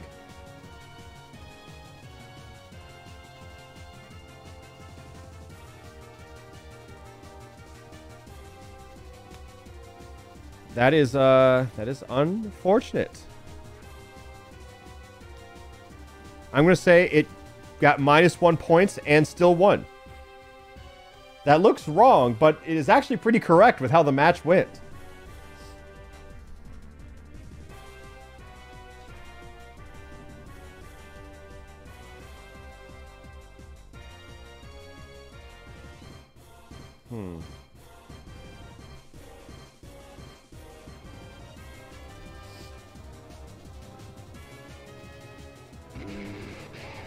Abomasnow and Tentacruel. Neither of them really made two... Wait, is that correct?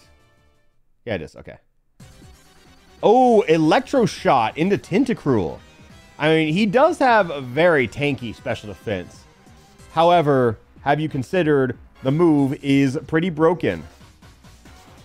That's some big damage. And now he gets to keep that special attack buff. Is that it? Ally switch? No. Flower Trick? Not bad. I think if Abomasnow can just chip away, they can be good enough. Skitter Smack does decent damage. Lowers the special attack. Spikes, though. Now that's the play. Uh-oh. Tentacruel Milk Drink? Okay. Any Pokemon using Milk Drink is great. Also, that saved Tentacruel, by the way, from dying the same turn. And Tentacruel has so much special defense where it using Milk Drink is so much value. And now we have Trick Room, which is helpful, but we are not attacking the Tentacruel. Oh, Fusion Flare kills. Wow. Very, very clutch Milk Drink from Tentacruel. He knew just when to drink it. And that is a win for Tentacruel. 84-46. That's impressive. Not your win-loss, but I think it's impressive when people count this high, because people stop posting their results in chat because they stop remembering the number. And I respect it. You can just start each round. You can just say, this is mine this round. So we've had 2 matches this round, and we're working on the Keldeo match. Actually, wait, here's the Keldeo match. Magcargo versus Keldeo. There we go. Okay, Metal Sound and Magcargo. I feel like Magcargo has not had the kindest of brackets. I mean, it just existing, period, is not a great place for it to be. No Retreat, though, is a great move to pull out. What can you do with it, buddy? Soak. I thought that was a water move at first, and I got terrified. Shore Up means he thought he was going to get hit. And now Keldeo is just kind of doing nothing. Magcargo wants out. It has no faith in itself. But Keldeo is doing... Uh-oh, Grassy Glide... 12%. 12% with an attack buff, by the way. Clanging Scales, that's a GG's, I think. I think that's a... Oh, I forgot Keldeo is a Dark type now. That's right. Bye-bye, I suppose? I think without the conversion, Keldeo actually would have lost, funny enough. And a good thing that doesn't upset bracket at all. Redoing that game. It would have been a lot harder if they had to redo every match if Magcargo won. So that's great news.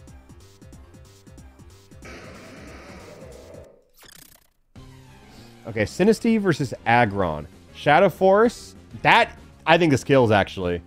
That's a pretty strong start. Ah, yeah. Uh-huh. I'm glad we put that game on the back burner. That was a real coughing baby moment.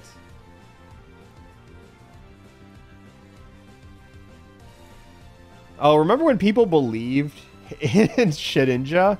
Yeah, that one did not go far. Well, I don't see a world where Beldum goes far either. Tiny little baby rock guy. Scyther would be a shocking upset. You know what's really weird about Scyther? I don't think a lot of people realize that. Do you know how much more base stat Scizor has than Scyther? Anyways, Beldum's dead. They exploded. Don't worry about it. Yeah, it's 0. It is 0. Why is Scizor the exact same base stats as Scyther? I understand Scyther had pretty high base stats to begin with, but I don't like it. I think they should have gone up by like, even like 20. Even if it's not an impactful amount, I think like 20 would have been good. Yeah, steel type and better distribution. No, I understand that. I do, genuinely, I do understand it. However, I think it's just a little weird. It's a weird line. Anyways, Beldum just blows up, so it doesn't matter. Steel is effectively an extra 100 base stats. No, you're right. You're actually right. Scizor is slower. Counterpoint. Technician Bullet Punch. Real slow on that one.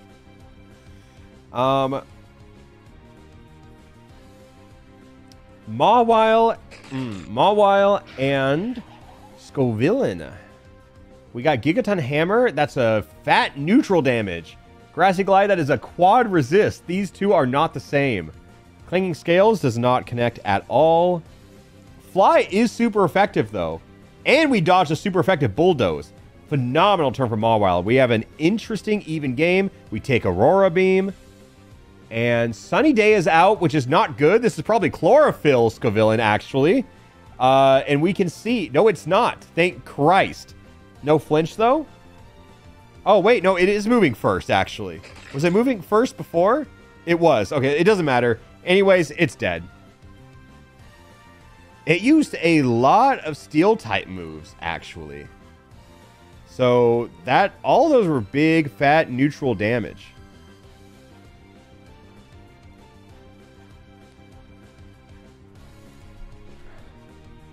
Uh-oh.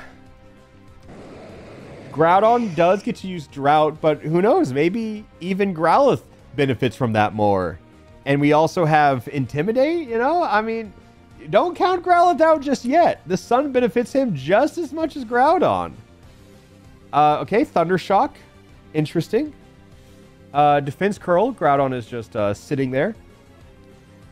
I think if there is ever a time for an OHKO move, Growlithe, this would be a great time to pull it out. He is taking these hits, surprisingly enough, but then using Wing Attack. Roost Groudon. Wow, okay, Blast Burn in the Sun. Hold in the last turn of Sun. Wait, Aura Sphere, Growlithe, wait, what do you got? You got to dodge another one. You got a game. Baby Doll Eyes. Hold. Okay, you got to hit him. Sun is gone. Bring out the water. Does not matter. Okay. Growlithe just got one good move in there, and it really gave me hope. Not that I necessarily wanted Groudon to lose. I just want the upset to happen. And why? Because it's funny. Have you considered? Oh, God.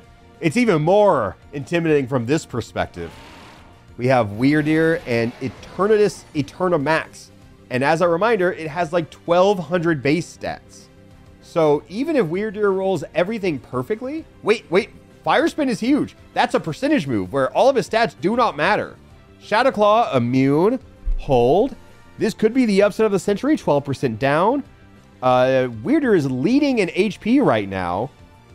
Even Present does 20%. Like, taunt, hold, wait. Wait, Eternatus could still kill it with struggle. Wait, 8% damage? Actually, I don't think so. Ain't no way. Ain't no way.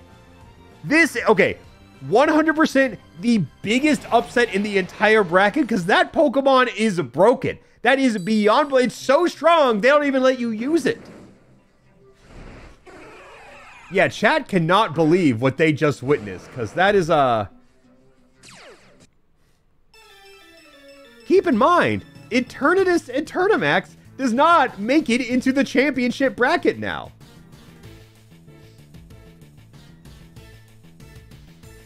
This, like, if I had to put money on one Pokemon that could win it all, it would have been this. Which makes everything so crazy. Wow.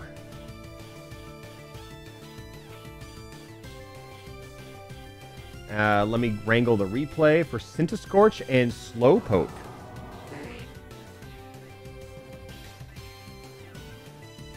Fiery Dance. Nothing crazy. Grassy Terrain kind of heals half of it back up. Wow, okay, Fire Blast. We're just getting all that stab in the world. It doesn't really matter if it's super effective or not. Minimize. Oh, we hit him with the Simple Beam just for him to spam Minimize? Oh. Oh, no. Pollen Puff. Wow. I hate to say it, but that was probably one of the least close matches we've ever had.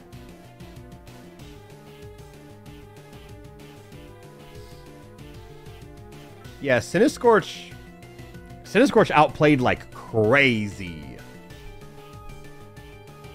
What happened to Eternatus to make it lose? I would say it got hit by Fire Spin, which takes percentage health, and then it got hit with Taunt, which makes it struggle. So the combination of those two really did it in super quickly. Also, to the mods, if anyone can fix this match too, this is Eevee where it needs to be partner Eevee. It's supposed to be partner Eevee. Which doesn't really matter because they can replace the match as we simply move on in bracket. So the next up is Quaquaval and Gallade.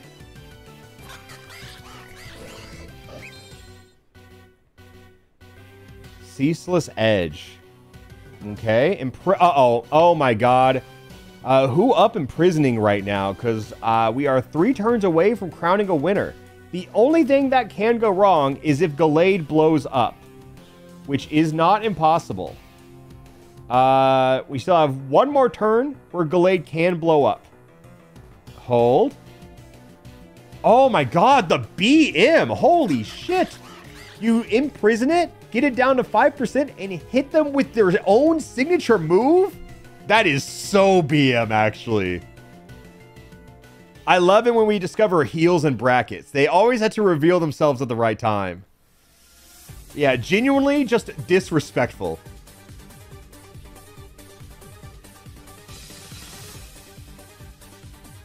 Perhaps one of my favorite instances of BM, too. Ooh, and now we have Excadrill versus Drizzile. Opening with a Zen Headbutt. Nothing crazy. No flinch. Shell Smash. Uh-oh. If any Pokemon can use this well, Excadrill can. And opening with Bind is crazy. 24%. Oh my god! We hit the Aura Spheres. Especially with the defense drops, too. Scratch deals 31%, which is also wild. Curse doesn't help too much. We still have Bind doing 12% relative. Aurora Veil, nice try.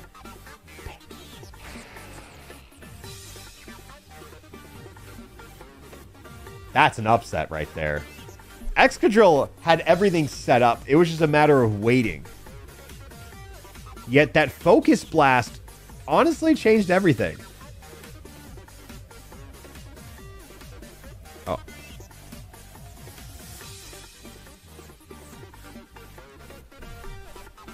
Ooh, Melmetal versus Shieldon. You know what the hell? Melmetal, Shieldon. I'll put the prediction up real quick. Who are we putting it on today? Melmetal is so tiny. He's like 9 feet tall. No, he's like 12 feet tall. He's a big guy. I'm looking ahead. Tarapago's tiny versus Lunala is an interesting one. Ho-Oh Poltergeist. Noking Gudra. The tournament feels like it's going so slow, but it really picks up fast once we get to like the 3rd, 4th round.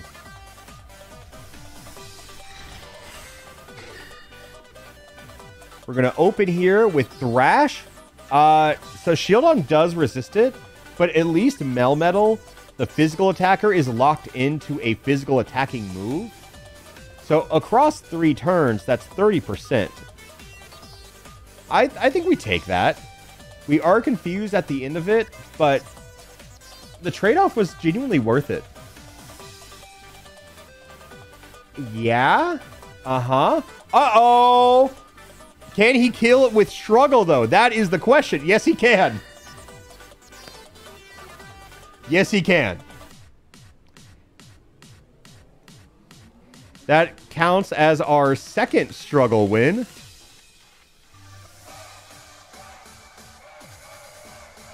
Sorry, I always zone out because I have to... The spreadsheet to grab all the replays, I have to have it off camera. I thought about having it on the same tab as this so I could cycle through them. But then I realized I can show you guys... You guys would just see the replay links. And I don't want anyone to look up the replays ahead of time in some twisted world. So I have to make it a little complicated.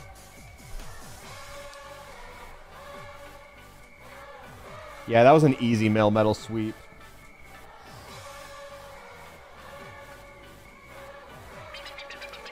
Finian and Rotom Fan.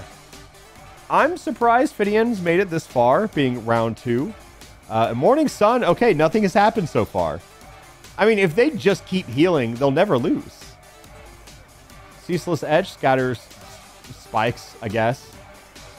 Early max health flail is an interesting move. Does Finian move first? Sure does. Water gun. Huge stab right there.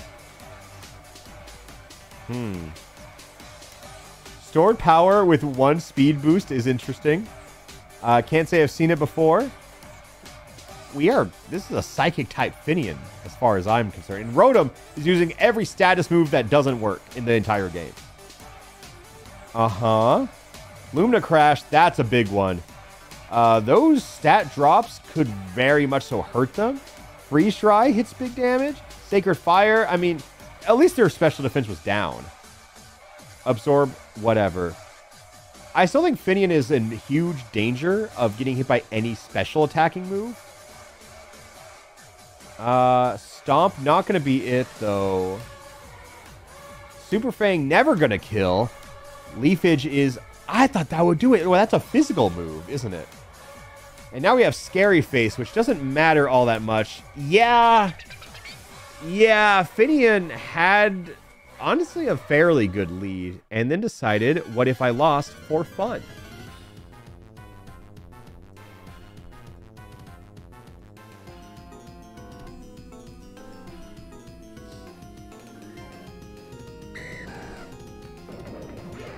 Dragonair versus Darmanitan. Leech Seed missed. Phenomenal first move, though. That wins battles alone. Skitter Smack, that's a lot. Darmanitan hits so hard. Is this Guerrilla Tactics? What? Oh, I mean, he's in. Okay. And there we go. We're using Rest after taking so much Spatial Rend damage. Burning Bulwark doesn't work, and we're back. Zen mode over. Zing Zap started. We're going to Metronome a Miss Bolt Strike. That Sleep, that Rest did very good value. He did not take too much damage, and he got full health. Rock Blast, 4 of them. Close combat is massive, but now both defenses are down, and Darmanitan can just kind of flick them, you know? Leech Life kills. Yep. Yeah, I think the crit probably mattered if I had to guess. So that's a Darmanitan clear. Which I never thought that we would move too far in the other direction. And we're back. Partner Eevee has put his hat on with Swiffer Picker Up versus Mr. Clean My Mistakes. See, he says Poi. That is an Eevee partner right there. Final Gambit. Wow, he wanted out. Worry Seed, Insomnia. That's better, as a matter of fact. Anyways, you don't have Insomnia. Seed Flare is good. We got 2 free turns of attacks. What is partner Eevee going to do? Sacred Fire. Nice. Does it wake up now? No. Wow, we did get the 2 free turns. Focus Energy on the 3rd. They wake up. Metronome to Nightshade. Wow. Phenomenal stuff from partner Eevee here. Will-O-Wisp on top of it all at 6% per turn. Super Fang, though, makes it very even very suddenly. Eevee went for the goddamn head. The guillotine missed only because he's a ghost. That would, I believe it. Oh, he wanted it. Pluck, okay. They are going hit for hit right now. Water Spout, it's a little, wait, that kills. That crit mattered so much. Wait, the burn did. I was so close. Oh.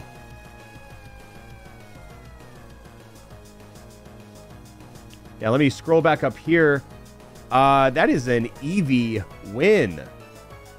Everything mattered there. That crit changed everything because it would not have been enough for the burn damage to kill. And the critical boost, the focus energy that gave him that, insane. Ooh, pressure from Clops versus Alakazam. Frost Breath, crit, sure, whatever. I mean, if you're fighting against Alakazam, you are begging for the physical moves. Just because, I mean, Alakazam's bones are made out of paper. He is very specially tanky, but I mean, if Dusclops can't exploit that, I mean, he's not really doing much. He's only using normal moves right now. Wow, he crashed did nothing because he is not a very heavy guy. Round. Let's see anything. Hex is huge coming from a special attacker like Alakazam. Aqua Tail. See, that's the physical damage I was looking for. High jump kick. Uh-oh. Oh, someone didn't get the memo. How many normal / fighting moves did Alakazam use on Dusclops? I would say an embarrassing amount, personally. So much, it killed himself, actually. Yeah, bro really thought Dusclops was a normal type Pokemon. You know what? We've all made that mistake before. Bro thought it would work a second and third time, but now we got Clobbopus and Blossom. Opening with Water Spout is a great move to start with. Not against Blossom, however. But I guess it works. What do I know? That did not go very well.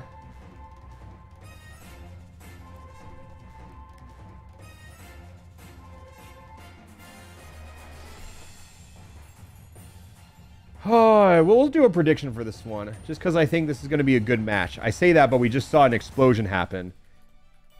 So, it could go either way. Lunala or Terapagos. Keep in mind, Terapagos is going to go to its normal form after the battle starts. This is not baby Terapagos versus Lunala. A Ghost Psychic versus a sheer normal Behemoth. And do you guys know what Terra Shell does? Because that ability is crazy. I really think this is one of the most insane abilities, and nobody is really talking about it. I mean, actually, VGC is talking about it. Terapagos is very popular. Or in previous formats. TT, Terra Shell. Yeah, it's better multi-scale. If Terapagos is at full health, any move you hit it with is not very effective. Like, compare that to Dragon Knight multi-scale. If you hit him with Ice Beam, it goes from half damage. So it goes from 4 times effective to 2 times effective. Now imagine if it went from 4 times effective to 0.5 times effective. That is a crazy move. That is a crazy one.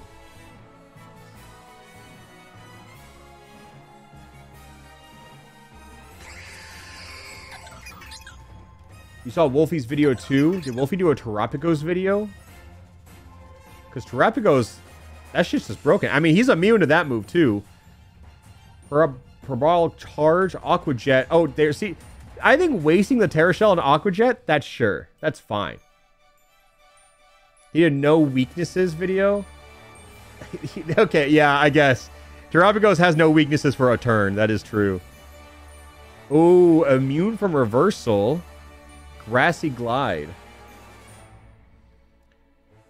So I think just knowing, it's like breaking Focus Sash. As long as Terapagos does not have 100% health, we are in good positioning. Trop Kick does a lot. You do not want to see a Synthesis, because if you get full health, it will proc again.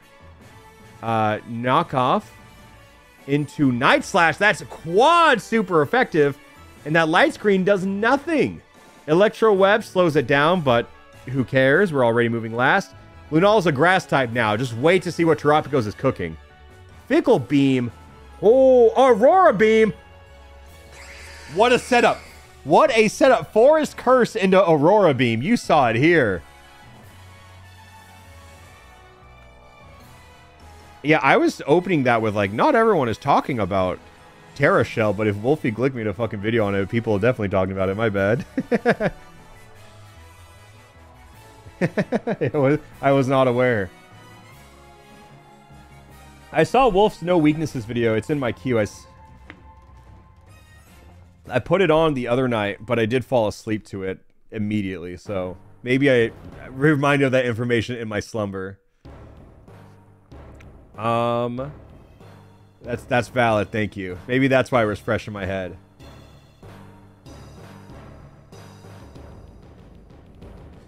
Okay. Sigilyph versus Mega Latios. What fitting music right here. Anything could happen. Brave Bird is a big start. Sigilyph got some damage off the board too. Resisted Shockwave. Now what you want to see, Reflect. I mean, we already resist Discharge. There's Electric type Sigilyph here. Uh-oh. You got to make a play. Esper Wing not going to do it. Sure, you're faster now. But I think they were... No, they weren't. Okay, so now they're faster. Still using all the incorrect moves. Spite lowers Metronome by 4. It has Levitate, not Pressure, I just remembered. So that doesn't matter. Spite, getting Spite with Pressure is an insane combo. And now we have Leech Seed. Oh, that's as good as over. I don't think you can win when you have Leech Seed on your side. And we have... Oh, it's dead. It is so unapologetically dead. Phantom Force, and it's not even close. Spite is good in a format. Yeah, I know, right? I think Spite is good if you have pressure, because then one Spite now means they have... Actually, if you Spite away 4 Metronomes, that's really only getting rid of 2 with pressure. But it's still good. It's still better. Getting rid of 2 is definitely a strong advantage. Oh my god. Here we have the Licky Licky killing Spinarak versus LGM. A very memorable Pokemon, as we all know. Opening with first impression on the bug type. They just kind of traded each other's types right there. It didn't really work all that well. Will-O-Wisp is fine. Never mind. That makes sense.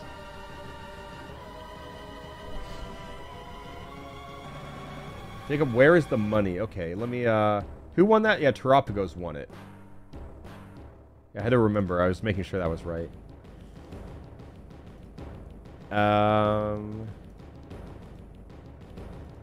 Let's... Oh, I forgot to say Spinarak. Lost, actually, very badly. Oh, and here we have Palmot and Maskiff. No idea how this one's going to go. Intimidate has probably impacted a good amount of the games we've had. We're going bar for bar, but that burn, ooh. Getting the burn, obviously very good, but on a special attacker, I mean a physical attacker like Palmot is definitely going to hurt. Psychic, we're immune. There's Zinnia theme, the best song. Oh, and we're Volt Absorb, so we're back. That's a lot of burn damage re-healed. I mean, Magic Powder, we're now a Psychic type. Let's see how that impacts the next few plays. And who cares? Genuinely, who cares? Yeah, hitting the burn after Intimidate is pretty mean. And that Volt Absorb kind of invalidated everything. I don't think it really ended up mattering, but it was commanding. Emolga versus Lycanroc.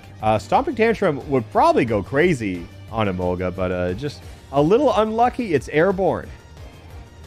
Yeah, we're just going to set up instead. That's a good call. Brine is some big damage. Dream Eater has not landed a single time. And now Emolga's Rock. So I would be scared of that Stomping Tantrum now.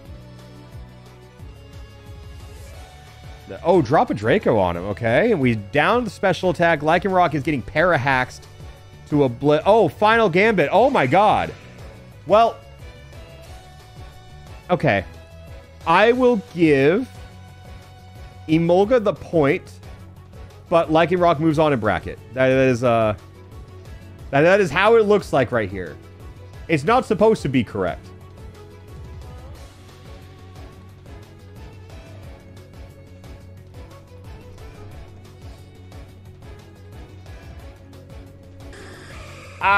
This is another case of better Pokemon should win, especially when it opens with Calm Mind.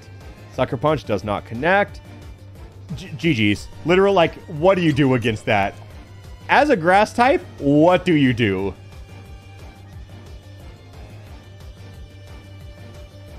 Yeah.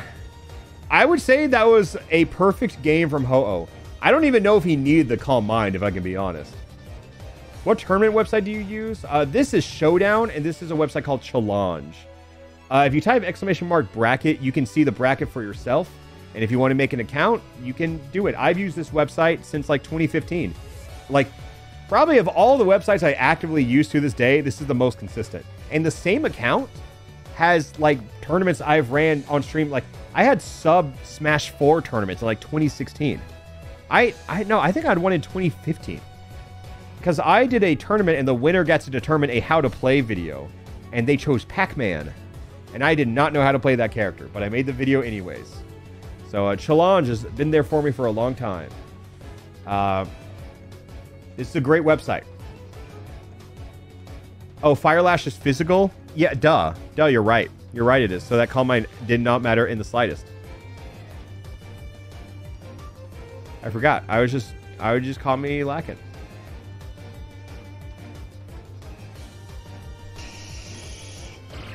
What do we have here? Nidoking and Goodra. Guard split.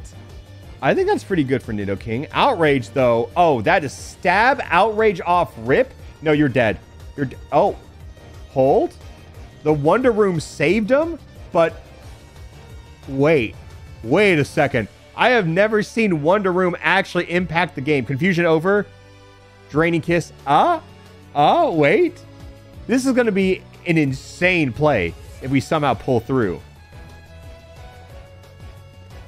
Was it the... I can't believe Wonder Room actually did something.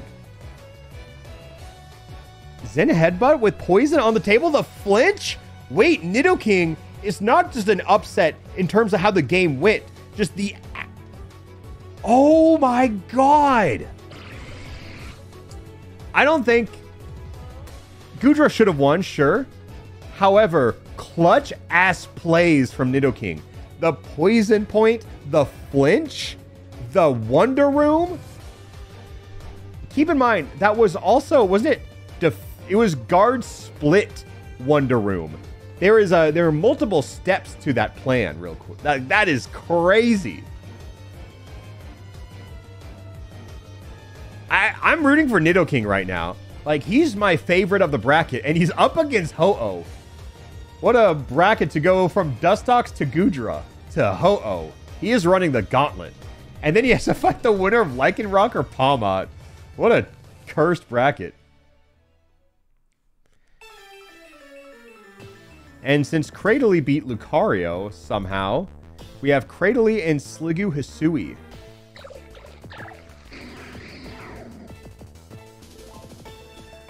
Okay, reversal off the bat. That's 20% reversal, some big damage. I think I like... Oh, Iron Head flinch. And nothing happens this turn. Blizzard is big, could be a freeze, not a freeze. We've seen a lot of freezes today for the record. A little tickle for Cradily. Defense is at half. Sliggoo can really take advantage of it with any physical move, especially like a fighting or a steel move. And with the poison on the table, even if... Oh my god, Cradily with the flinches. They are denying Sliggoo of so many turns. That's it is doomed, but Cradily is kind of clutch, but not clutch enough. Unless Sliggoo blows up. Does not. Congratulations. That still felt very close, I will say. I thought there was a chance that Cradily could have clutched out.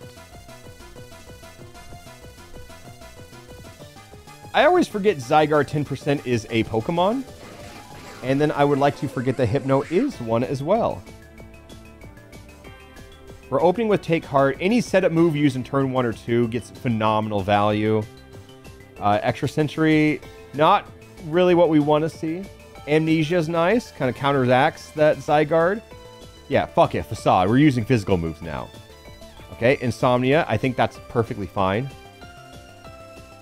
How much physical attack does Hypno even have? How much value can you get out of that confusion? It's mainly just to deny a turn, but the lunge gets big damage. And Poison Gas puts a timer on Zygarde now. So, can they clean up? Yes, they can. X-Scissor just wins the battle. Zygarde 1. I think that's better than the actual Zygarde did in bracket. For some reason, 10% is clearing.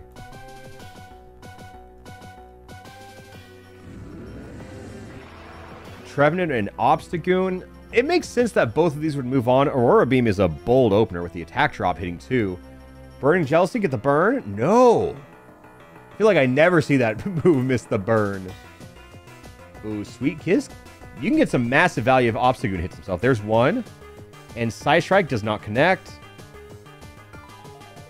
And Shadow Ball. Ooh, we are lucky. Trevenant is so tanky. Throat Chop doesn't do much. It could stop like an Echoed Voice or something. Triple Dive. A little damage. It chips away. It's a struggle worth of damage away. Obstagoon now a Grass type. Let's see how we're going to set up there. And Fire Fang does it. Crit 2. Obstagoon's been playing pretty well. Not in like a mean way. He does have that aura, but I think it's just who he is, you know.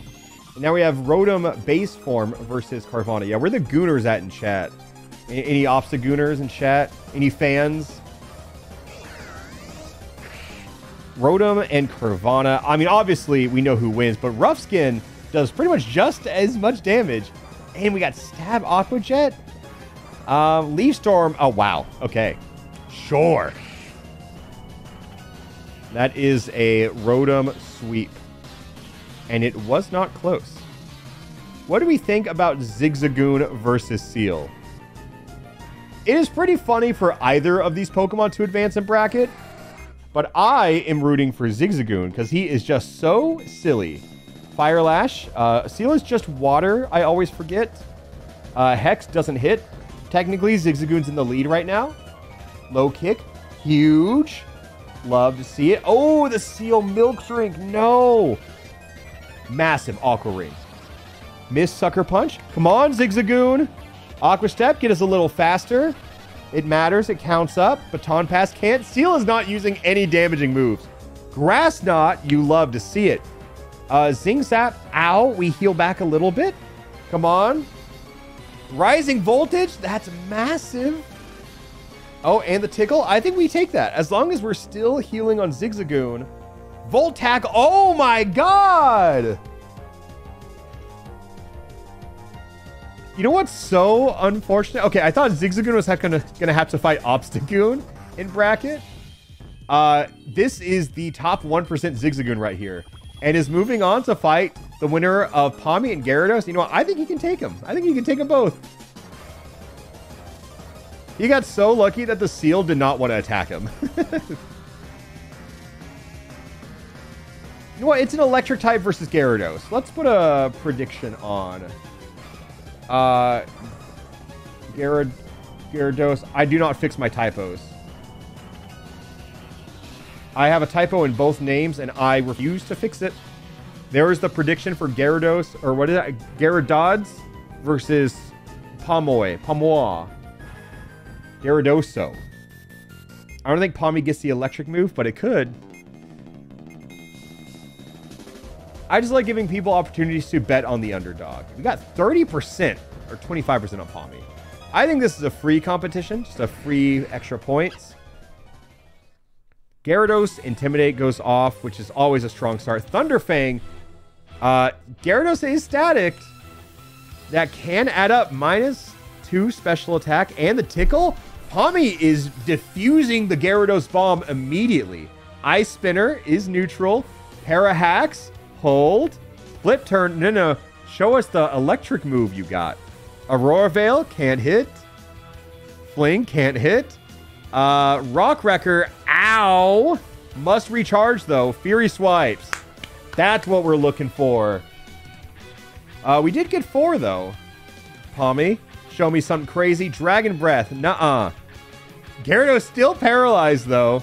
Triple Dive. You are using all the incorrect moves, by the way. You are so close to greatness, Pawmi. And then you get hit by Gyarados Outrage. What do you do? I think the battles where they have a chance are the saddest.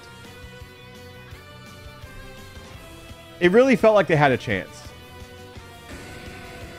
Typhlosion, but from Hisui and Clefable. Metal Claw is a phenomenal start. As a special attacker, there's a little to be desired there. Overheat, though. That's a good move. Now let's see those physical attacks. Woodhammer does fuck all. And Smackdown, so you just chip away at it. Final Gambit, it's immune, which is just attempted suicide. And now we're just chipping away with the shurikens. Triple dive. Now that's big. That is very big for Typhlosion. I mean, for Clefable. Sweet scent. Uh-oh. Typhlosion, are we on choke watch? Hold up. It is an even game fiery dance. Okay, we pull it together in the last second. Payout. Yeah, if any of the mods can help me be consistent with the payouts, I do not pay attention to them. We have... Oh, let me update bracket. Hisui Typhlosion. I think Hisui Typhlosion is a great Pokemon. And it also has the ghost immunities, which is incredible for this kind of bracket. Sorry, I'm back. No. It's okay, Bryn. You're so fine. Thank you, friends. Thank you, mods. Cursula, Semi-Sage. Thunderbolt is... I feel like it's always just a great move to pull. Pound and Scratch are so funny that they're in the pool, too. We're immune to round. Upper Hand just never works. Semi-Sage does not know what a ghost type is, it seems. And it is on a lot of borrow time, actually. Yeah, now we should set up our defenses. I agree. That was kind of embarrassing. I feel like Cursula just watched Semi-Sage flounder around for a little bit. And then just took the one strike when they needed it. But who here is ready for Yanma and Lotad? Two heroes. Fan favorites beyond... Oh, Hurricane. That's so... It could have been so bad. Oh, wait. Syrup Bomb on Speed Boost Yanma? Yeah, just neutralize the threat. I agree. Guard Swap. I think that's beneficial for Lotad. Oh my god, this is Speed Boost Lotad. You see this? Somehow he is outspeeding the Yanma. It was bad to do it there. Wait. So how is he doing it? Ice Shard. The Lotad has something very special cooked up. Oh, and the syrup has worn off, so we have one more turn. Quad Resist Magical Leaf. Not very good. Baby Doll Eyes. Okay, Yanma is now back to outspeeding. He did his absolute best. Ice Hammer misses. Quick Attack. Sure, whatever. That's okay. Sets up the sub. That's 25% off the health. Parting Shots goes through sub, by the way. All these speed boosts are redundant now. Infernal Parade, though. Wow, Lotad has that Yanma defense, I see. And we cannot break through the sub.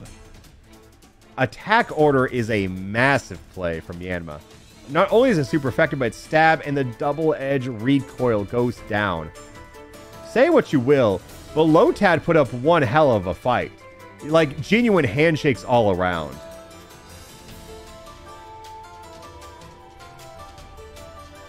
Oh, and I am, don't feel great about this one.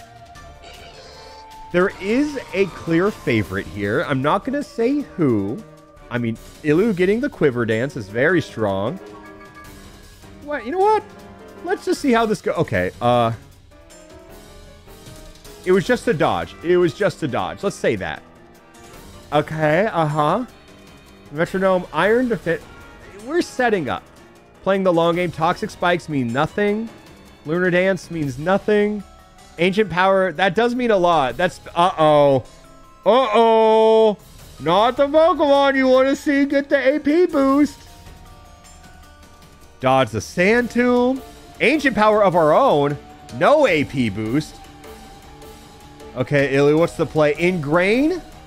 I feel like if Tornadus hits, it's just an... it is not just an Oko, actually. We are holding on. Burning Bulwark. Okay, we got a Protect up. Nice. Dodged an Iron Tail. We burned it in the process. We have not even seen Protect activate yet, because everyone who gets it always goes second for whatever reason. It is Burn versus Ingrain. Power Swap. Uh-oh. Wait, Ilu, what are you doing? What are you cooking? Uh-oh, waterfall. No, it does nothing. Does nothing. Oh, the flinch, though. That's an extra burn damage. Stone Edge. Oh, my God. Look at it. Look how tanky this Ilu's guard swap. This is the Tornadus now. Ilu is in Ilu in Tornadus clothing. How they copy the stats change? What is happening? This is Tornadus versus Tornadus. Fairy Wind. I see. I don't see anywhere where Ilu loses now. How outrage? ×2 defense or just oh wait, forget we copied. That's right. Oh my God, and Thunder kills it. How? What? What an insane play. My God.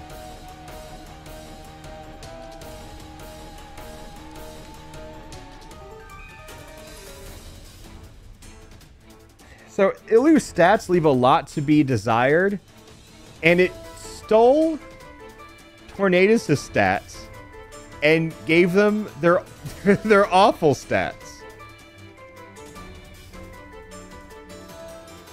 That's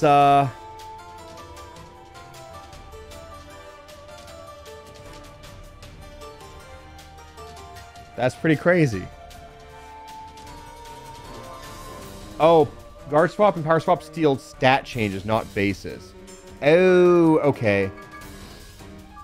Oh, it's changes to attack and special attack. I see now. But for the narrative, it's a lot funnier to lean into that. It did steal the AP boosts. But okay, that's good to know for the future. That burning bulwark really did the damage, though. The power swap was huge, but the guard was not. Got it. Oh, yeah, we did have a couple defenses that we did not get to keep. But, oh, well. Ilu won against Tornadus Therian. I could have put a prediction on that. I thought about it, and now I regret not doing it. Riolu and Miltank. I think the match just got decided. Burning is just very strong. Like, yeah, I don't know. It's, and Magma Storm, the game is over. That is 18% guaranteed loss on Riolu. Yep. Bye-bye. That just felt mean. That was a turn 2 dismantle. And keep in mind, Riolu did half of the damage himself.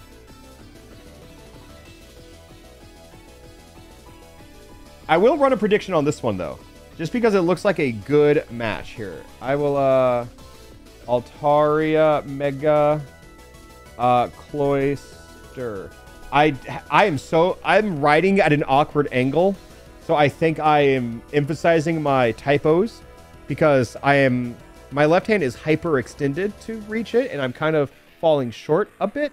But you guys can figure it out. You guys know who to get bet on. You can figure it out.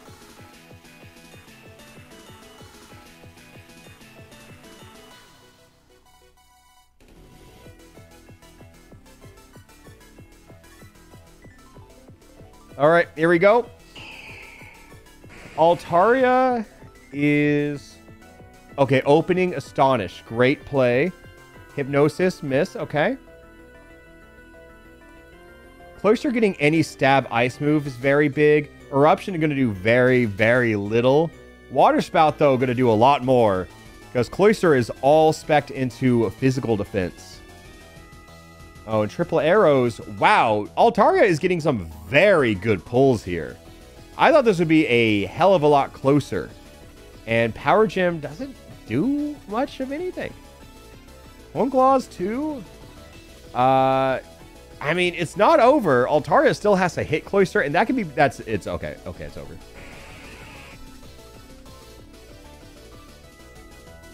I try to always make it sound as ambiguous as I can, but...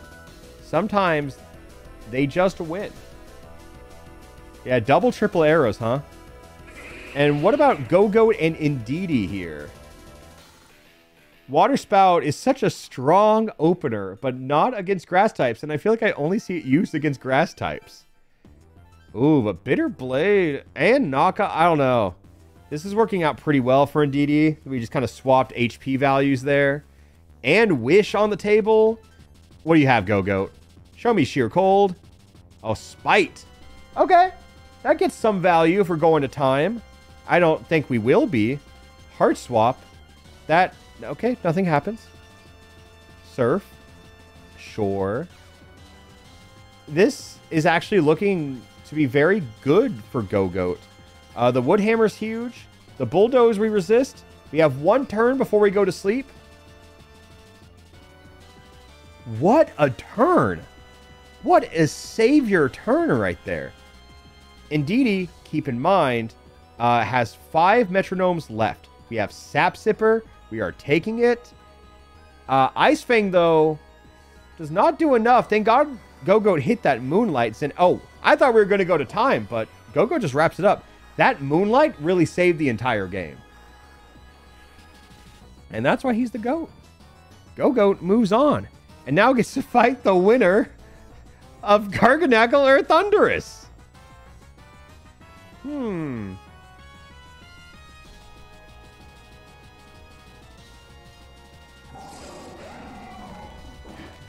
This is really anyone's game, if you think about it.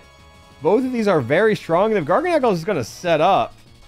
oh, okay. Thundurus now has Purifying Salt, which is kind of crazy. That ability on anybody is very good. Oh.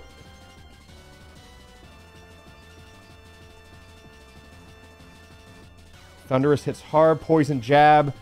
I don't think it's really going to have an impact. Garganackle is just swinging. Well, Thundurus is also just not swinging, which helps here. Oh my god. Icicle Spear takes it. Wow. Personally, I can't believe that all of the genies are losing. They're just not doing well. And I don't think it's really been too close. Oops, wait. Flaffy is an underdog. Made an upset of a life last time. Now we're fighting Iron Bundle. Opening with Esper Wing. Get that speed boost on already one of the fastest Pokemon. The Axe Kick going to do big damage to the Ice type. Magic Room, sure. Oh, and now we have Boom Burst on the table. Electro Ball. Actually, Flaffy could make 2 upsets in a row here. Iron Bundle on pretty low damage, but oh, Icicle Crash going to do huge. Oh, we are both in red health. Belly Drum fails. Sludge Bomb. What is this, Flaffy? Flaffy, that is a Rillaboom into a Iron Bundle dub. I think this might be the most impressive bracket we've had so far, and it's on goddamn Flaffy. That's the 1% Flaffy right there. Absolutely. Oh, and now we have the big match everyone's hyping up for. Can we get predictions on Suicune versus Lugia? While you guys think about this, I am going to go heat up some grilled chicken I have made in advance.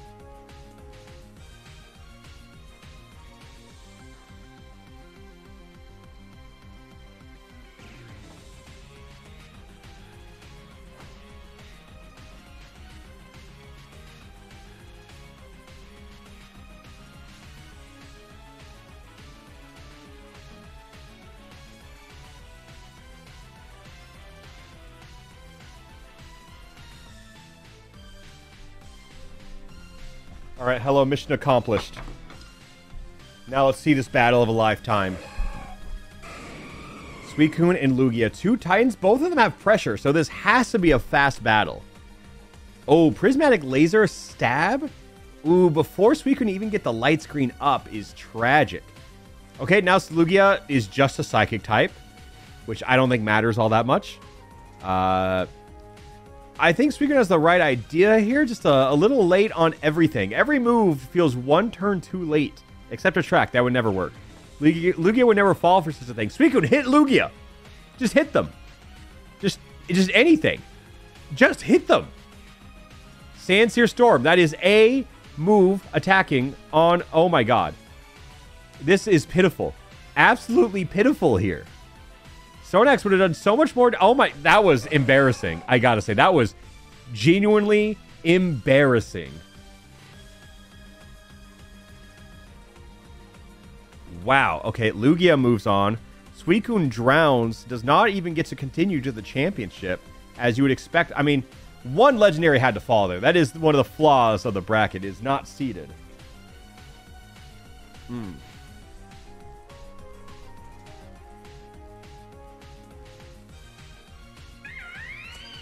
Chimchar versus Capsakid. It is funny to see this match right after Lugia and Suicune, because we just have no seeding, and that's what happens. But if I'm not wrong, I think Chimchar also got Fire Spin last time. I mean, we get hit by a lot of Icicle Spears, but I think it's fine. It's 12% off the table and Swagger. We're probably like 2 turns away from Capsakid killing or dying. Uh-oh. Uh-oh, the minimize strats. Fire Spin and minimize is a lot here. Disarming Voice still hits. Soak makes it a water type, because sure, why not? And if... That was an all or nothing move. Not just through minimize, but they were 1 turn away from dying to burn damage. Or confusion. They could have just died there too. Absolutely a certifiable clutch moment. Like, I didn't think Capsakid had it in him. And yeah, Capsakid has now advanced further than Suicune.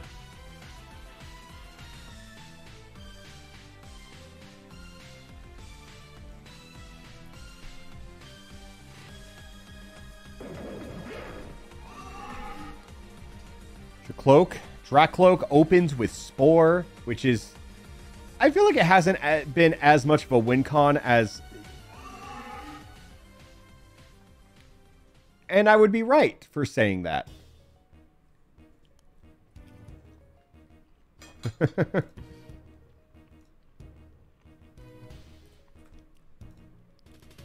Because I feel like it's hard to get 2 moves out. Or like a move or 2 just for free. Because sometimes you just get nothing, so it never matters. And that's sad. It's like he put him to sleep first, so Darmanitan didn't see Dracloak take the coward's way out.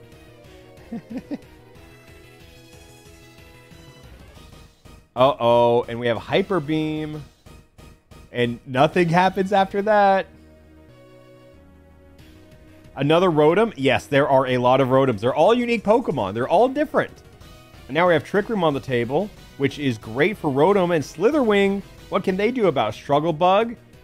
The speed boost is kind of hurting here. Ooh, and Light Screen. What a perfect time to break out that Light Screen. Blaze Kick misses. What can Slitherwing do? Spore, though. Uh-oh, I feel like Spore is the kiss of death. It never happens. It never works out for the person who puts the other one to sleep. Wait.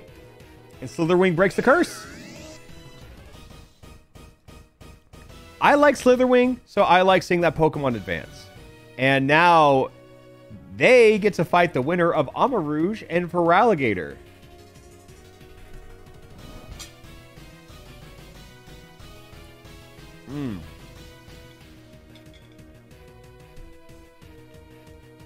Keep in mind, this Feraligatr is a bastard. He is the heel of the tournament so far. And BM as hell. Let's see if it was a one-time thing.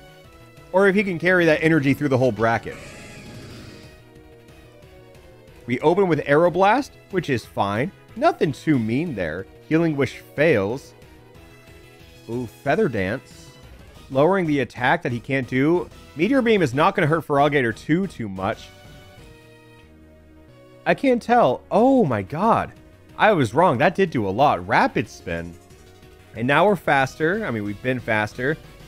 Resist Heavy Slam. Feraligatr, you got to hit him with something very mean here. I feel like we're avoiding every water move until it matters the most. Ooh, does it matter now? Oh, we're Dark type now. What are we doing about this? Stab Dark move? Oh. Hydro Pump Dark. It would have killed. It would have killed if he was a water type, by the way. Wow. Oh my god. How does he live up to it?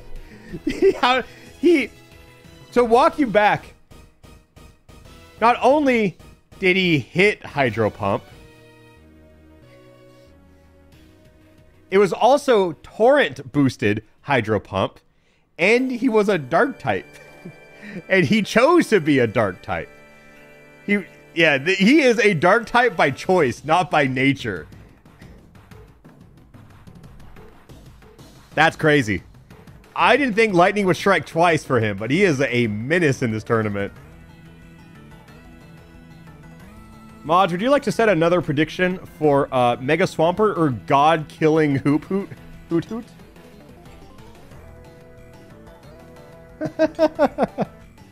This could really go either way.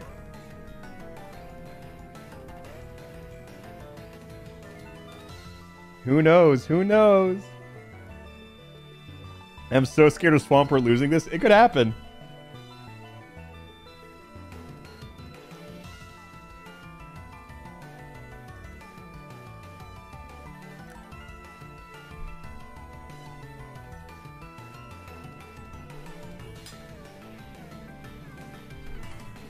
Oh, people believe. Okay.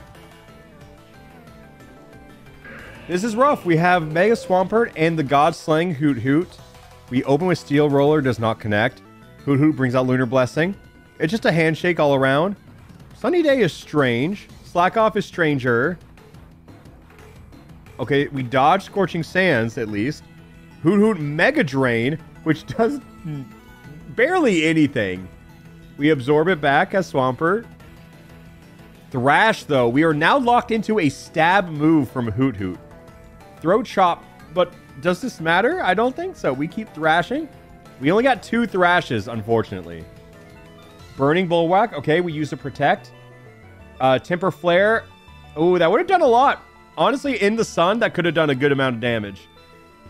Oh. I think that makes sense, but we wanted to believe, right? I think that even the people who put money on Swampert wanted to see Hoot Hoot win. If I'm Swampert, I am so thankful. That means I don't have to fight Ultra Necrozma. That's a win for me.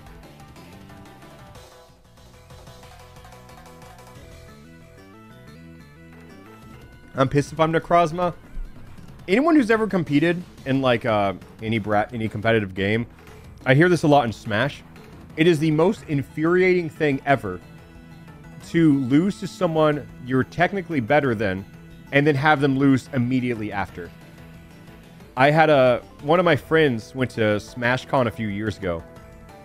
This like 2017.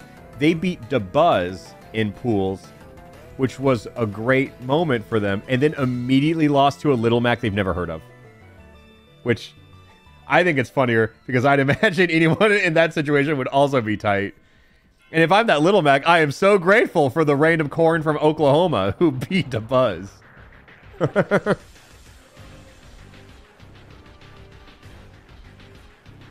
I've been on both giving and receiving into this. Yeah, I think if you compete long enough, it just happens. It feels awful on both sides. One is arguably much funnier. Maybe that Little Mac was me. Maybe it was. Were you at SmashCon 2016 or 2017, 18, and we're supposed to beat DeBuzz? We're supposed to play him?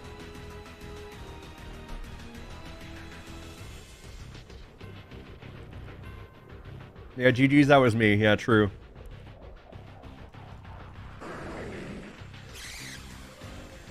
Ooh, I don't know about Entei and Diplin. I mean, Entei having lower evasion could help here. Just landing a physical attack is great. Blaze Kick, not what you want to see. Oh, putting a timer on the opponent is such a surefire way to always win here. Oh, just for the BM. Put Aqua Ring up. Why not? All that damage you took, heal it back. Heal it back. Stored power just for fun. We have the 20 base power stored power. Difflin is not fighting well with this timer, it seems. And Entei, sure, why not? Why not?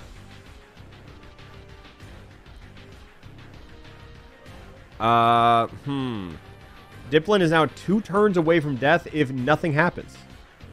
Okay, now Difflin has pressure, though, so good for him.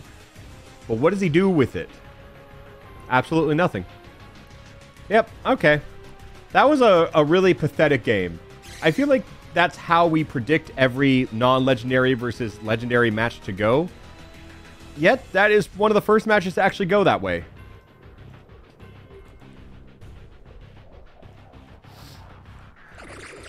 And here we have Poipole and Kingambit. No teleport. I appreciate the turn 1 gimmick. Oh, he's crashing out. We half the damage gone, half the speed gone. But for Kingambit, I don't think you've ever cared about speed. The slower, the better here. And we're bulking for good measure. But what do we do about this? Yeah, we are one decent. We are one mediocre hit away from just taking it all as Kingambit. Poipole, I mean, one fighting move, it could go either way, and there you have it.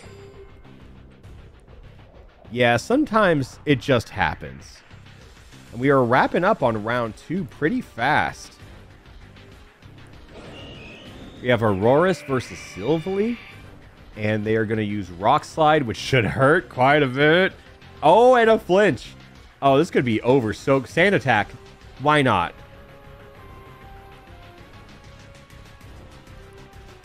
I like the idea of people always getting a strong hit, and then we start setting up. It feels a little more mean to go that way. Cut doesn't do anything. Auroras needs to land a singular hit, in my expert opinion. That's what I would try to do here. Oh, and you missed the Toxic. That's just embarrassing. We have not even seen much Toxic in this bracket. We've just seen a lot of Poison. No Fake Out. That's so sad. Just put this thing out of its misery. Yeah, that's unlucky. Pretty tragic battle from start to finish. A real I wish I could look away kind of moment. Oh, but now... yeah. I am going to put a prediction on this one. Who do you think wins between Kamala and Shadow Rider Calyrex?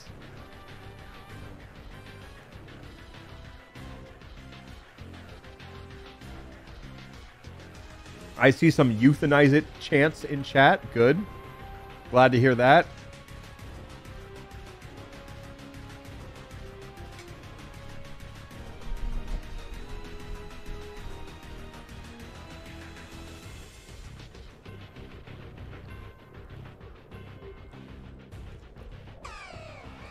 This genuinely could go either way. It's likely to go one of those two ways. Maybe one more than the other. No AP boost. Oh my god, that is so mean. That is so... Oh no. Oh no. Stealth Rock for the fans. Headbutt. No, Kamala. He's only using stab moves. This is tragic. Oh, confusion though. This could be a crazy out for Kamala. It's not. And it's over.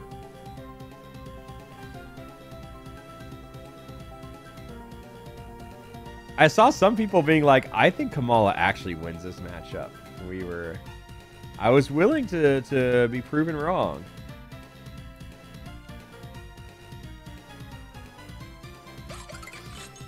Vanillux and Mamoswine, 2 ice type sheer cold off the table.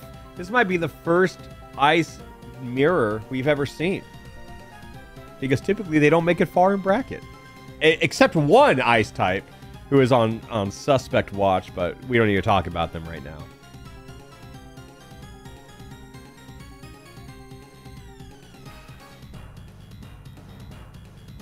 Vanillux's getting fast. I mean, it's Mamoswine for Christ's sake. Power Trip ain't gonna do too much. And that confusion is actually impacting the game. If they hit themselves in confusion, they do not. We get Sing. That move has not landed a single time. What, 55% accuracy? And I have not seen it land once. Yeah, Meteor Mash will do it. Congratulations, Vanillux. Yeah, congratulations, asshole. Go fight Calyrex Shadow Rider. I think this should be a good game we have coming up here, though. Wo-Chien versus Genesect. I kind of say it in jest a lot, but I really do think this could go either way. I feel like it sounds facetious when I say that, but Axe Kick definitely makes it easier for one of these to thrive. Dream Eater does not affect, as we know very well. Immune from Toxic. That move is just not allowed to connect. Ooh, Fire Fang. Wo-Chien, you got to do something now. Fly. I got to say, didn't see that one coming from Wo-Chien. Huh. And now what? Uh-oh. Yeah.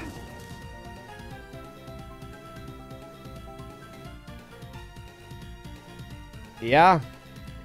I got nothing to say. Sometimes you just lose. All right. How did Cubchoo sneak out? Didn't someone... Oh, no. Someone... Who exploded on Gorga? Something happened here, right? Because I'm shocked both of these are here.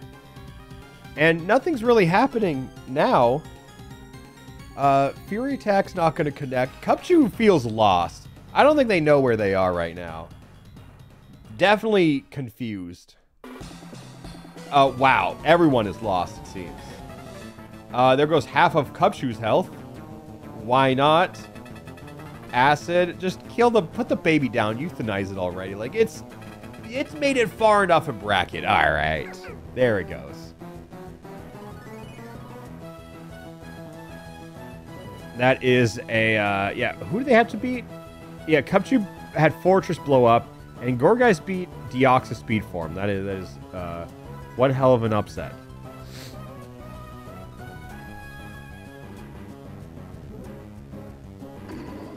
Mega Medicham and Dodrio. This is a definitely more even battle than Medicham's round 1 of an unevolved starter Pokemon. And they move on all the same.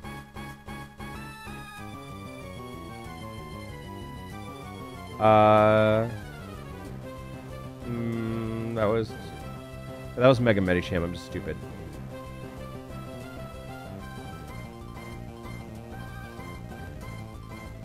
Yeah, now we have Dartrix coming up who beat Pheromosa. Like, I'm still a little surprised at that one. Pineco did get close to beating Snorlax, so this is a tale of two underdogs, I guess. Not really. Psystrike on the Snorlax. I mean, any damage is good damage on a Snorlax, I say. Because you really have to chip away. Oh, we're locked into Outrage.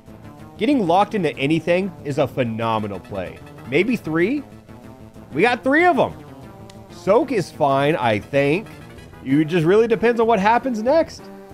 Dartrix could hit himself in confusion. Jawlog brings it down to 50. And it doesn't matter. Oh, Snorlax at 7%. Ancient Power? Uh-oh. Wait. 4 is Curse. Okay, we're all switching types now. Gigaton Hammer. Miss. Oh, they are at each other's throats. I think Miss Ball does it. What is this Dartrix? Do you realize how many Pokemon Dartrix has made it further than in bracket? To name 2 off the top of my head, Ultra Necrozma and Suicune. That's crazy. Now we finally have 2 Pokemon meeting on equal levels. Flamigo and Regidrago. Opens with Rock Smash. That's a setup move. Wait. No, it's not. Why is that? I don't know. Anyways, Luster Purge. I'll ask questions later. Oh, it's 50%? Oh, I thought it was 100%. Oh, anyways, I looked away and he's dead. All right, yeah, that makes sense.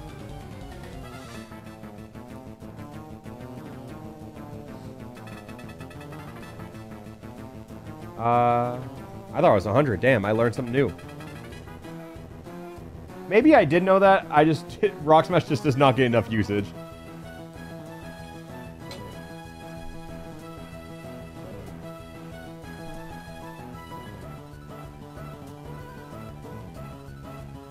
How is this match at the same point in bracket as Lugia and Suicune?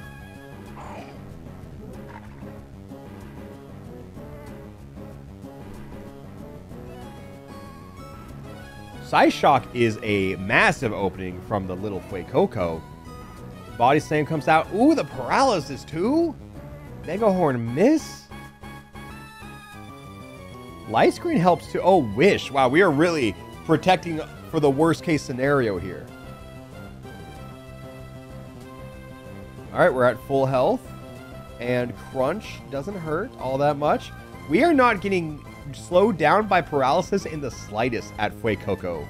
Oh, Heal Pulse too, because why not? Psyblade, wow, Gulpin wants Fuecoco to win. We are thrashing, but then what? That's the first paralysis. Another one. This is getting scarier because you know another's coming out, but that will do it.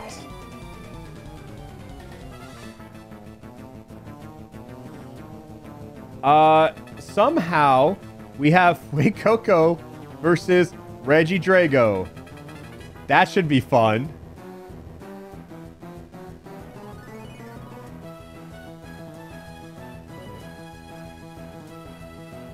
Look at this, though. Look at Gulpin versus Fuecoco.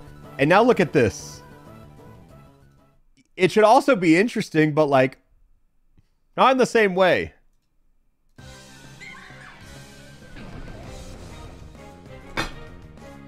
Okay, we're opening with Topsy-Turvy.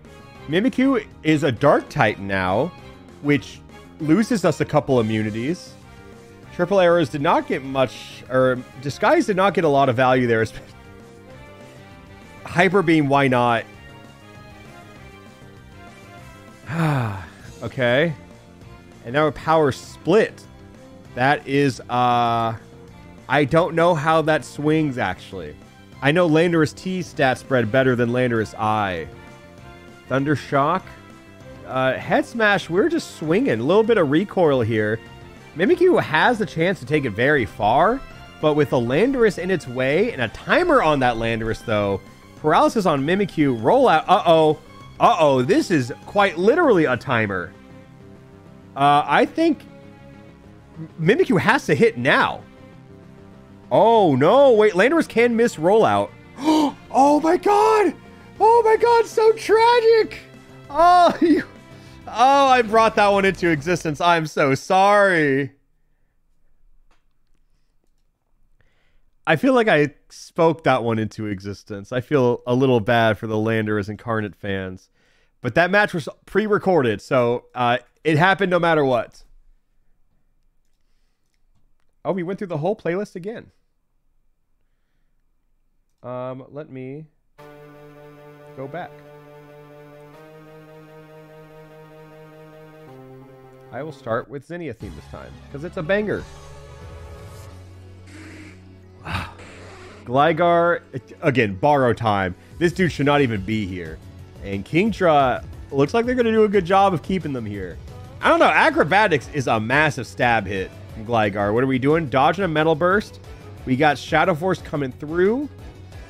Giga Impact. Jesus Christ, Gligar is swinging. Kingdra gets 2 turns of Metronome. Tail Slap for 1, 2. Just 2. Pretty. Uh-oh. Ugh. Yeah, that Giga Impact was not worth it.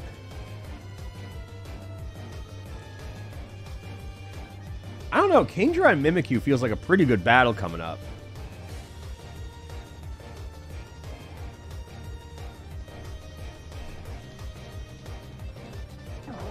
And Sawsbuck and Aegislash Shield form, also known as Aegislash. I don't know why it says that. I might just remove Aegislash Sword, because there he is anyways.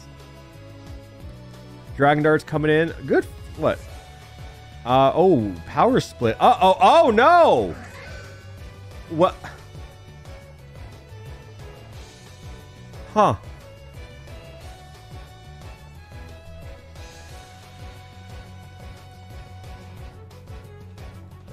That's a -1 right there.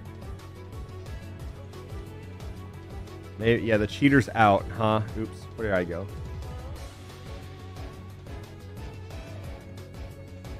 Let me go scroll down. We have 4 matches left in this round. Growlithe Hisui versus Flapple. We're opening with a strong defend order. No Lunar Dance. Good try, though. Psybeam's not knocking out too much. Doom Desire, it will come, don't worry.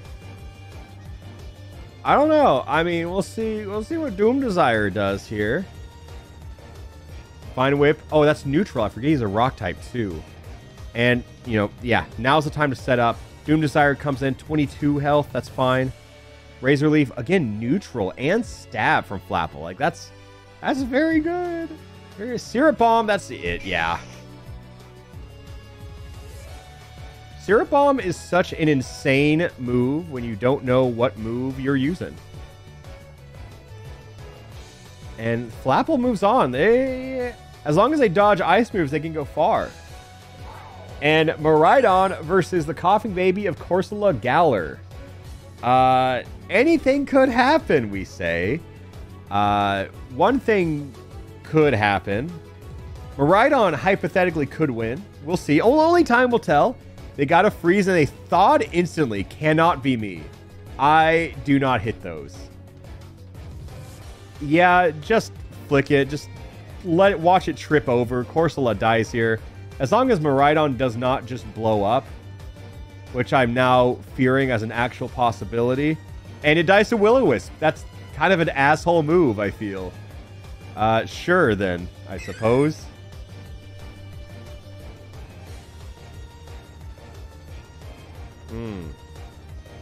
One for Miraidon. Bit of heal action for sure. Remember when Bergmite beat Gardevoir? Remember when Squawkabilly beat Terapagos? Yeah, we now have a battle of 2 Pokemon who I did not expect to be here this far in bracket. Which is only round 2, keep in mind. Oh, the Stun Spore misses. Shadow Claw, it hits, sure. Spite, I don't think it's going to matter when Squawkabilly is swinging this hard already. Oh, that rollout was such a win con, too. Because if you kept hitting those against the bird, I think Bergmite had a guaranteed win if, like, 3 rollouts hit. Okay.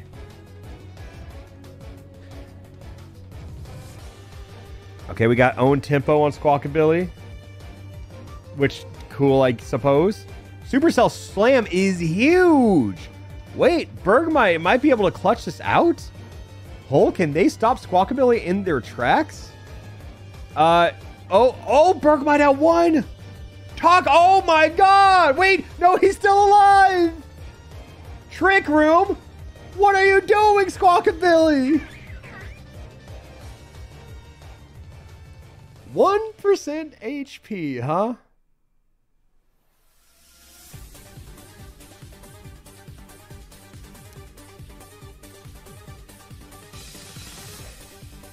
Miraidon is one of the strongest Pokemon in this whole bracket, and they have had the actual run of Talonflame, Corsola, Bergmite.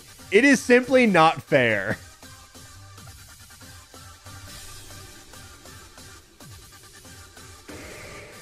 Machamp and Swinub, it's like, we know how this should go. Infestation, though, Machamp just has to kill Swinub now. Electric Terrain is not the strat. Dragon Breath, get the... No.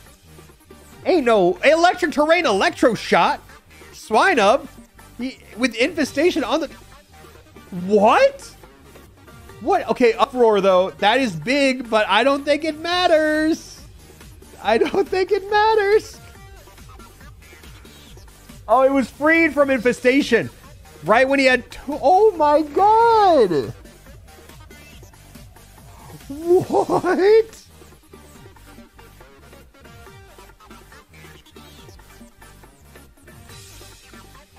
I don't think that one was something I expected. He really set up terrain just to use Steel Roller, huh? Well, here's the final match of round 2. One of the mini Spindas versus Skeledirge.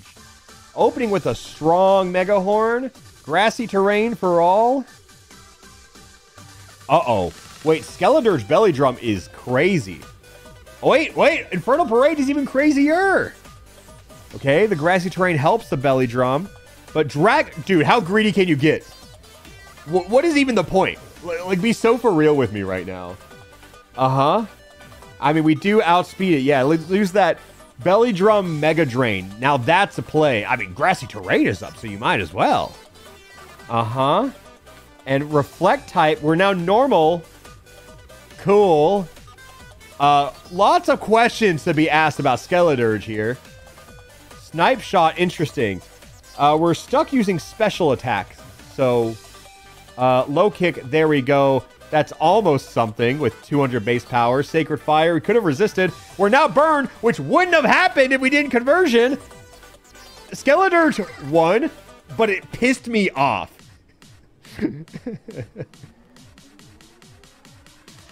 Yeah, Spinda Nation sent their absolute strongest Spinda, and that's all that happened. Skeledirge, yeah, absolutely did not deserve it. But hey, we're at round 3 now. Let's peek a little bit more into bracket here. I'll put a I'll just do this. Okay. All of these matches are going to go, or all these rounds are going to go so much faster now.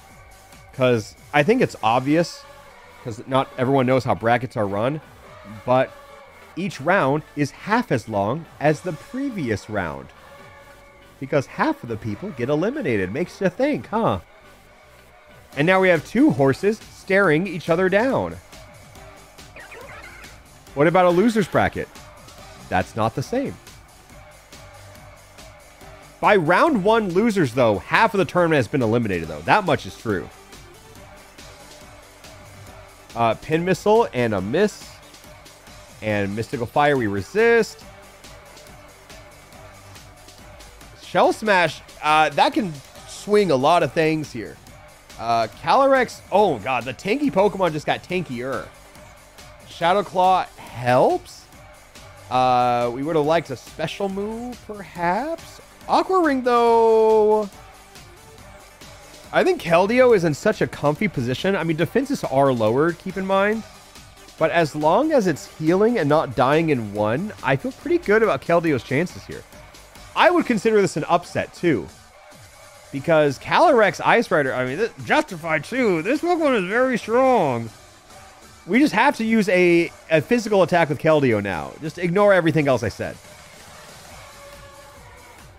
Toxic Spikes, that's the move I was talking about. Ice Spinner, heavy. God, that stab. That Calyrex hits hard. Strength is good enough, I suppose. Bind. Now that's a move. That's how you win against very tanky Pokemon. Calyrex is dead in 3 turns now. And Calyrex hit itself in confusion. Calyrex, fire, but you got to make a move, Calyrex. Dead in 2. Dead in 1, actually, now.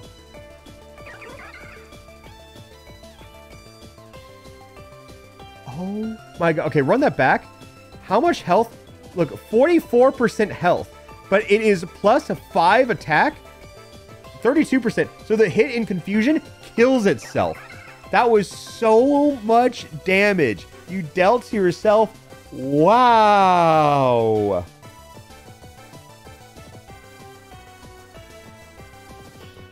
Calyrex, or Keldeo needed to quite literally just not hit self-confusion, and that was it. Oh, you're right. It was also -1 defense. Yeah, so that also mattered. You're right.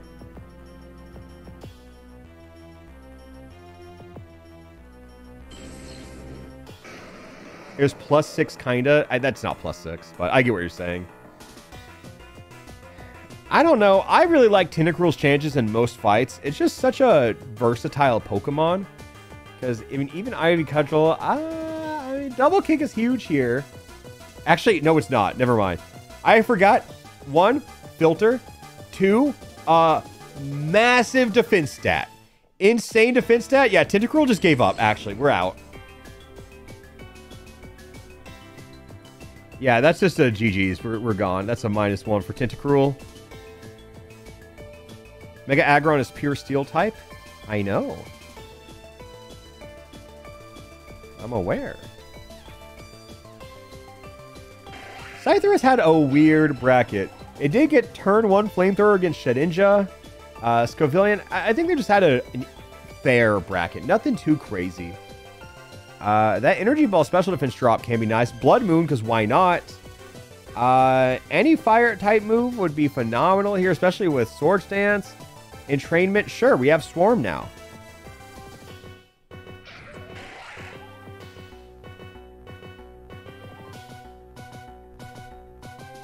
Scyther has probably had the luckiest bracket so far. People just keep giving Scyther free wins. I think Beldum blew up. Shedinja is Shedinja. Like, they are so lucky. That is unreal, actually. Oh, I did? Oh, never mind. I'm so foolish. Who did Weirdeer fight before? Oh, Eternatus Eternamax. Okay. That's why I was like, for some reason I thought they fought already. I think we know who the likely winner is here. I mean, Primal Groudon made it to finals last time. And, I mean, he's a little weaker in some ways. But I feel like... Okay, sure, we're going to open with Hyper Beam. Because why not? Freeze Dry hurts. It's kind of neck and neck. It's a... Weirdeer has the HP % lead. And we miss a Fury Swipes his Groudon? Gigaton Hammer, ouch. Ooh. Oh no, say it isn't so, Groudon. We're not a... Oh, and we changed the weather. That actually benefits Groudon more, I think. This is rough. Uh-oh, and now his stats are inverted. Weirder, what are you doing? Yeah, you felt that one, huh? Oh, poison. Uh-oh. Poison? Toxic poison. 1 turn of Sandstorm and Groudon wins. If nothing happens here... Oh, and Gigaton Hammer, sure. Wow! Weirder kind of sold there with the Sandstorm, I feel. And now we have Centiskorch versus partner Eevee Real.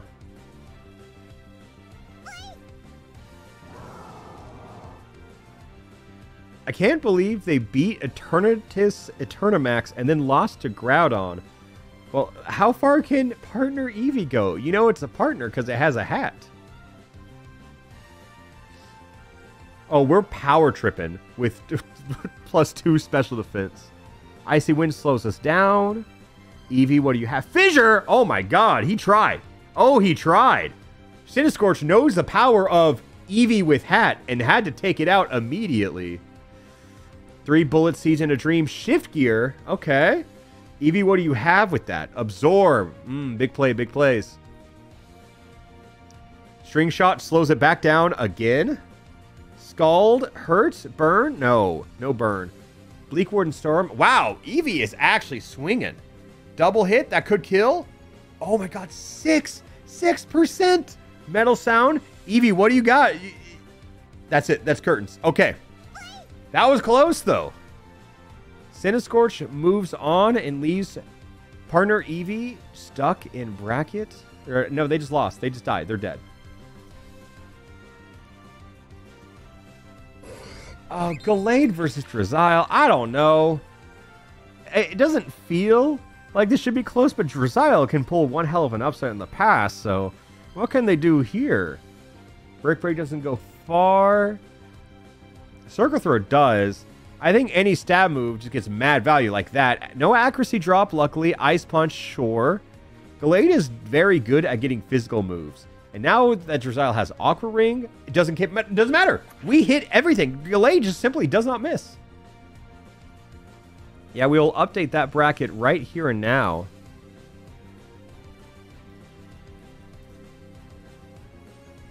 I'm going to eat some more grilled chicken. I've been too locked in the game.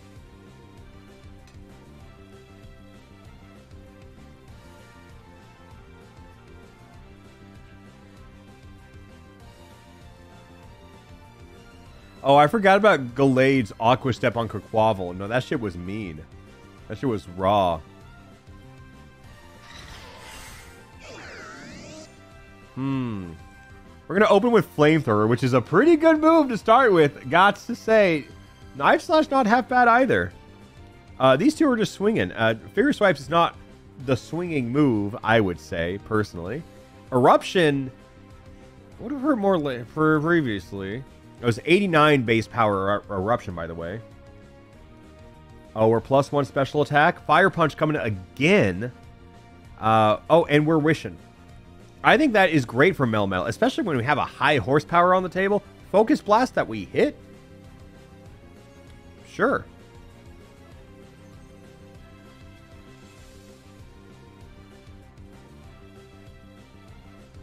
Oh, Rotom setting up for the last couple turns. And does it matter? Oh, it could. It could. What do you got? Mortal Spin? No. Wrong. Yeah, okay. I don't know what he could have done there, but there was a vision of some sort. He believed. Does the winner fight Glaceon? No, that's not how this works. We are just going for...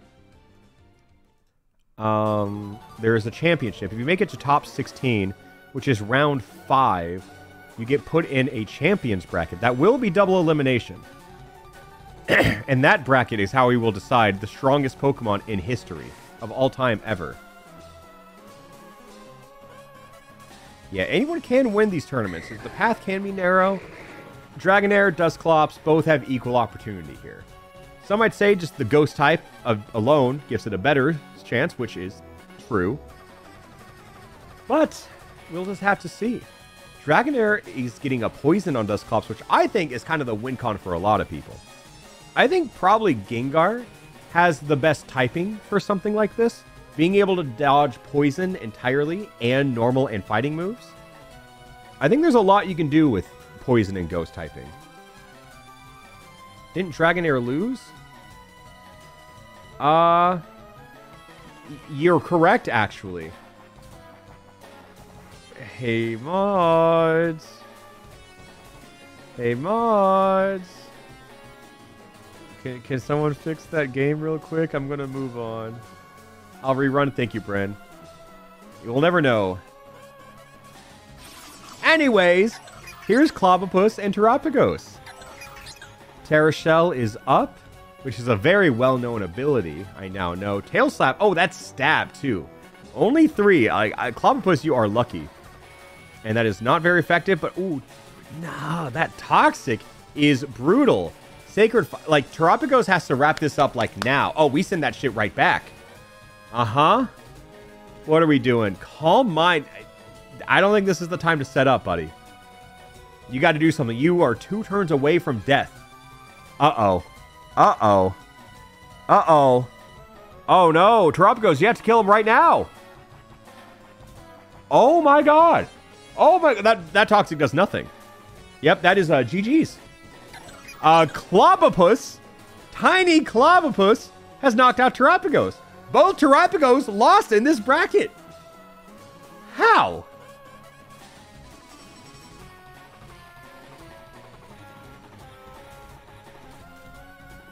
Well, believe it or not, the winner of Latios and LGM gets to fight Clobbopus.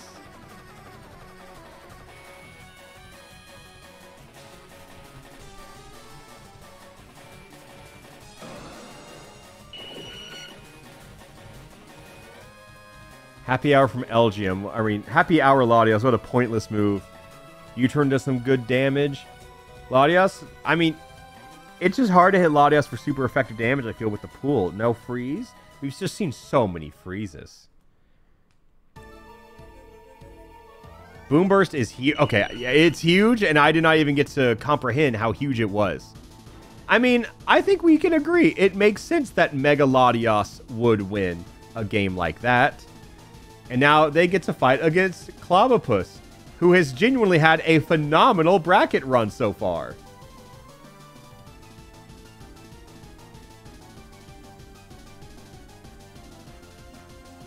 Ugh. I don't really remember what Palmot's been through. I just know they've gotten lucky, I think. Nightshade, honestly, that's good damage, actually. 100 HP. Spite, I don't think it's going to matter. They are already scrapping too hard. Freeze? We've had so many. And Nuzzle trying to paralyze him, too. Oh, he stays. Poison Tail, trying to poison him and paralyze him. Palmot does not know how the game works, and Lycanroc just shakes it off. Dirt off his shoulders. Stored Power, Palmot does not know how that move works. Spatial Rend misses. Dazzling Gleam is okay. I think Palmot refuses to use the same type of move twice. Shell Sidearm is pretty good. Brian, that's phenomenal. Yeah, give us more of that. Both of them are one away. That's super effective. That's curtains. I don't feel like Palmot should have lost. Just not the smartest. Lycanroc wins. Oh, we'll put a prediction on this one, actually. Here, I'll make this one. Ho-Oh or Nidoking. These are two fan favorites right here. Nidoking with the clutchest play against Goodra ever, and Ho-Oh, who is just very strong.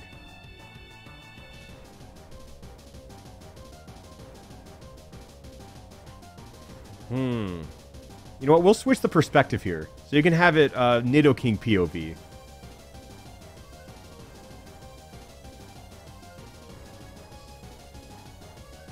Yeah, the win con for Nidoking is probably using a singular rock move.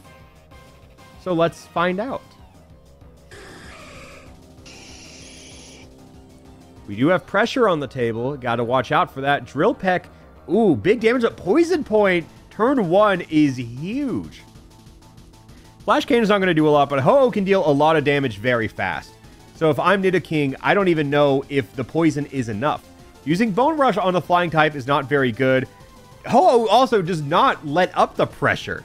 Constantly using moves. We are locked into Outrage, though. That is very good. Oh, we won the speed type. Wait, if Ho-Oh doesn't kill here... Oh my god! Nidoking, the tactician, pulls through against a legendary! How's he do it?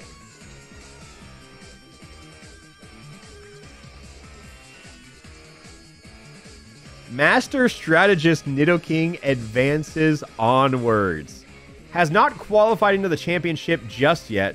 Has to win one more round. So only one of these two can make it.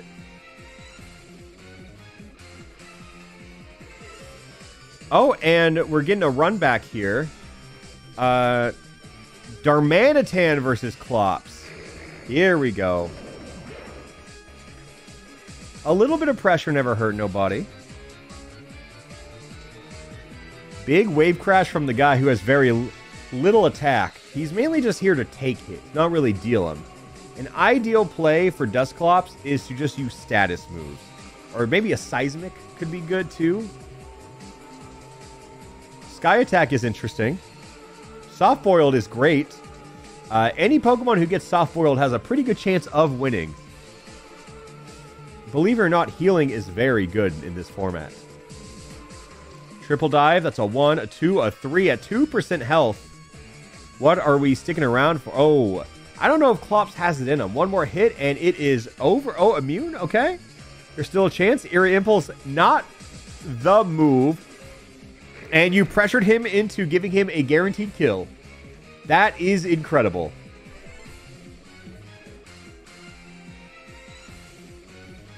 Oh, let me scroll up for that one. Darmanitan, Galarian. Yeah, I feel like... can you... This is going to be annoying, but can one of the mods check every future game with Darmanitan? Because this match was also not supposed to happen if he was not in this game. So can one of the mods check the future matches for me too?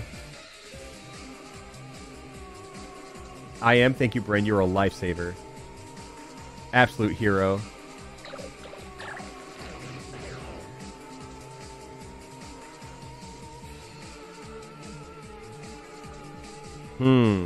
Such a dramatic song. Uh-oh. Toxic threat. That's just poison, though. 12% every single turn. Paralysis from Sliggoo. That prevents them from using more metronomes. They can take it nice and slow.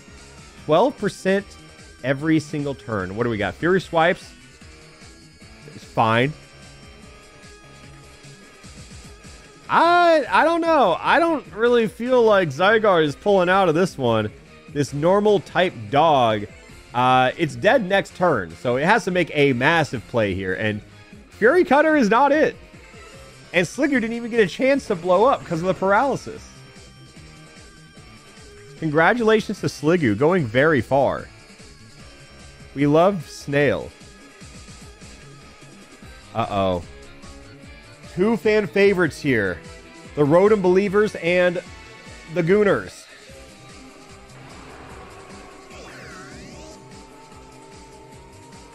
Final Gambit. Wow. If Rotom was any other type, Obstagoon would have lost. So maybe that's just BM. Maybe, I think he's just a dick, actually. He's just throwing everything at the wall knowing it won't connect. Oh, and now we're going to cross poison. Oh, we did not get the actual stat or the status of it. Hypnosis, though. We hit those? Really, we do. Acupressure. Oh, what a good way to capitalize on sleep here. Future Sight, why not? And X-Scissor. That's not... Yeah, that resisted. Rotom is awake, though. And Smokescreen... I think Obstagoon hits it. Yeah, we're gonna... God, Obstagoon is an asshole. We are using Floral Healing just for fun. Future Sight, Rotom at 50%. Hard Press, missed. Jesus Christ. He like, Obstagoon simply does not want to hit Rotom.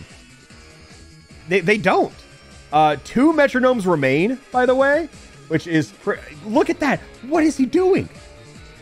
It doesn't feel like he's missing on purpose. It feels like he's being an asshole about it. Psychic Noise. Oh my god, does he kill with Struggle?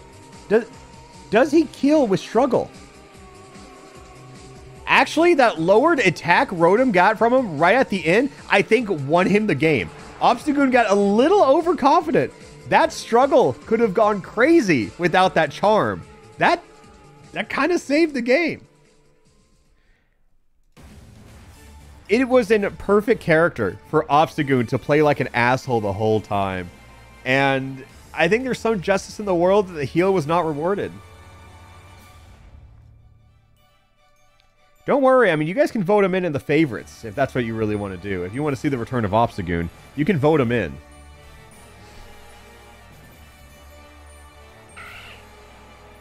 A little Zigzagoon here. Starting into Gyarados. Oh my god, the game is almost over. Okay, Zigzagoon locked on. Here it comes. Fire Punch. I saw the timeline where it was Guillotine. Yeah, that makes sense. That does make sense that Zigzagoon loses to Gyarados. Okay. Like, I was very optimistic, okay? I saw the timeline where it could have happened.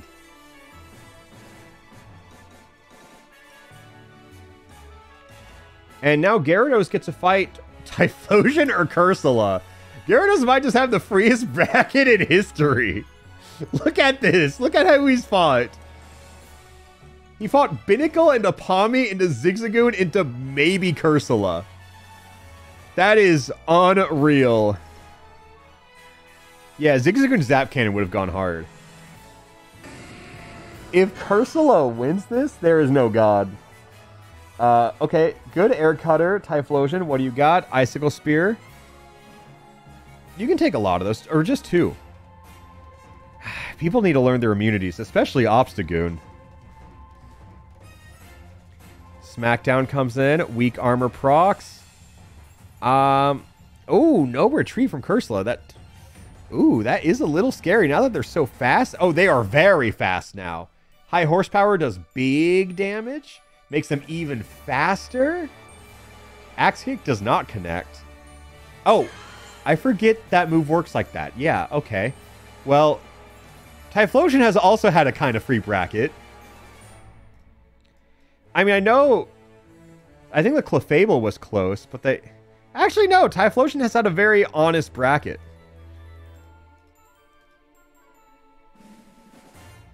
And now that Gyarados and Typhlosion, only one of them can make it to the championship. Yeah, they're having a fraud off next round.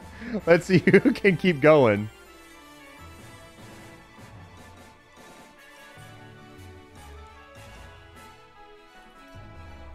I still can't believe Illu is in this. They beat... God, I can't... How do genies keep dying?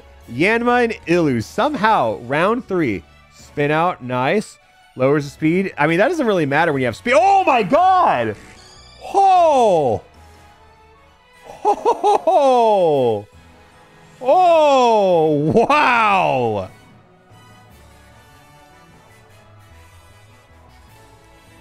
Isn't it crazy how few one-shots we have actually had in this bracket? That might be the first.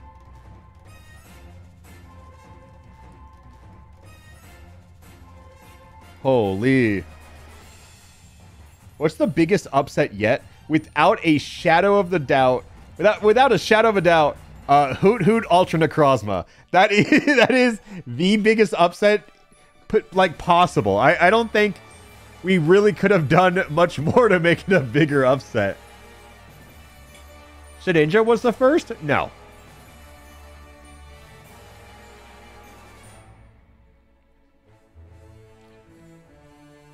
What about Eternamax?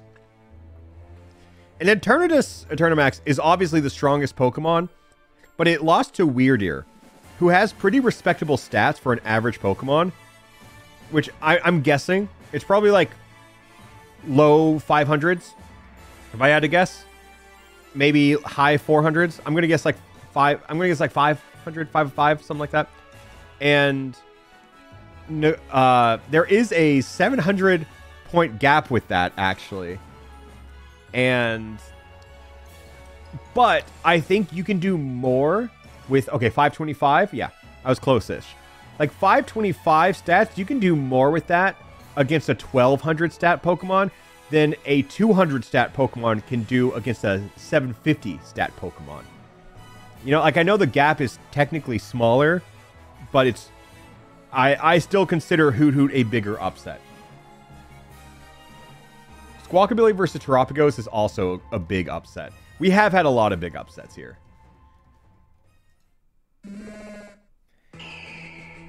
Miltank and Altaria, though...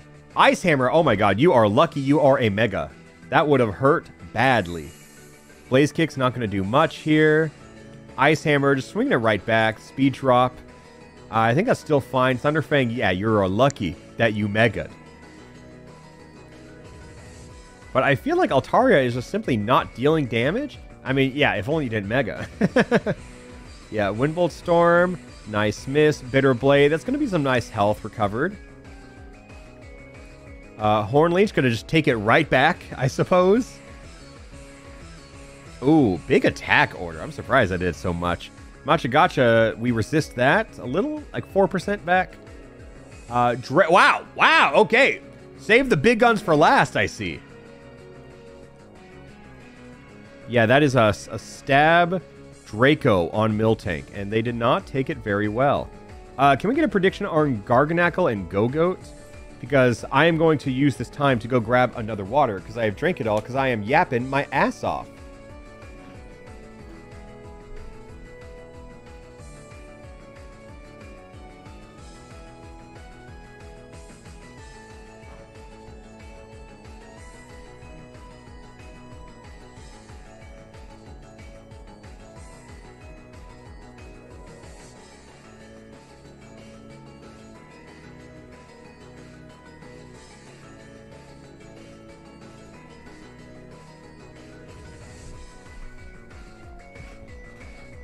All right. Oh, wow. We didn't start. Oh, thank you. Yeah, it could be turn 1 Gigaton Hammer. I mean, it could be. That's the thing. It very well could be. Go-Goat is ready for the battle. Focus energy. Oh, they are prepared. The Screech hurts. 2 great turn 1 moves. Wow. Wow. Great turn 2 move. And, okay, and there it goes. There's the metronome starting to show. And what can Go-Goat do with this? Miss a Hydro Pump. And Garganacl is just too in love by the Go-Goat. What a beautiful Go-Goat. The crit coming out from that focus energy. Oh, triple. Uh-oh. Uh-oh. Uh-oh. Oh, no. Oh. That is rough. That is very rough.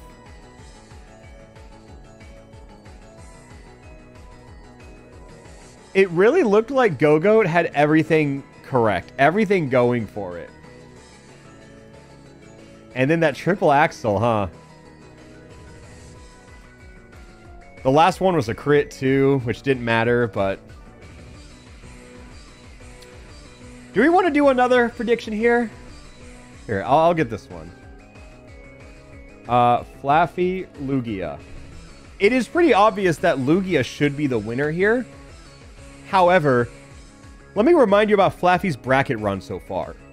Rillaboom, Iron Bundle, and now fighting Lugia. Definitely multiple upsets caused by Flaffy.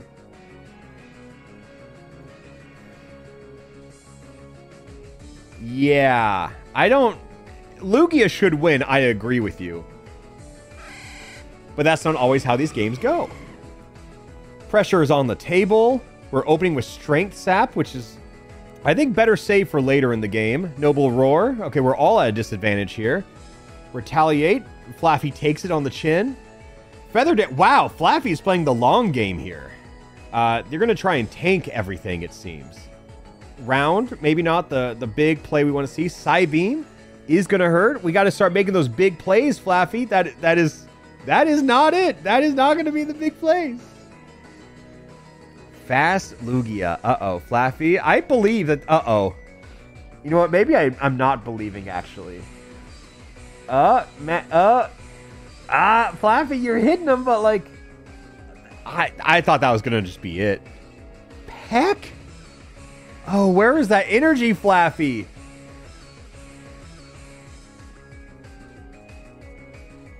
Shadow Punch? Oh, my... Flaffy, where's your rage? Where's your anger? Flaffy! I mean, Lugia's attack is so low, and now we're struggling. Yeah, that pressure really hurt. It is very... Yeah, Flaffy just died under pressure. That is, what more can you do? And now we have Garganacl and Lugia moving on for one of the spots in the championship.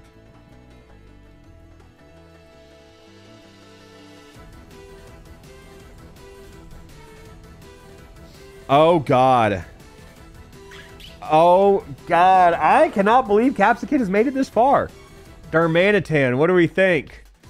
False Swipe. Crit mattered. Yeah, nice job, buddy. I mean, if there's ever a chance to use False Swipe, the beginning is the best. That is true.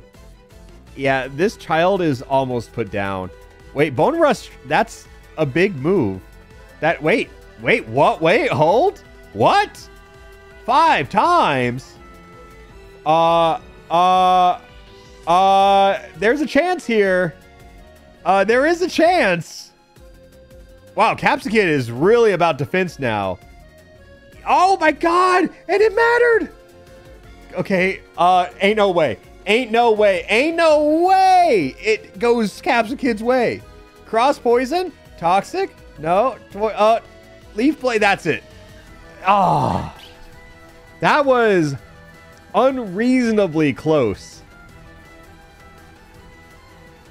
God, that Bone Rush went stupid. Ooh. And here's a fan favorite of Slitherwing versus the heel for Alligator. This is probably the show match of all show matches. There's a clear crowd favorite.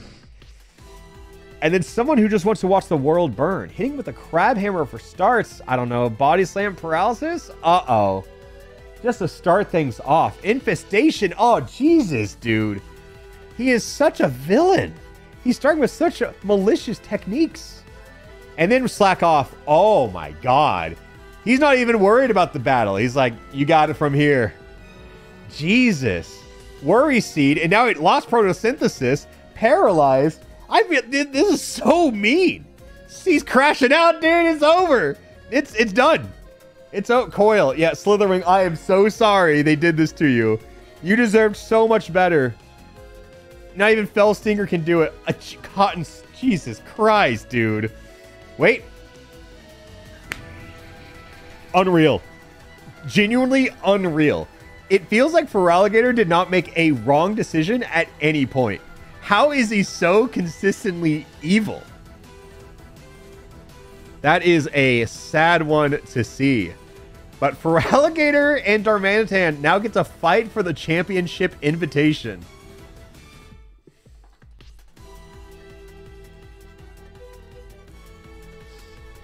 In the meantime, we have Mega Swampert and Entei. I mean, this is a good fight on our hands. We have one-sided pressure, defense curl from Entei. Okay, Curse. I mean, that's fine. I think that's great for a Pokemon who's already moving second. We resist that Head Smash, little recoil. Oh, that Swampert is about to hit fatally hard. We're immune from Electro Web. If it...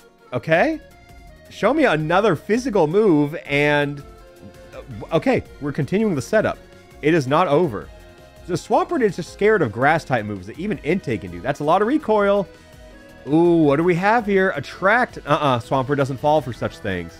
Yep, and Water Shuriken, that is over. That is GG's. I want to see how much Water Shuriken would have done from the start, because that is a scary move.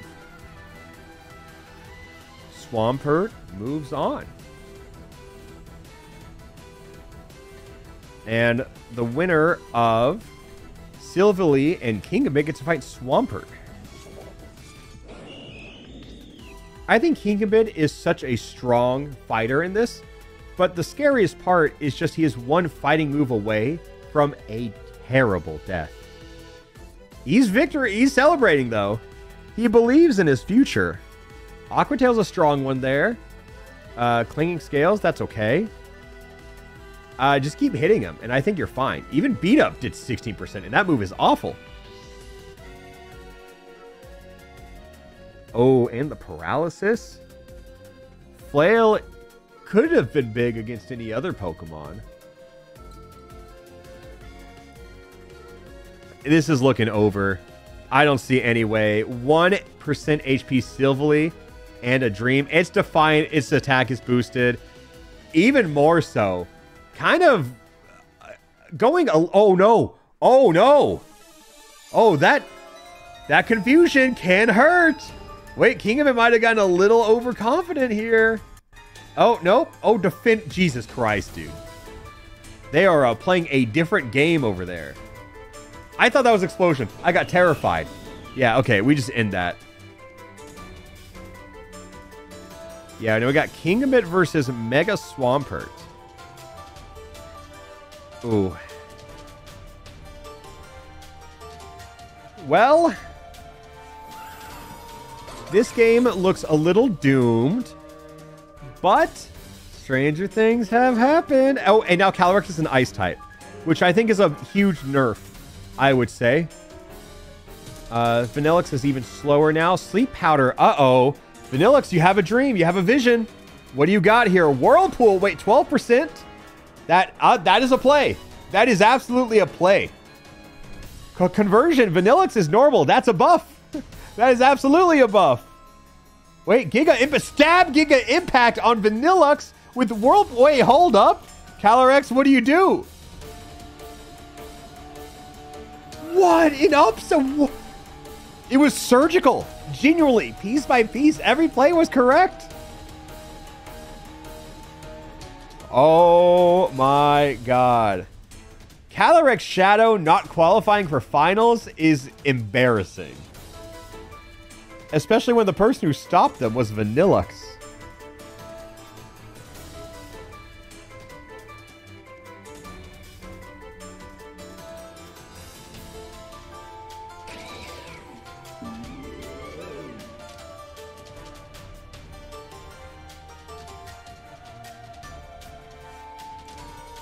I think Genesect has the advantage here. I mean, Bug Steel is so good. We're really just scared of any fire type moves. Uh-oh. Uh-oh, and that's 12% per turn. So that Ooh, that gunk shot would have killed. Oh, it would have killed. Okay, we got to make a move quick, Genesect. Leaf Storm ain't going to do it. I don't think it's going to do it. Spatial Ren. Oh, you got one turn. One turn in a dream. Wait, never mind. You got plenty of turns. Hold up. Incredibly clutch soft-boiled. Okay, we take the Uproar. We still got a couple turns. Wait, Smart Strike. Oh, my God. What a clutch. Like, a lot of people soft-boiled after they've taken, like, 12% of damage. But that was probably one of the most impactful ones we've seen so far. Genesect's looking strong, and now gets to fight Vanillux, which, if I'm Genesect, I'm popping off. That bracket could have been harder.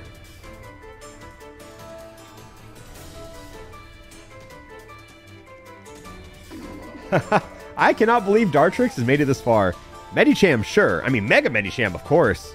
Opening with Steel Wings, nice. Imprison, how does he do it? How has Dartrix made it so far? I mean, look, this struggle is going to hurt a lot from Mega Medicham. Oh, wait, that 25% is so crucial. Oh my God, Dartrix. Did they just... No, I think Mega Medicham wins, right? I think so. Yeah. That was close. If they could have done just a little bit more damage, though...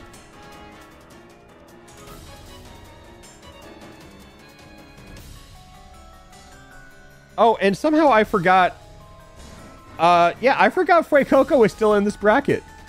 I don't know how long this battle's gonna go. Flatter is an interesting play. It doesn't look like it's helping. Smokescreen... Okay, Fuecoco is playing to its out. It's not working. I would just go for the guillotine, little guy. I think that's your only way of surviving this. Nope. Try again. Oh, and a miss? Come on. Come on. Come on, Fuecoco. Pull an upset. Oh, Reggie Drago cannot land a hit. Hold. Wait. Wait, there's a chance. There. Okay, Fuecoco loses some evasion. Drago goes to sleep. Uh-huh. Teeter Dance. Confusion again on the table.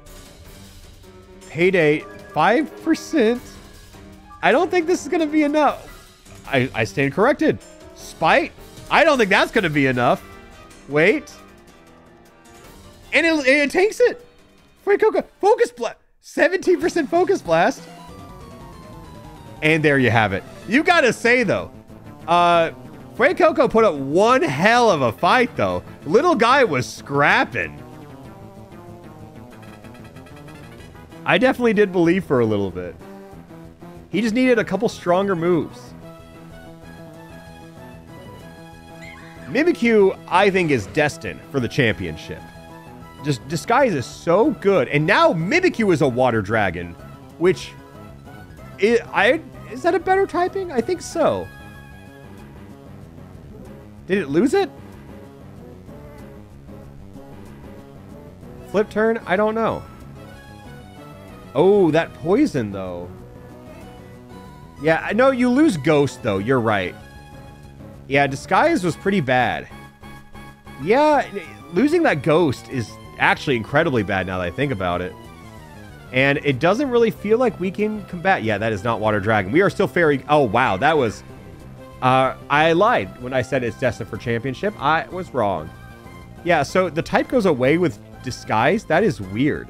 That is actually very strange. Well, you guys can vote Mimikyu in the top 16 fan voted bracket that we will get later.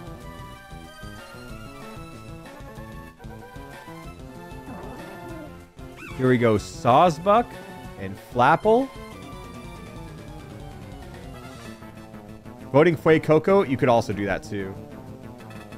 Wrong score. Oops. Oops, it happens. It definitely happens. It's a nice, easy change.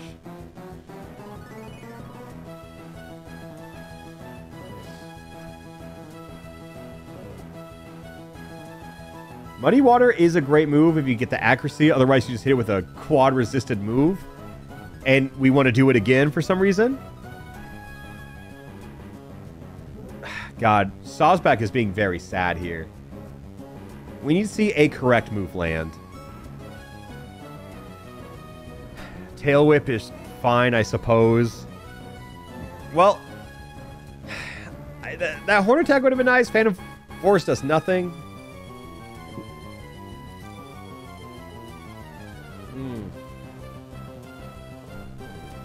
Pluck is a big move, though. Upper Hand does nothing. Hydro Cannon, it does just enough. You hate the matches when they go out with a whimper. You know, it doesn't feel good. No one wants to see it. And speaking of a potential whimper, here we have Miraidon versus Bergmite. I don't know where this one's going to go, but I certainly have a guess. Oh, Bergmite Fly. Dodging the Side Blade. Phenomenal play there. 7%. Just stack it up, Bergmite. Or you're halfway dead. Special attack is buffed from Miraidon, but that Mega Punch, that's big. Look at the... That is unnecessary, I think. Personally, I don't think Bergmite needed to be imprisoned. Why are you scared, Miraidon? Why are you so scared of Bergmite? Why can't you just fight Bergmite how Bergmite wants to fight? What about them scares you so much? All right, sure. Miraidon moves on in bracket. Why not? In the last round of... Or the last game of round 3 is Swinub versus Skeledirge. We open with Sleet. Okay, and that's it. That's the game. That's on to round 4.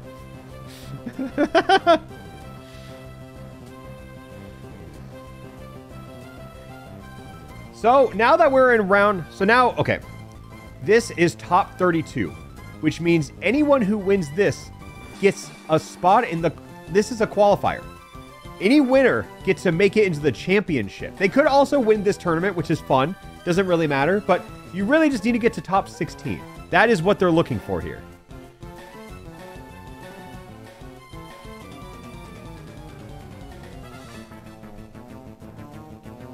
Yeah, could win regionals before Worlds.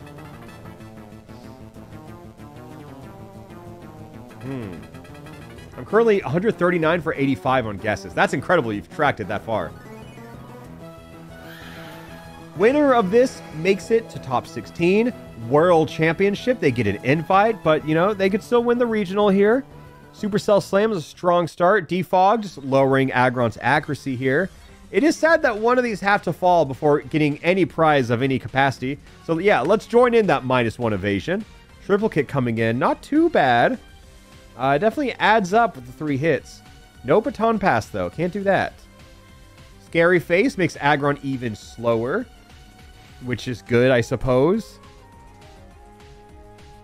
And now Aggron's a grass type. And Calyrex might go to sleep here. Hold. Night Slash doesn't really do anything. Aggron is actually at...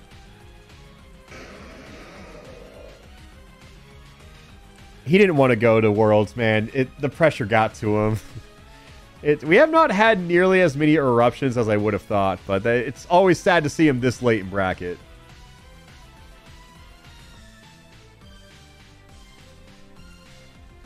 Oops, I grabbed the wrong one. Oh, dear God. What? Uh-oh.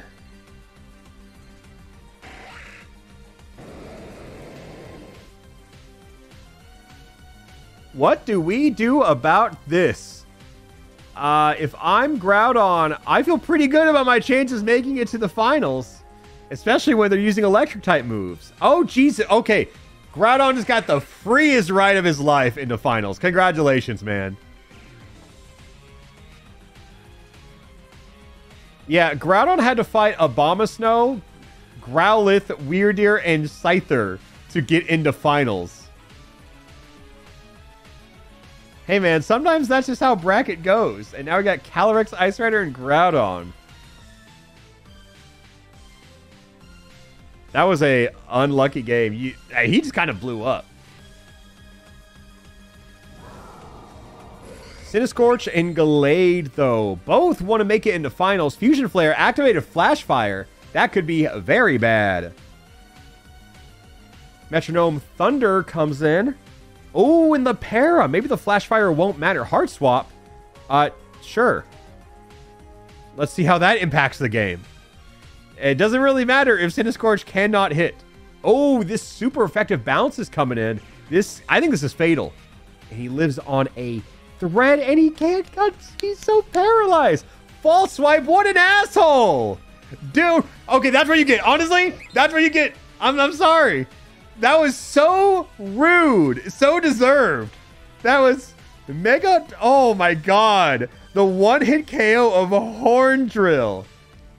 He felt so good about that false swipe, huh? Yeah, overconfidence is a slow and insidious killer. Wow. That is crazy. That's the only one-hit KO I'm glad for. It was a funny one.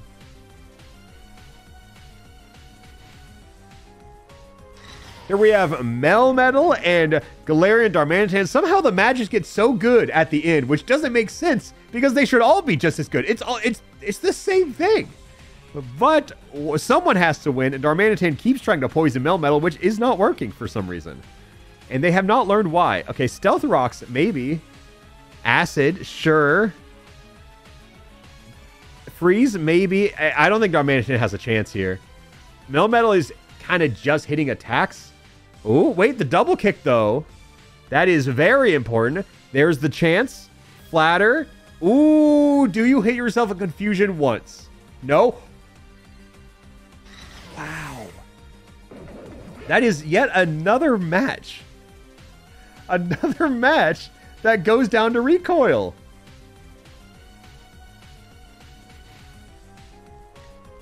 Yeah, I think Darmanitan looked out of it, and that is another Ice type qualified for finals.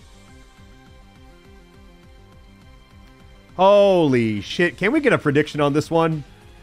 What do we think about Clobbopus and Mega Latios? One of them definitely snuck their way into bracket here. And you want to take a look at the Clobbopus run? This is Mega Latios, they're fighting now, beat Terrapagos, beat Blossom, beat Marini. They are scaling upwards for sure. But I think everyone on this list is pretty impressive coming from Clobbopus. Mega Latios, definitely the most impressive win they could have. And if Clobbopus qualifies for finals, I don't know what to think. I don't know what to think. I simply don't know. Okay. Clobbopus comes in. Focus Blast. He tanks it like a champion. She tanks it like a champion, excuse me. Another Flatter. And, oh, Latios hits himself in confusion.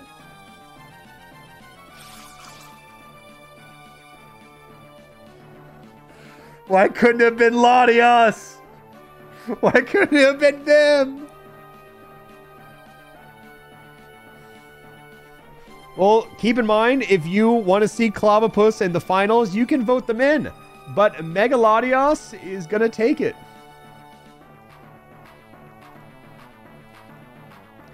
Oh, and here is another fan favorite.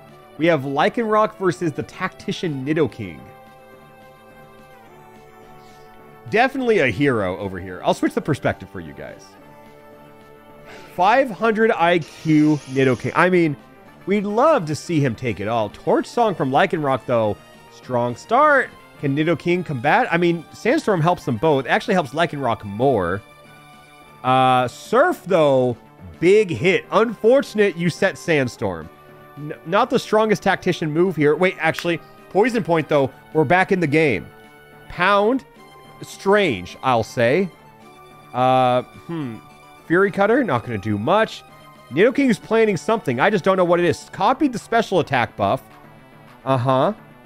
Gravity, that's fine. Nidoking Rock Wreck. Oh my god. What? Why? How? I don't care. You know what? Nidoking qualifies for Worlds. Congratulations. Good luck finding Mega Latios.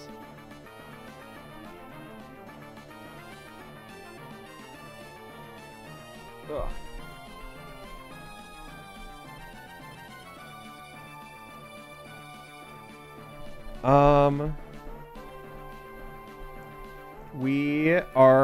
We now have Gyarados versus Typhlosion.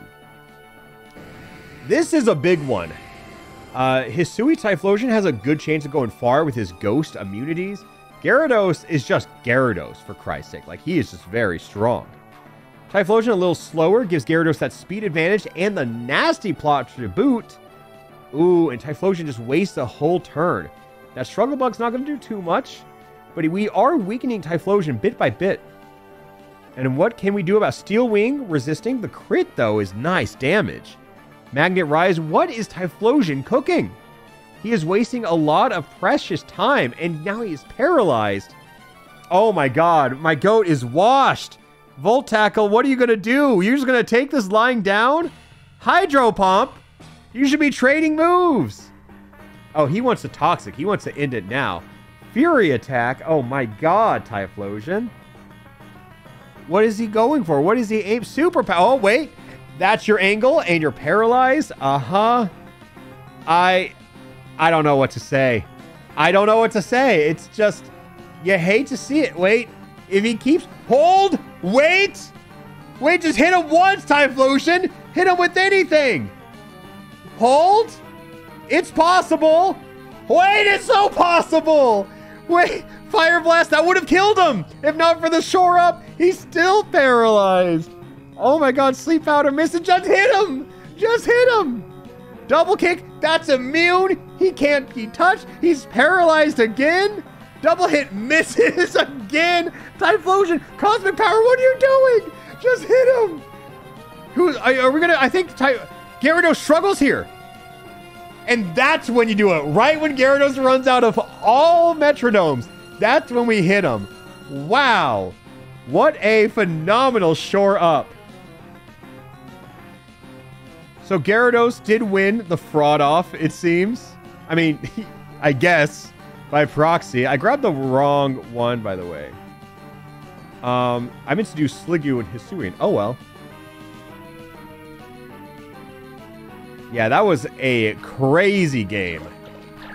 How can Sliggoo and Rotom even compare to that one?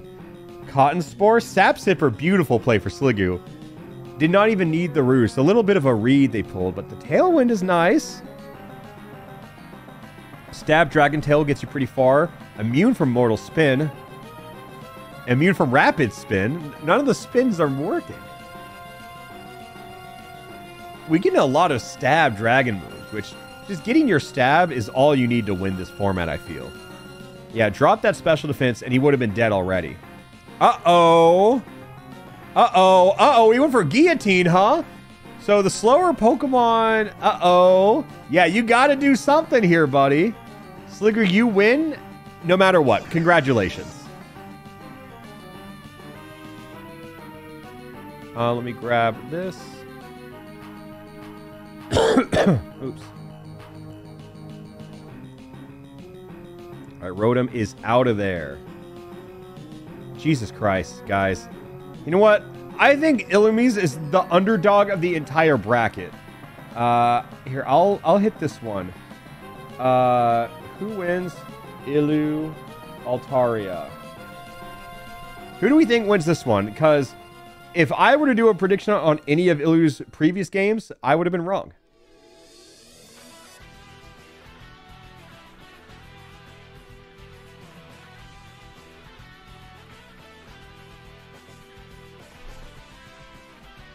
Is it Prankster? It's actually... It hasn't been before, and I don't know why it's not. Prankster would be so good here.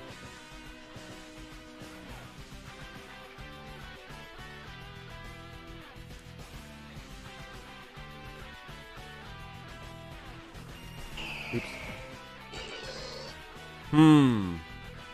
Illu starts off with Perish Song. Interesting. Not... Wow. I feel like every time I put a prediction on the table... This is how it always goes. Altaria is ingrained. I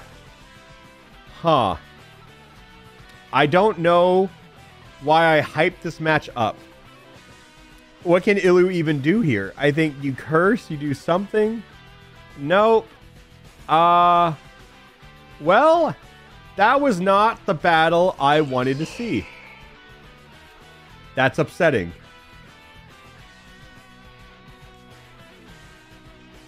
If they could have done any speed, switch move, anything, it would have been very good for them.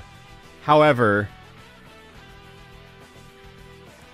yeah, if they hit a Trick Room at the end, I wonder. Well, vote for Ilu if you want. Altaria moves on to qualify for Worlds.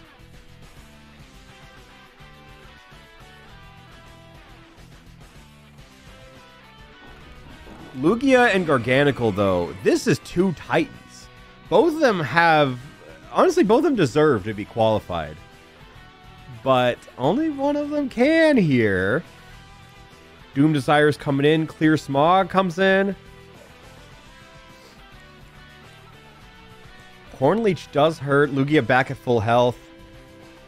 Ooh, Garganical, you gotta hit him. You gotta hit the guy. The Doom Desire does come in. Ow! Oh, I thought it was Garganical who used it. I did not think Lugia did it. Uh-oh. Uh-oh. Borrow time here. What are you gonna do, brother? Back against the wall. Flame Wheel comes in. You tank it? But what do you do? Uh-oh. Uh-oh. Uh-oh. That's it. It's no surprise that Lugia makes it into finals. It moves on to top 16. But Garganical did have one hell of a run.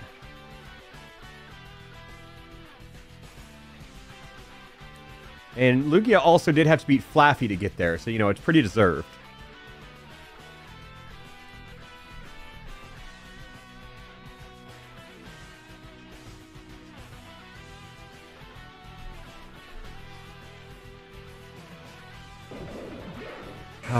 Darmanitan and Feraligatr, the heel of all heels. Dodges the sleep powder, blocks him so he can't escape. How do we top this? Is Feraligatr just going to continue being an asshole? It sure is. He dodges sleep powder, hits him with Spore, blocks him, uses Wish at near full health. Okay, Darmanitan getting that Calm Mind set up. Maybe someone can stop him. Okay, he's slowed down. His wish came true. Uh-huh. Teleport. Can't do that here. Baby Doll Eyes lowering Feraligator's attack, but doesn't matter. Iron Head. Flinch? Okay, I think he was going for the flinch. It still feels like Feraligatr is in such a fine position, even with his lowered attack stat. Razor Leaf, though. Oh, don't get too comfortable, buddy.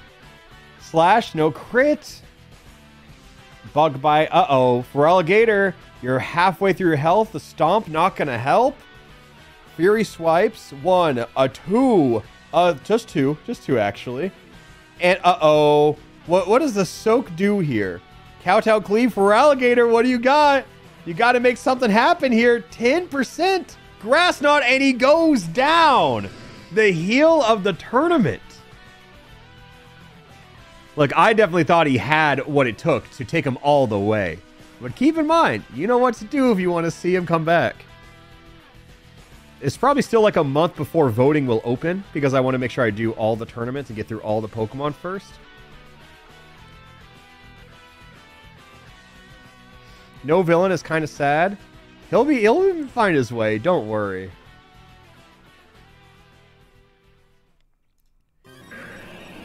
Mega Swampert and Kingambit. Now this is like two Titans going back to back. The neutral play rough, get some good value. Tri attack can be...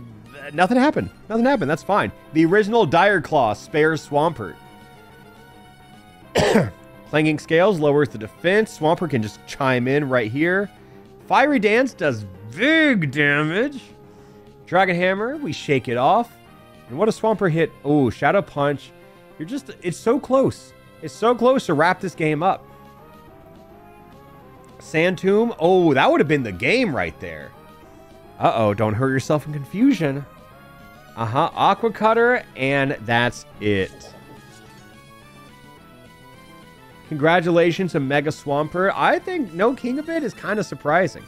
Didn't really leave an impression on the people, though, enough to get voted, I feel. But if you just like him, you can.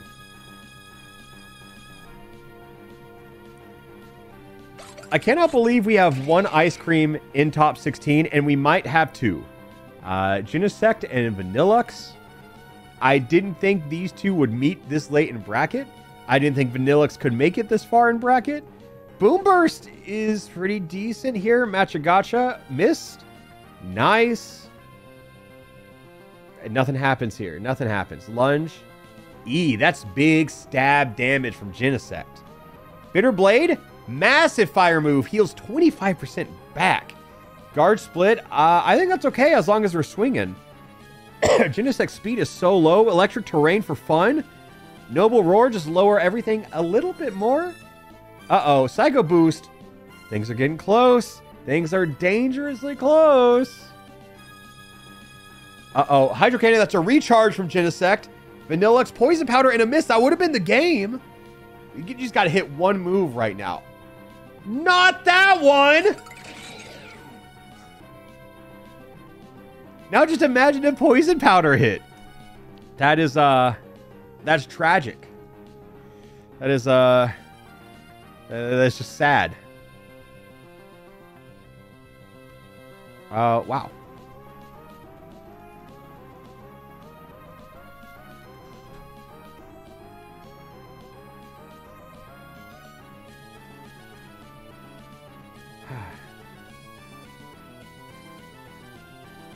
Oh, Poison Powder wouldn't have even ended it. Oh, you're right. He is Steel.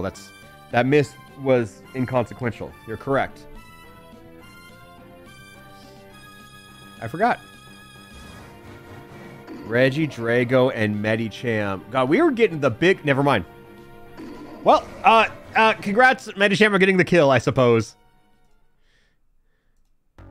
I'll give Medicham the point, but Reggie Drago gets the win. Yeah, that was a close one. Wow, 2 incredible games back to back, huh?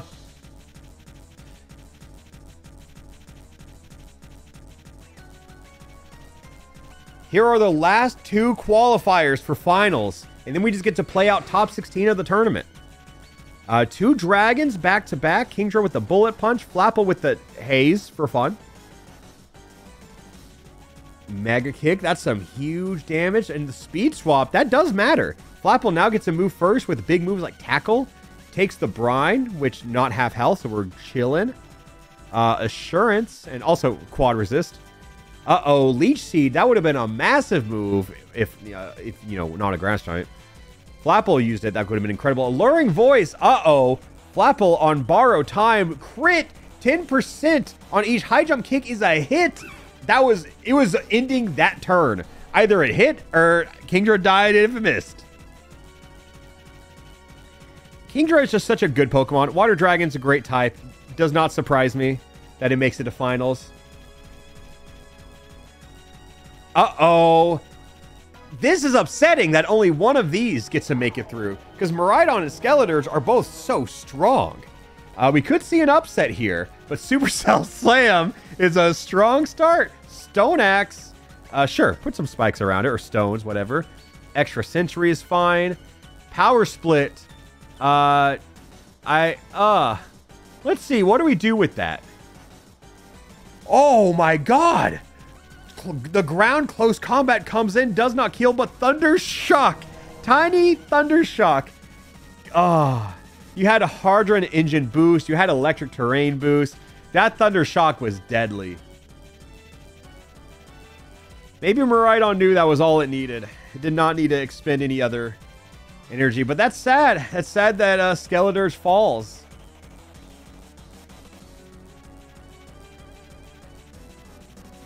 And now we go to top 16. We just get to ride this one out.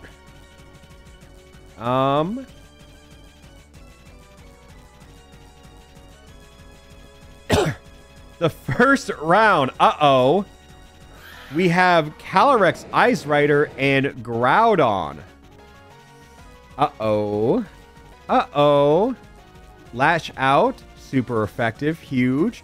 Low Kick. I mean, that's a heavy guy. That is a base power of 120. Hydro Pump in the sun does not do too much.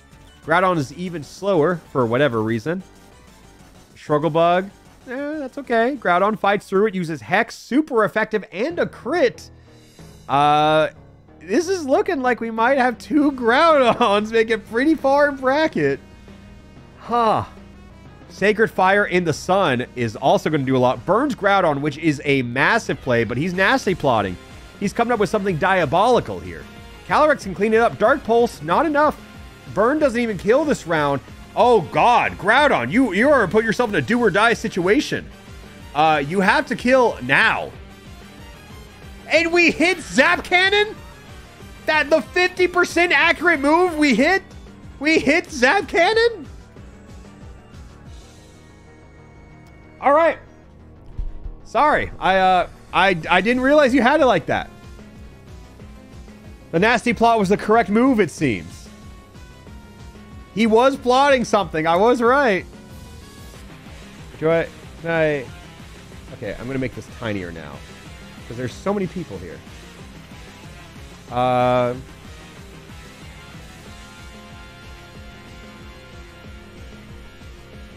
And here we have it. Darmanitan, Galarian versus Centiskorch. 2 opponents know each other. They're from the same region. But Felstinger coming in hot. Crit. Matters. Acid. Did not do much. Morning Sun, never mind. Acid never happened. Horn Drill, though. Oh, Jesus Christ. He's not messing around. Yeah, that is a 100% HP KO. Yeah. Avenged Gallade, I suppose. Maybe these two are buds. He was not going to let it happen. He saw the kill. He went for the kill.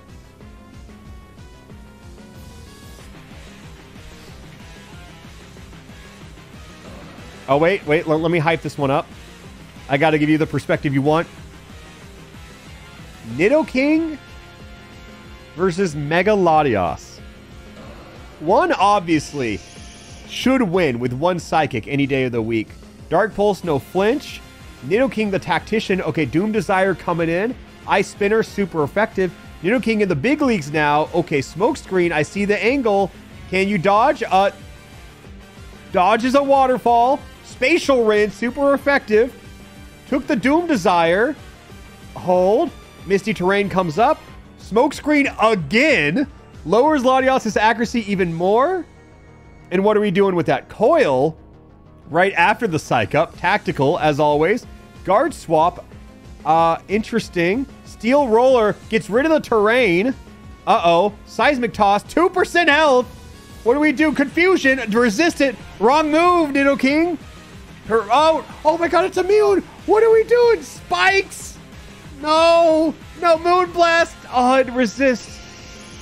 Look, they put one hell of a game into that one. Nidoking, I think that's the people's champ of this bracket, needless to say. Might not get to see the rest of this bracket. However, does get to come back for the finals.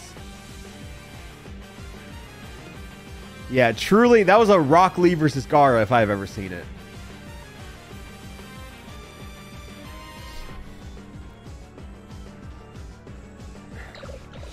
Hisuian Sliggoo and Hisuian Typhlosion. It was destined to meet in bracket. We got big Night Slash, Aurora Beam, Attack Drop, maybe? No. And Last Resort, he's just trying anything right now. Ooh! A Steel type with Ingrain is terrifying. Dragon Darts, it is neutral though, given the Steel typing. Thunder Wave, oh god. Hisuian Typhlosion does not do well when he's paralyzed. We know that from the Gyarados battle. Does he get to play? We'll see. We shall see. But it does help that nobody hits him. But Stab Shadow Ball is massive. Bullet Seed, we shake it off. Typhlosion. Yeah, I genuinely think Typhlosion has been a victim this entire tourney. It has not gone smooth for him ever. Bolt Strike. Ooh, and now Sliggoo. Oh, Earthquake. Phenomenal play there. One big move from Typhlosion. Uh-oh, Infestation on him. That is brutal. Dragon Pulse takes it, though. Nothing has ever gone right for him, yet somehow he finds a way. And now Typhlosion gets to play against that Mega Latios. Yeah, we'll see how that one goes. And now on the other side of bracket, we got Mega Altaria versus Lugia.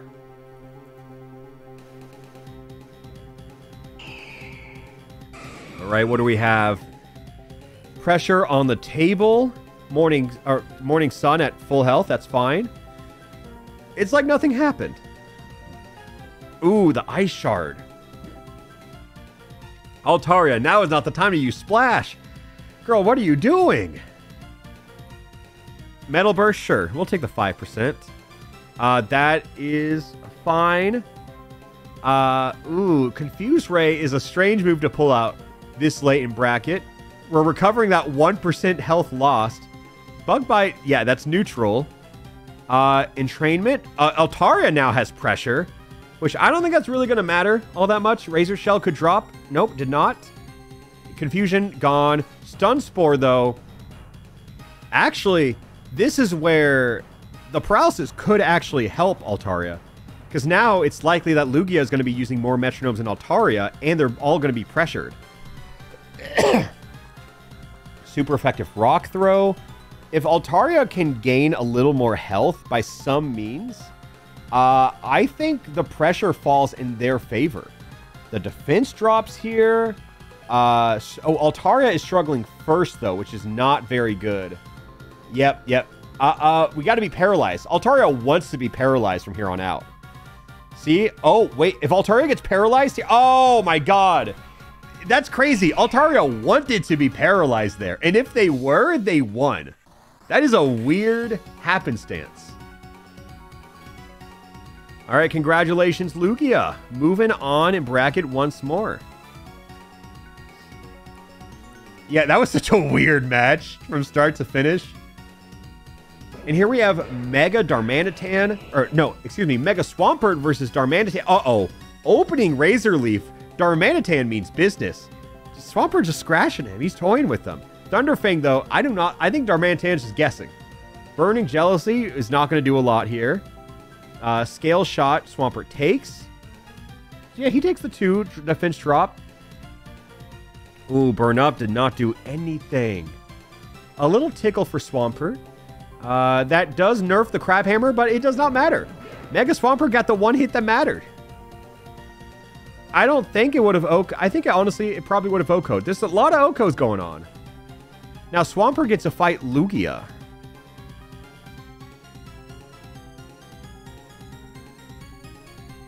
And let's take a look at Regidrago and Genesect. I don't know which way this is going. AP boost, perhaps. No. Regidrago gets the dual wing beat. Neutral on Genesect. Blow for blow right now. But all of these stat buffs are really going to help Genesect in the long run, especially when Regidrago is doing jack all. Dark Pulse could be a flinch here. Is not power tripping with no stats. That's okay. No power to trip with. Flame Wheel, that's fine. Ooh, Screech lowers the physical defense by a little bit. Perfect time for Regidrago to come in with a move, perhaps, like Fake Tears. Oh, we're undoing all the stats. Scorching Sands comes in, though. And Mist, sure, why not? And Psychic, wow. Genesect really thrived by the fact that their opponent did not want to hit them. What's the lowest BSD still in bracket? Let's check. I think, unironically, I think it is... I think it's Goodra. No, it's Sliggoo. Wait, what am I doing? That is not in bracket still. I think it might be Typhlosion? Darmanitan or Typhlosion? I don't know which. Probably one of those. I would guess Typhlosion, but it's one of those two. Could be Nidoking, too. Oh, Nidoking's out. Never mind. Last round of top 16. Kingdra versus Miraidon. This is a real clash of titans here. Both these Pokemon, phenomenal typings. Both dragons. We're starting with the electric terrain, which benefits one of them a little more. Got the Harden for the Hadron Engine. No Stun Spore, unfortunately. Any other Spore would have worked. They're both trying Fairy Lock. Conversion 2, and now Miraidon's a poison type, which magically resists the double kick that came in somehow. Good read, I suppose. Sure. Haze. I think that's okay. Electric Terrain is now gone. Shadow Sneak comes in. Kingdra comes with a false swipe for 8%. Ooh, Drill Run. Big damage. I don't know why Miraidon's a poison type.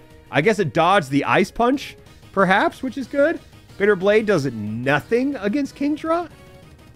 Close Combat resisted by the poison type. Maybe Miraidon was onto something, actually.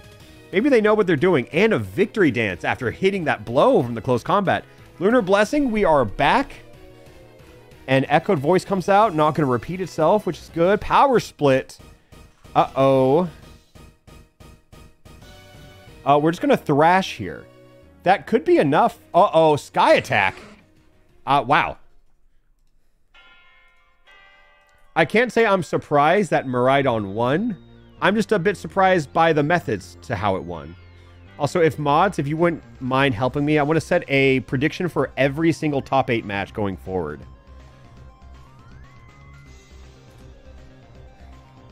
Yeah, he had the poison read somehow.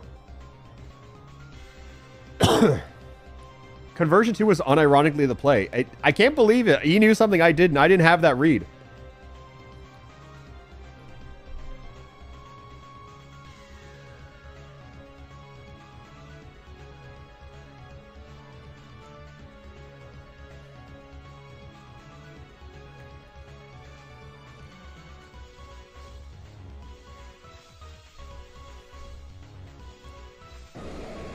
All right, Groudon breaking out. Darmanitan. I mean, this is a kind of favorable matchup here. Dragon Dance is pretty helpful. Psyshock. I think... Ooh. If Groudon gets any fire move, though, I think that's pretty over. No Metal Burst coming out. Groudon still Metronome's Poison Sting. Poison damage? Oh, no. Assurance. Groudon takes that. Hits itself in Confusion, which is pretty big. And now Sky Attack. So that did do big damage last time, but we have Aqua Ring now, which I think Groudon with that move is very, very good. I mean, Groudon can take his time now. He can even stall out Struggle with Aqua Ring. Victory Dance for fun? Oh, wow. Groudon has to blow up at this point. That's the only way I see him losing. Or Mountain Gale. What the fuck is that move?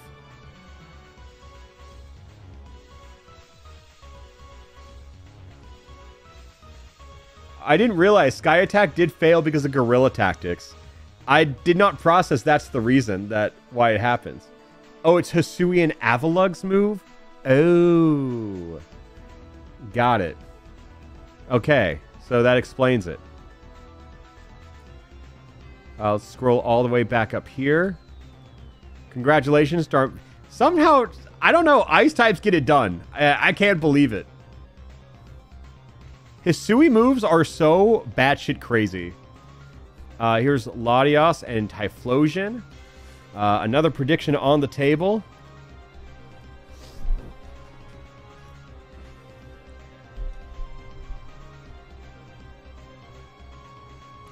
Yeah, we'll wait this one out.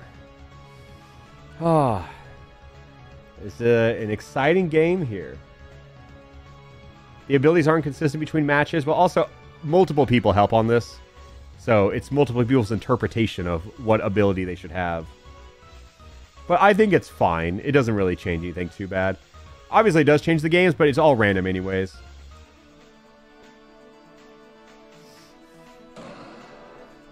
Latios is just such a good Pokemon. And Typhlosion has historically had such a bad... Oh, he's a normal type now. That might hurt him. How does he know? What are these conversion strats? Eruption that would... I don't know how people do it. Shadow Claw? Oh my god, how is he doing it? What an insane play. Look, I was laughing for a second, but now we have Bind on the table, which is very not good. Typhlosion has to start making some plays because he is losing 12% per turn. He has 2 turns left. Work up. Dude, you gotta make a hit. This is also if Latios does nothing. Okay, it's working up. It's just sitting back and letting Bind happen. Fire Fang. Oh, buddy, that is... I got to commend the conversion play. But what else was? That's so sad. It was a phenomenal play, though. I do like it.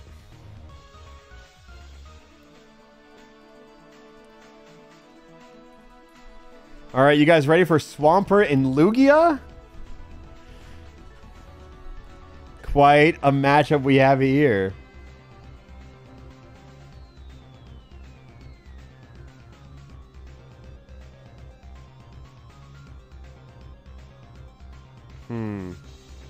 People cheering for Swampert.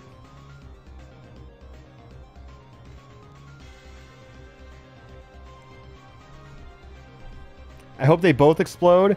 I don't think they could. They might both want to. Let's throw them out. Pressure is on the table once more. Match. Uh-oh. I thought he was dead. I thought it was over. Oh, that was such a rough start for Swampert. He got the signature move, too. Moonlight, beautiful, Swampert. No, you're not going down without a fight. Minimize Lugia. Luster, he can't hit him. He can't hit him.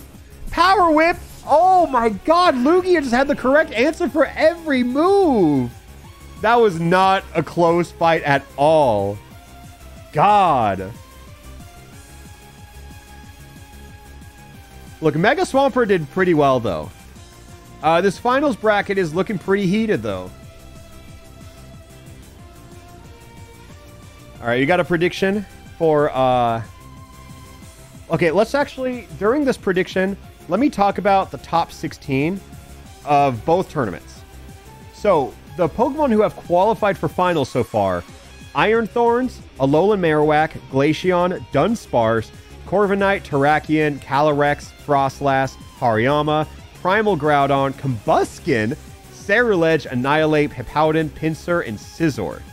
And then from this tournament, it's been Calyrex Ice Rider, Groudon No Primal, Cinescorch, Darmanitan, Galarian, Latios Mega, Nidoking, Sliggoo Hisui, Typhlosion Hisui, Mega Altaria, Lugia, Darmanitan, Swampert Mega, Genesect, Regidrago, Kingdra, and Miraidon.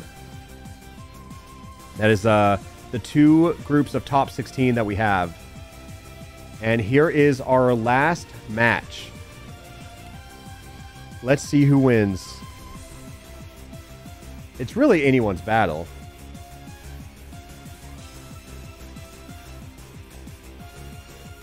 Where is the other bracket? It happened 2 weeks ago. If you look on the link, just remove the 2 from the URL for the bracket link, and you can see the other one.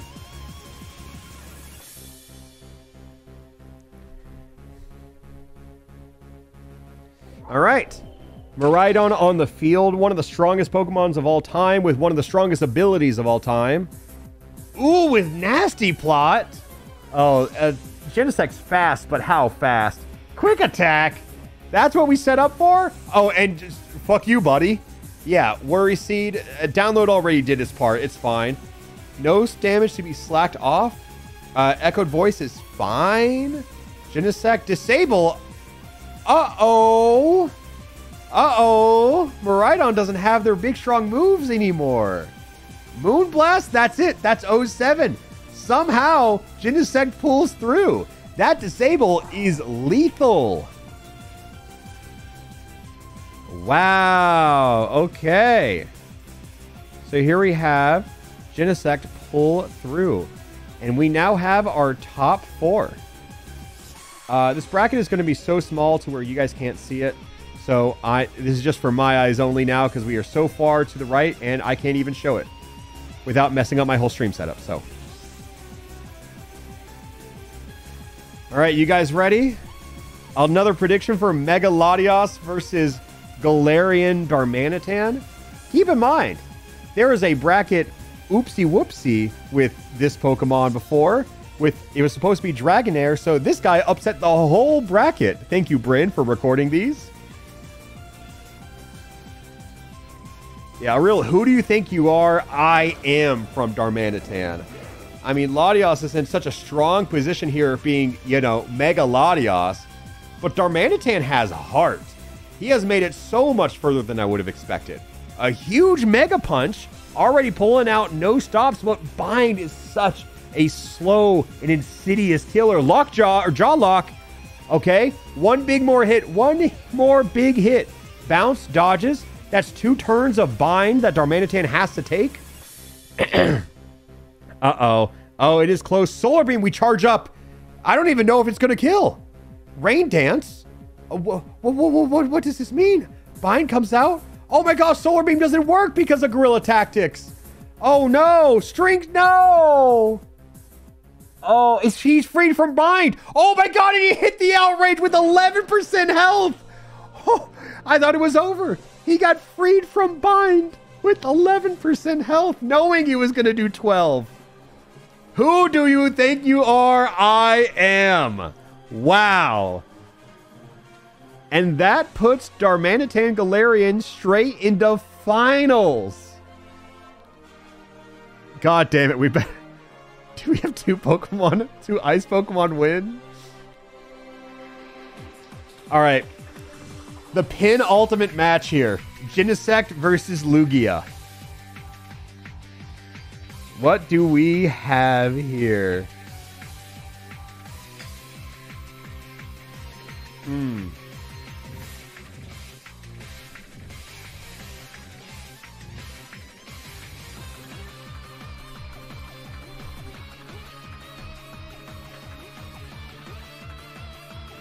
Okay. All right. Here we go. The absolute final match before the finals. Genesect versus Lugia. Lugia makes sense, but I'm shocked Genesect has made it this far. He hasn't had an uphill battle. Lugia opens with Shadow Ball, retaliates with Power Trip. That's pretty big with Download as well. Lugia gets a bit more speed. Genesect combats it with Will-O-Wisp. 6% per turn. Very strong. Ooh, Sacred Sword. Only 10%. Strength. I mean, when you're +1 attack, that strength does a good amount of value. Heart Swap. Okay. Switch the stat changes. That's fine, I think. I mean, Lugia still burned at the end of the day. And Ice Spitter. Holy! Ice moves, Ice Pokemon, they get the job done. Genesect wraps it up. And now for finals, we have Genesect and Galarian Darmanitan. That's a wow. Wait, but first, this is not for anything, but would you guys like to watch the 3rd place match of Lugia versus Mega Latios? This one's just for fun. Yeah, we don't need to gamble on it. This is just 2... Wait. Yeah, that's correct. 2 legendaries of adjacent generations. Okay, Zap Cannon, crazy. Paralysis, Magic Powder, I don't know what they're cooking here. Skill Swap, oh, that's pretty good. Put the pressure on Lugia. Wow, wow. Latios, it is already paralyzed. Good attempt. Fickle Beam. Huge damage. I think Latios is in such a good position if it can just finish the job. Horn Attack gets you close. Not all the way. The Rock Wrecker's going to hurt. You got to recharge, though, and Bind. Ooh. Tragic miss on Bind. Clear Smog. That doesn't really do anything. I think Lugia just hits 1 hit. Thunder Fang doesn't do it. Does not do it. Stone Axe. Wow, this is neck and neck. You missed the circle throw. Comes at softball. Uh-oh. Oh, that is a heartbreaker right there. The Drain Punch would have been enough, too. Beat up. Nothing is happening. I think the pressure is about to start hitting Lugia soon. But it doesn't matter. Mega Latios pulls ahead. Again, that was just for fun, right? We know that much. I'll update the bracket, though. One for Genesect. And here we move into finals of Galarian Darmanitan. Yeah, let's start the prediction. This tournament has had Eternatus Eternamax, Mega Swampert, Mega Latios, Mega Altaria, Calyrex Ice Rider, Necrozma, Ultra Necrozma, Hoot Hoot. And despite all of that, the two standing in finals is Genesect and Galarian Domanitan. This match is historic, generational, dare I say. And only one of them can win. And let's hope it doesn't end in an explosion like last time. SmackDown is huge. What do we get? Shadow Claw. Wow, they are swinging. No, victory dance. A little too premature, some might say. Syrup Bomb is going to slow him down quite a bit. A little bit, bit by bit, every single turn. Hyper Voice. That's big damage. That special attack buff helps. Night Slash crit. We are both one hit away. And we get to move first. Rest. Incredible play from Darmanitan. Esper Wing comes in. That is a good amount of damage. Darmanitan still has one more sleep turn. And then Genesect gets to counter out with Bleak Wind Storm. Ooh, that rest did not help nearly as much. And what do we have? Darmanitan wakes up for Lunar Blessing. Oh my god, he is not done. Ooh, Mach Punch, the Lunar Blessing saved him again. Razor Shell. Oh, with 6% and like 100% restore. It was like 70. Galarian Darmanitan takes it all. Somehow, I don't know how, we have hosted 2 of these tournaments and ice types keep winning. They're not supposed to, by the way. That's not how Pokemon works. So, there you have it. Galarian Darmanitan. Another ice type wins the Metronome 1v1s. It doesn't make any sense to me. So here you go. That was the second major of Pokemon on top to see who is the Pokemon on top of everyone. We can look at these results a little bit. Darmanitan, Galarian winning. Here, I can, now that the tournament's done, I can do this a little bit. Darmanitan with 8-0. Genesect with 7-1. Lugia and Latios Mega got very close. And this is the cutoff here. Everyone you see who got 9th and higher is going to qualify for the finals. And it's pretty much everyone right here. Yeah, Big Ice is behind it all. I don't know how Ice keeps winning. I mean, Calyrex didn't do all that well. It's really just there's one Ice type every single time. It's really going to be rigged when we do finals and it's Darmanitan versus Glaceon. That's the real rig. All right, I'm going to call it good on that one. That was one hell of a battle. And I don't know when we're doing the third one. I do have to take the weekend off because I'm helping Lud with his Rivals tournament a little bit, showing up to cast. Guerrilla Tactics is very good in this format. That is true, unless you get a 2-turn move. But, who are you going to vote in for the finals? I'm going to allow 16 slots of the 16 most voted for Pokemon. But yeah, who is going to write people in? Bramblegast, of course. Illu, that makes sense. Machamp, Hoot Hoot. Yeah. Jirachi from last time. But what about from this week? Oh yeah, Feraligatr. Someone's got to vote in Feraligatr, that's for sure. That dude was an asshole. Yeah, we need the king. Nidoking. No, he qualifies, right? Yeah, Nidoking qualified. Do not worry. He is right there.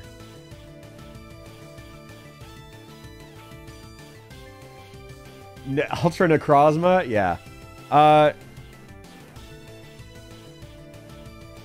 Yeah, I am curious. Actually, don't answer me. I will ask privately. I am curious to see who wins, but that is it. The Tyro Garchomp. Holy shit, I forgot about that. You guys want to watch that one just for fun real quick? This was easily the most insane match of the entire tournament. And it was so close to going a radically different direction. Like, Tyrogue almost dies round 1. He gets burned. Also, if he didn't get burned here, he also would have won. He gets Power Swap, which actually doesn't do anything. It's mainly just the speed swap that matters. See, that Ice Punch would have killed if it wasn't for that burn. Yeah. Vice Grip. that wouldn't have killed, but it would have gotten closer. Smackdown. Like, all these moves would have done so much more damage if we weren't burned. And then Overheat, no matter what, would have killed. It's just such a shame that special attack is so pitiful. Because now he lives on 4%. And again, keep in mind, he takes this, but he's burned. And his attack is lowered. He also wastes a turn with Gravity, which is unfortunate. And then here you have Echoed Voice, which does 2%. Because his special attack is halved. If his special attack wasn't halved from the Overheat, that also would have killed. If you did Echoed Voice into Overheat, that would have killed. That is so unlucky. Or did he have Guts? I feel like he didn't have Guts. Or maybe... The Ice Punch did hit pretty hard, actually. The logs are not saying there was any Guts boosting there, so I don't think so. But if he had Guts, that also would have been different. Yeah, and we want to watch Hoot Hoot? Yeah, we can watch the Hoot Hoot game to send it all off. Those were the two standouts, I agree. Twitch Prime versus YouTube sub, huh? Drop kick, they resist. Attack drop.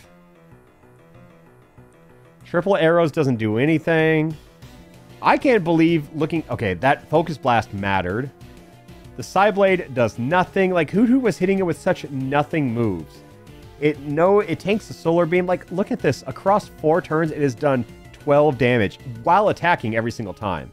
It was the Magma Storm. The crits, whatever, but the... oh god, my voice. The 12% every turn. Psychic Noise there. Heal Block doesn't matter. It's really just Magma Storm damage.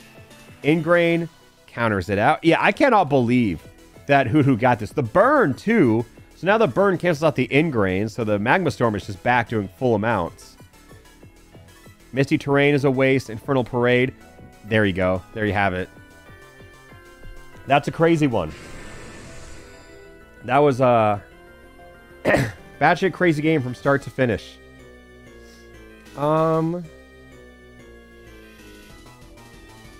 now we are going to... I feel like Eric has rated us quite a bit lately, so I think it's only nice to return the favor.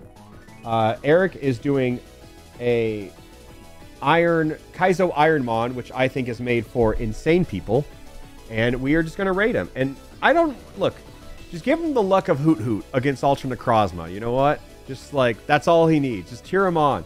Tell him Ice-type Pokemon are good if you can grab one, though. Those are pretty broken, as we know. Also, buy the Alpharad U2s. I think you can only buy it for a few more days. So if you want to get it, you are running out of time. I think next Mungie Monday will be the last possible chance to buy it. And after that, it's gone forever and ever. Forever and ever. But okay, bye everyone. Tell Eric I say hi. And good luck.